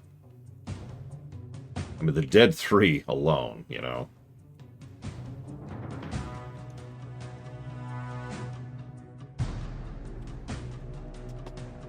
Cyberpunk is definitely negatively inclined, but that's kind of the point. She-Ra? The modern She-Ra, obviously. Sorry, Asmira. I didn't mean to remind you of one of the worst characters in that game. I know, I shouldn't say that when Will exists. Okay, so let's get a second save. We'll put that down here, because we might want to undo that. But at least we can hold the freaking line now. Lord of the Rings? So I'm going to admit that I don't know Lord of the Rings well enough to comment on it. I'm going to confess ignorance. So that's my answer to that. I would say My Little Pony. Oh, God. Catapult. And there goes my entire army. I love catapults so much. They're so great. Oh, there goes my entire army. Okay, so in 2 shots, my entire army died. Literally 2 shots. Wow. Okay. Okay. I don't know what to do about that. Okay. Let's get an blacksmith. And blacksmith. Yes, that's the proper terminology of that. Oh, Jesus. Here comes the... Okay, those are just spiders. But that's not what I'm worried about. Let's... It's so hard. There's, like, no split-up command. Games with formations tend to have split-up commands specifically for stuff like what's happening to me here. Go kill that catapult, please.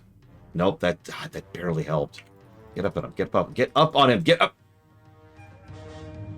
It's really frustrating when the only reason I just lost the other half of my troop is because the pathfinding is so bad they couldn't figure out how to move forward through empty terrain.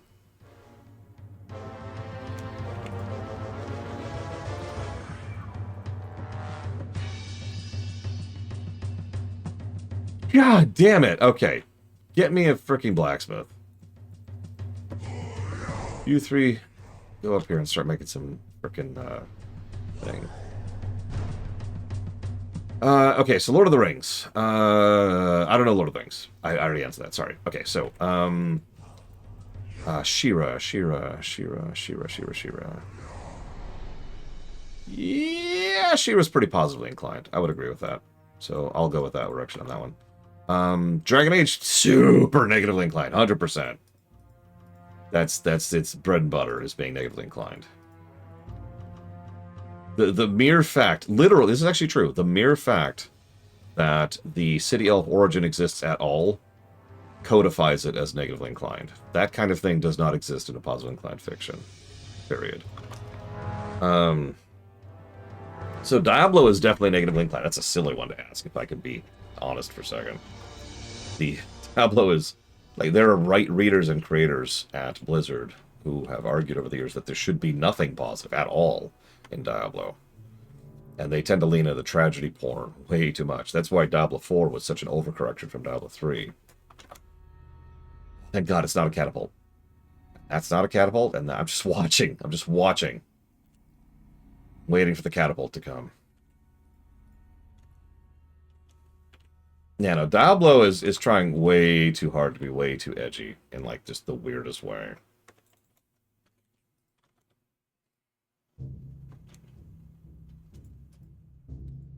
Yeah, that's the funny thing. Anybody who thinks Diablo 3 was rainbow and sunshines and kittens didn't play that game. To be very blunt. But I'm not actually being facetious when I say that some people complained about the fact that the world was slowly starting to improve in Diablo 3 and things were getting better as a whole was a bad thing. This is not a joke. I have heard people, including developers of the franchise, who have flat out said that was just an unacceptable line, and it's like, Jesus Christ. Ace Combat is definitely negatively inclined. I mean, it's a state of basically eternal war. It's sort of kind of baked in there. That sounds horrific regardless of gender, Breakwin. And I think that's the most impressive part about that. It doesn't matter what your genitalia is, that's gonna hurt. Okay, please don't be a catapult. Okay, no catapults, no catapults. Hey, Don. 100 months, Jesus Christ. Thank you as always. I will dealer's choice that up to something. I don't know what yet. Warhammer 40k is incredibly positively inclined. It's...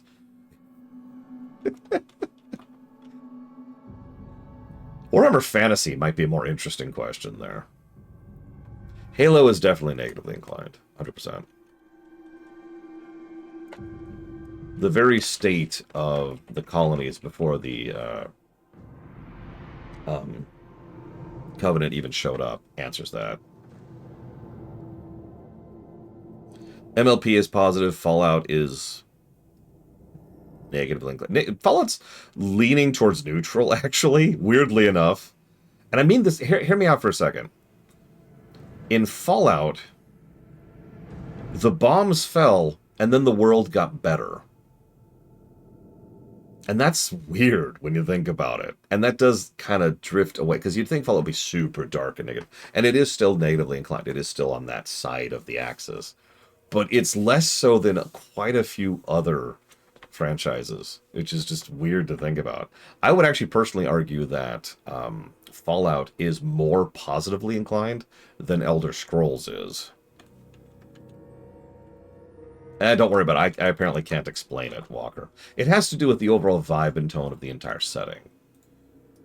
The nature of what kind of things are expected, are normal, how things can happen, in a setting sense, in a thematic sense, right?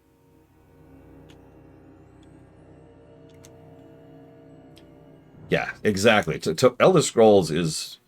like, the actual plot of Skyrim, which a fairly large number of people miss because Skyrim has terrible storytelling, is that the Thalmor are trying to reset reality, which would involve killing everyone. That's the plot. I'm not even getting into the fact that Alduin is showing up to combat entropy by eating the world. And yeah, in Fallout, there's plenty of stupid evil people, and they tend to die, fail, or be redeemed. Right? It's strange. Yeah, the Thalmor don't even know if they'll actually, like, profit from that action. They just really want to just... like a metaphorical nuke. Metaphysical nuke? I don't know. So let's try to attack. We've taken care of their big force. We don't have enough resources right now for a second squad. So let's kind of scooch forward here. Let's get some vision.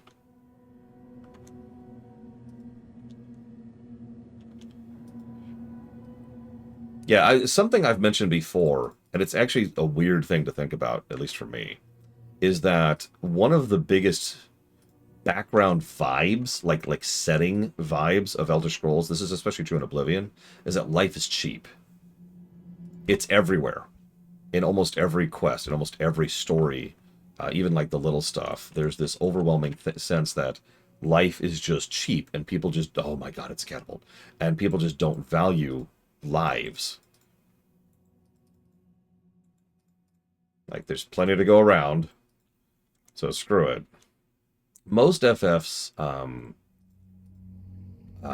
don't think really have an inclination one way or the other. Okay, so hang on, we're gonna wait, and rush. Rush in. Okay, we only lost one. Kill it. Okay, we lost 5 to that catapult, but we did kill him, and we can replenish.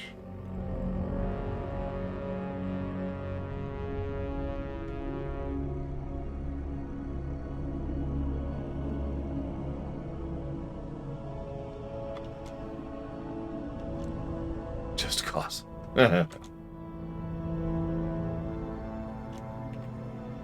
Also, FFs vary pretty substantially. Okay, so let's go ahead and move, since they don't have a catapult right now.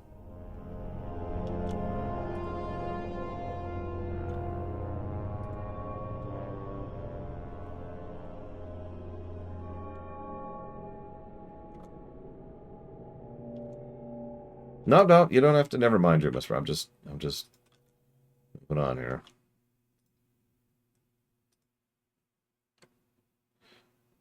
The other problem with defining some of this stuff is it's so inconsistent. Like, is Star Wars positively inclined or negatively inclined? Well, it kind of depends, doesn't it? On who's writing it that week. For example, TLJ is massively negatively inclined. Like, to the point where it's almost torture porn. But that's not really Star Wars. That's one movie, right? And that is even one movie of a trilogy. Force Awakens would also qualify. Rise of Skywalker is more debatable.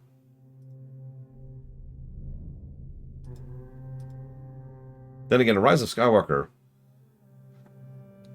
You know, I can't even make fun of that stupid movie. It's not even, like, possible to properly make fun of that movie. Because the movie makes so much fun of itself. A game I've played that I felt surprised it was positive.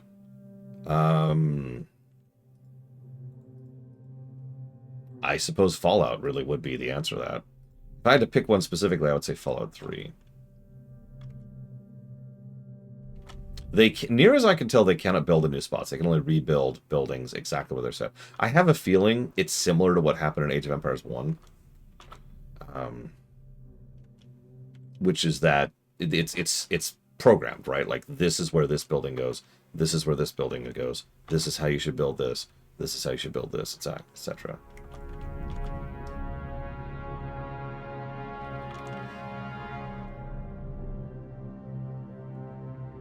Yeah, StarCraft 2 is a setting in which they turned the Terran Dominion into a force for good. That by itself indicates positive inclination in the overall setting vibes. Like, that's kind of scary to think about.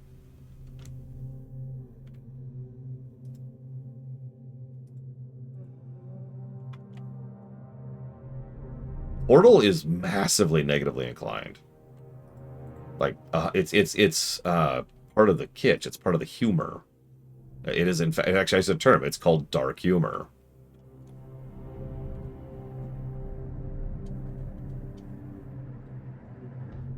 Like, the whole point is the grotesqueness. Cave Johnson is hilarious, but if it wasn't funny, actually sit and think about it for a second, right? And yes, Portal is part of Half-Life, another massively negatively inclined setting.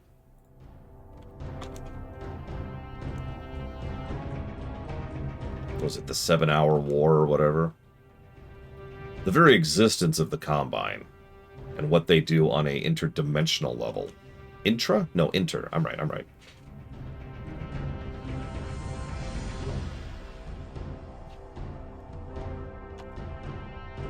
What is the Combine? Go watch the Half-Life lore run. That's too much. That's too much. Oh god, that frickin' tower. And the people where they rip out all their guts and skin them in order to put them into mechanical suits. Whatever you're picturing as the description I just said is probably not as horrific as the actual thing was. Screw that map. Oh my god. Oh. Honestly, I didn't think we were going to manage that. Yeah, how long did that take me? I wasn't keeping track. And there's no timer in game. At least I don't think there is. Gaze upon the destruction Nope, no you have timer. wrought, and the broken bodies of your enemies. Oh.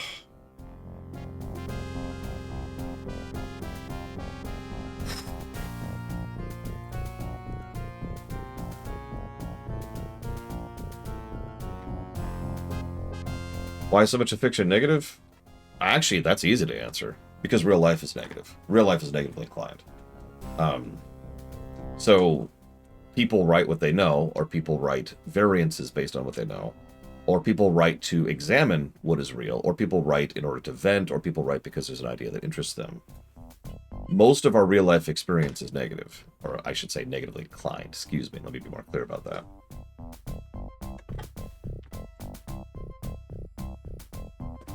That's it. Pretty simple. The destruction of Black Hand's outpost has left him in a weak position. The Shadow Council, sensing your rise in power, orders the assassination of Black Hand and elevates you to the position of War Chief. A Wolf Rider brings you news that our best spy, the half-orc Corona, has been discovered by the humans of Northshire Abbey and imprisoned there. She has valuable information concerning new and powerful magics that would aid you in the destruction of your counterpart, King Lane. Trusting no one to complete this vital mission in time, you must find her and then completely destroy the Abbey to protect her secrets. Wow. I'm not even sure Gul'dan exists at this point in time.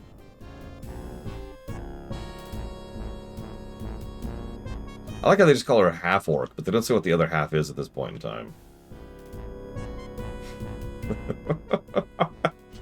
Damn it, Asmiristar, I knew it! Hi, Cashel. I am past the point where I'm really having fun with this terrible game.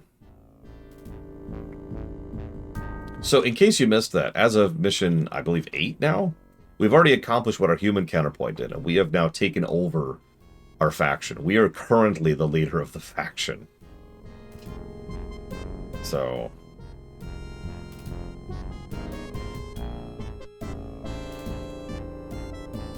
okay, so this is... what level is this one? We might be able to do this level before the lunch break. Let's go ahead and try to push through this. Well, that's a good question, Evo. But, like, yes, I suppose would be the answer. So we'll go with yes. No, we're playing as Orgrim Doomhammer. It's one of the only tidbits of this that actually retains canon. Put this under padding. Yes, lunch break is in about half an hour.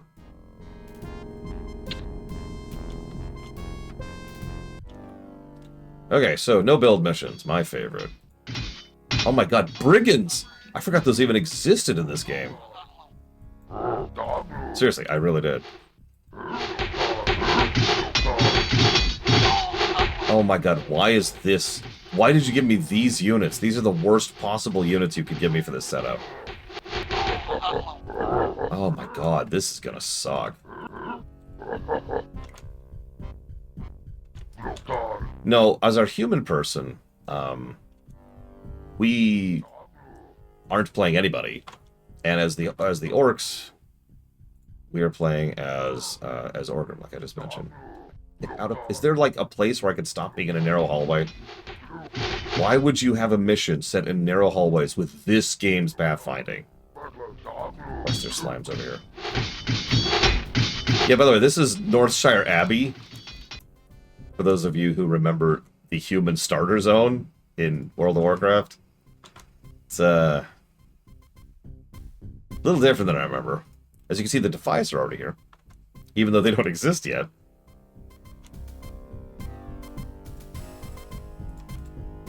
Of course, slimes don't leave corpses. None of those do, I notice. So actually, let's do this. There we go. That should make that a little easier.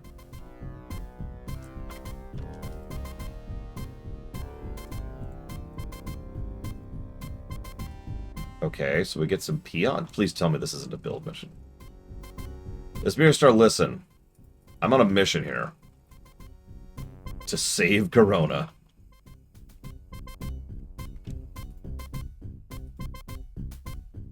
Who's in Northshire Abbey. Don't think about it too much. Oh, here we go. Okay. R. There we go. Go, my disposable minions. Why is there a slime in the Abbey? Do not ask the questions of the light.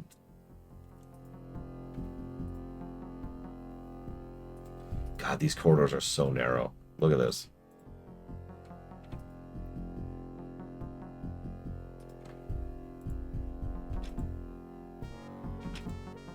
Oh my god, I can't raise it because there's people keep being over the corpse. There we go, okay. Look at this! It's not even a big map! Why are there ogres here?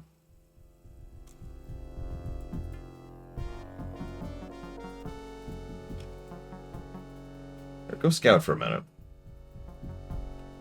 Skeletons are such crap units. They have low health, they have extremely low attack. They're immeasurably slow. Like, they are so slow. I think they're as slow as catapults.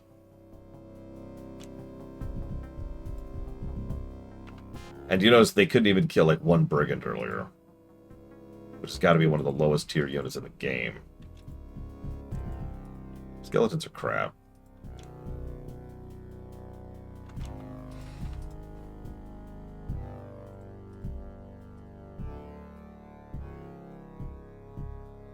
Look at this. Look at this one-on-one fight between a skeleton and a dude.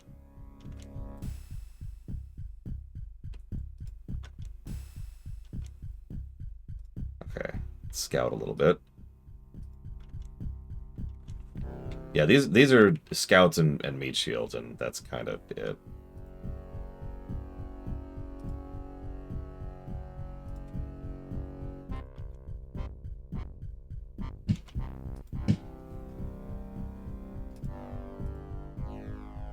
Need to be distracted right now. I think I just lost someone.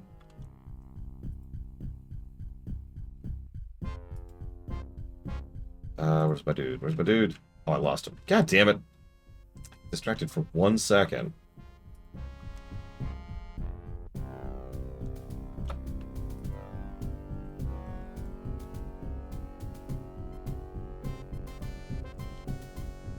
Nope, ogre.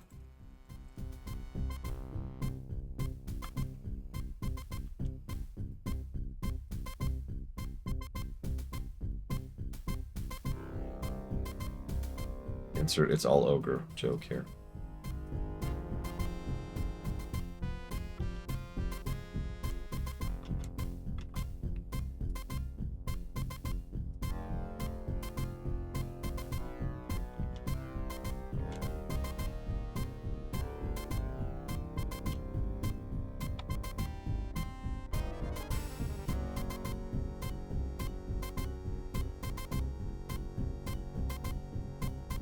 Yes, I saw the other thing. Don't worry. I just want to be thorough here. God, why are my archers in front? What is this formation, guys? Come on, come on. What is this? Oh, that's my peons. do I have peons? I can't even attack with them. I guess I could scout with them. Hey, go look what's down there. Okay. Ah! Giant spider, eat my face! Okay. Thanks for the news. You come save me now? Well, no, but I will actually raise you up as a skeleton. Oh, okay. Zug. It's okay, they're okay with this because they're evil too. And everyone who's evil understands that the evil faction... Oh, no. That's a fire elemental. Oh, okay. Okay. Alright. I'm really hoping I get, like, another recruit of troops somewhere, because that's gonna murder my face off.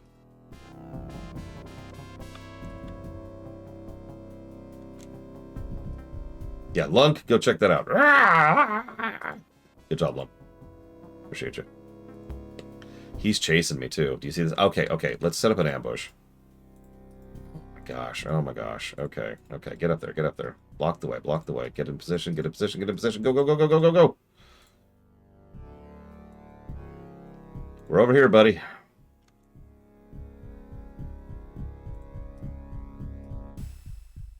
Oh, okay.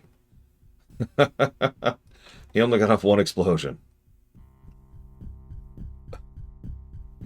Why do we bring peons? A blade of armor. No, I didn't actually lose a unit there, because he only got off one explosion. It only hurt my one grunt. Thank you for being part of the show, Noctis. And Evo for asking amazing questions. I will put that towards Trails of Crossbow, Trails of Cold Steel, Trails into Reverie. The Chonkers. We'll call it the Chonker block. You are not as... Oh my god, Evo, I swear to God. Swear to God. I will pull this stream right over, young lady.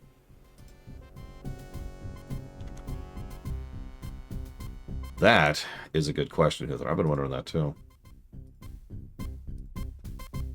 Well, we found another peon. More a blade of armor. Woo! Well, it's probably going to be a neutral capital, because of course it is. There is no Hoarder Alliance at this point. Nor should there be. Hull plating down to 50%. God dang it!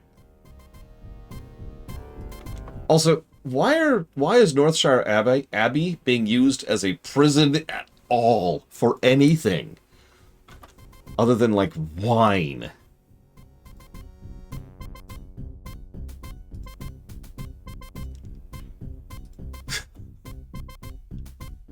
Oh, sorry, fire elemental. Yes, it's all ogre, because the fire elemental showed up. The fire elemental attacked. Hello, dear sister. Hello, brother. I'm trying to rescue Garona from Northshire Abbey. You ever play a human? Yes. It's the starter. Like, you start at the Abbey. And it looks just like this, right? Yeah. With slimes and ogres and brigands. And a basement. And a basement with lots of prisoners in it, because that's where you imprison people, is in the Abbey. This all makes perfect sense. Where the heck is she? Is she one of these? Hang on. Peon. All the peons are low on health, which is a little sus, actually. Not gonna lie. Are you recruiting them? Yeah, but like, they're peons. They literally can't do anything. Mm. They have no attack stat. They actually cannot Go attack. send them to mine some gold. But there's no gold. It's an Abbey. One of your dudes is stuck. Of course he is. This is Warcraft 1, where pathfinding goes to die. He's really... There he goes. Nope. Nope. You can do it. You can do it, buddy. I believe in you. I mean, I don't. You should have seen it earlier. I was trying to go, like, here. Like, basically, if I click here. You got it, boss! Hang on, there's a wall! Wait. Hang on. If you just leave them alone, will they eventually follow the wall left until they get there? There's only one way to find out. Uh-huh. No, they just turned around.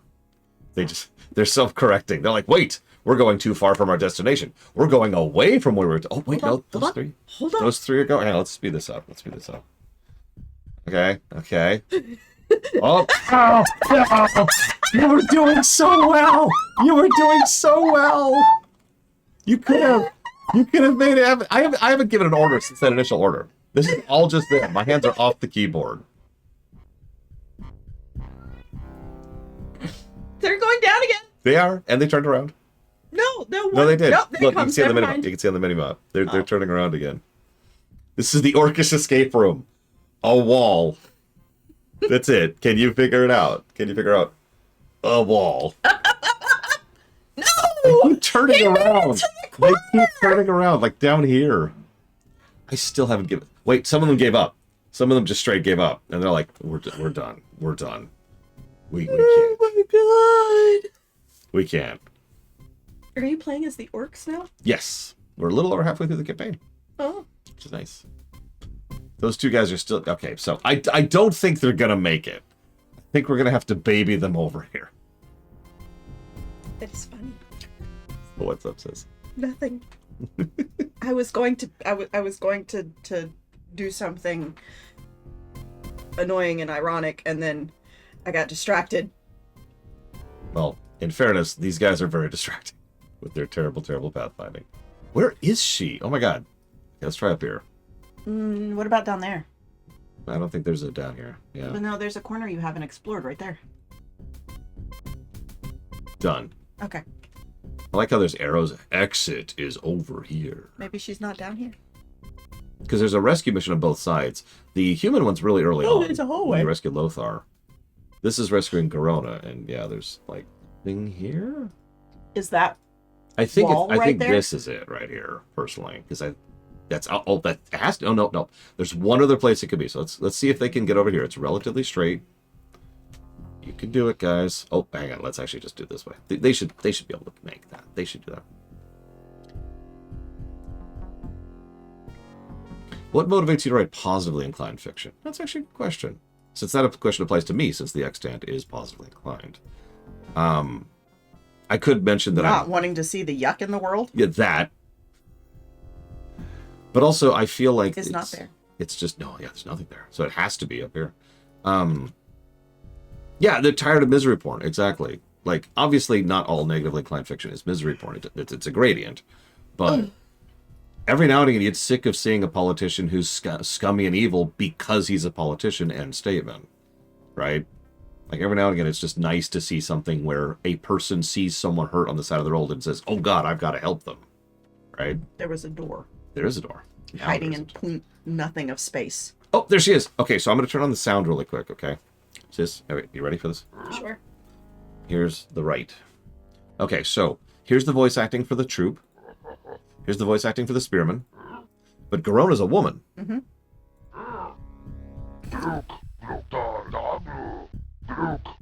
I'm sorry. I mentioned this earlier, but I wanted to show my work. There's only one voice actor. Okay, so you know how all orcs have beards or all dwarves have beards despite, some of them being, giving of the earth? Mhm. Yeah. Maybe all orcs have an excess of testosterone. Wait. Let's see what her pissed lines are. What? What? Stop poking me! That sounds like Garona. No! Stop! What? What? Stop poking me! I He just didn't think even it's funny. try a falsetto. Nope. It really is It just would the have been exact better same if he line. had tried a falsetto. Can you? What? Stop poking me! Yeah, Yeah, no. sounds like a goblin. Yeah, it does. I'm apparently a goblin. Who knew? She should use the human death sound. Ha!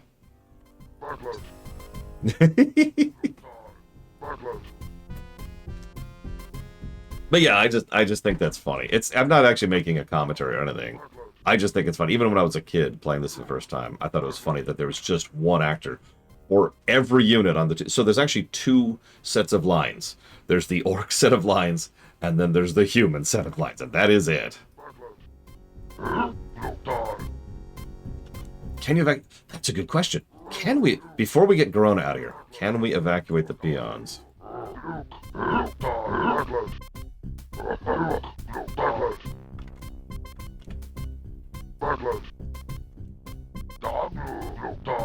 Nope.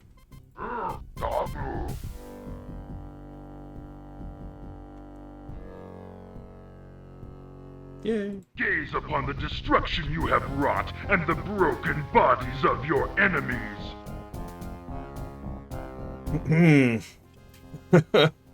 First female voice in Warcraft? Actually, it was Warcraft 2's expansion.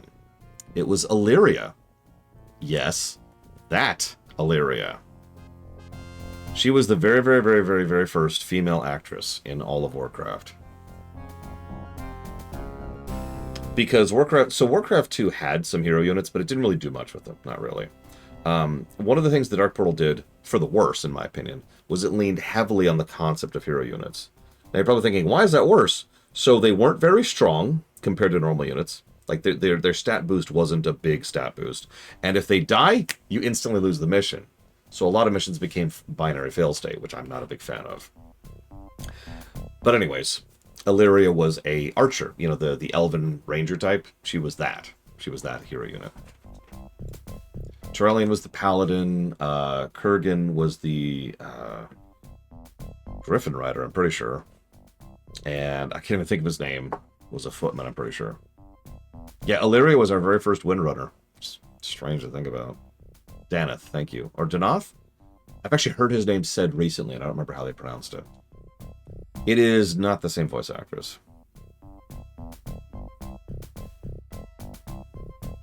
I'd take that as a positive layer. Just remember us little people in Earth when you become rich and famous. With your newfound magics, the time is right to burn the human occupation from our lands. There are 2 human outposts to the south that pose the greatest threat to our security. Ah, this is the Stonard and Rockard mission. These towns show that the key to your success in this confrontation is to hold back the human forces at their bridges while you strengthen your attack force. The glories of combat will be yours as you personally lead the armies that will reclaim your homelands. My homelands? What? Hold up, what? The time is... Let's read that again. Hang on. We gotta unpack that. With our newfound magic, the time is ripe to burn the human occupation from our lands. There are 2 human outposts that pose the greatest threat to our security. The glories of combat will be yours as you personally lead the armies that will reclaim your homelands. Yeah, plural. What? I mean, I know this is all being ad-libbed by Roper in the sound booth, but what? Where is that coming from? I am going to go ahead and lunch break, but real quick, I just want to show you the nightmare we're about to go up against, because this is going to suck. Let me just zoom out here really quick. So, there's our map. So, as you can see, we're going to have to deal with a fully defended town on the left and a fully defended town on the bottom. There are 2 choke points. We don't have a lot of lumber, and we only have 2 sources of gold, one of which is way the hell away from our base. And this is probably going to suck. And the worst part is I'm pretty sure the only new unit we have for this particular mission is the Warlock, which I'm pretty sure is not actually... Like, I don't think we can summon... whatchafigs yet. Demons. So... that'll be what we have to deal with when we come back.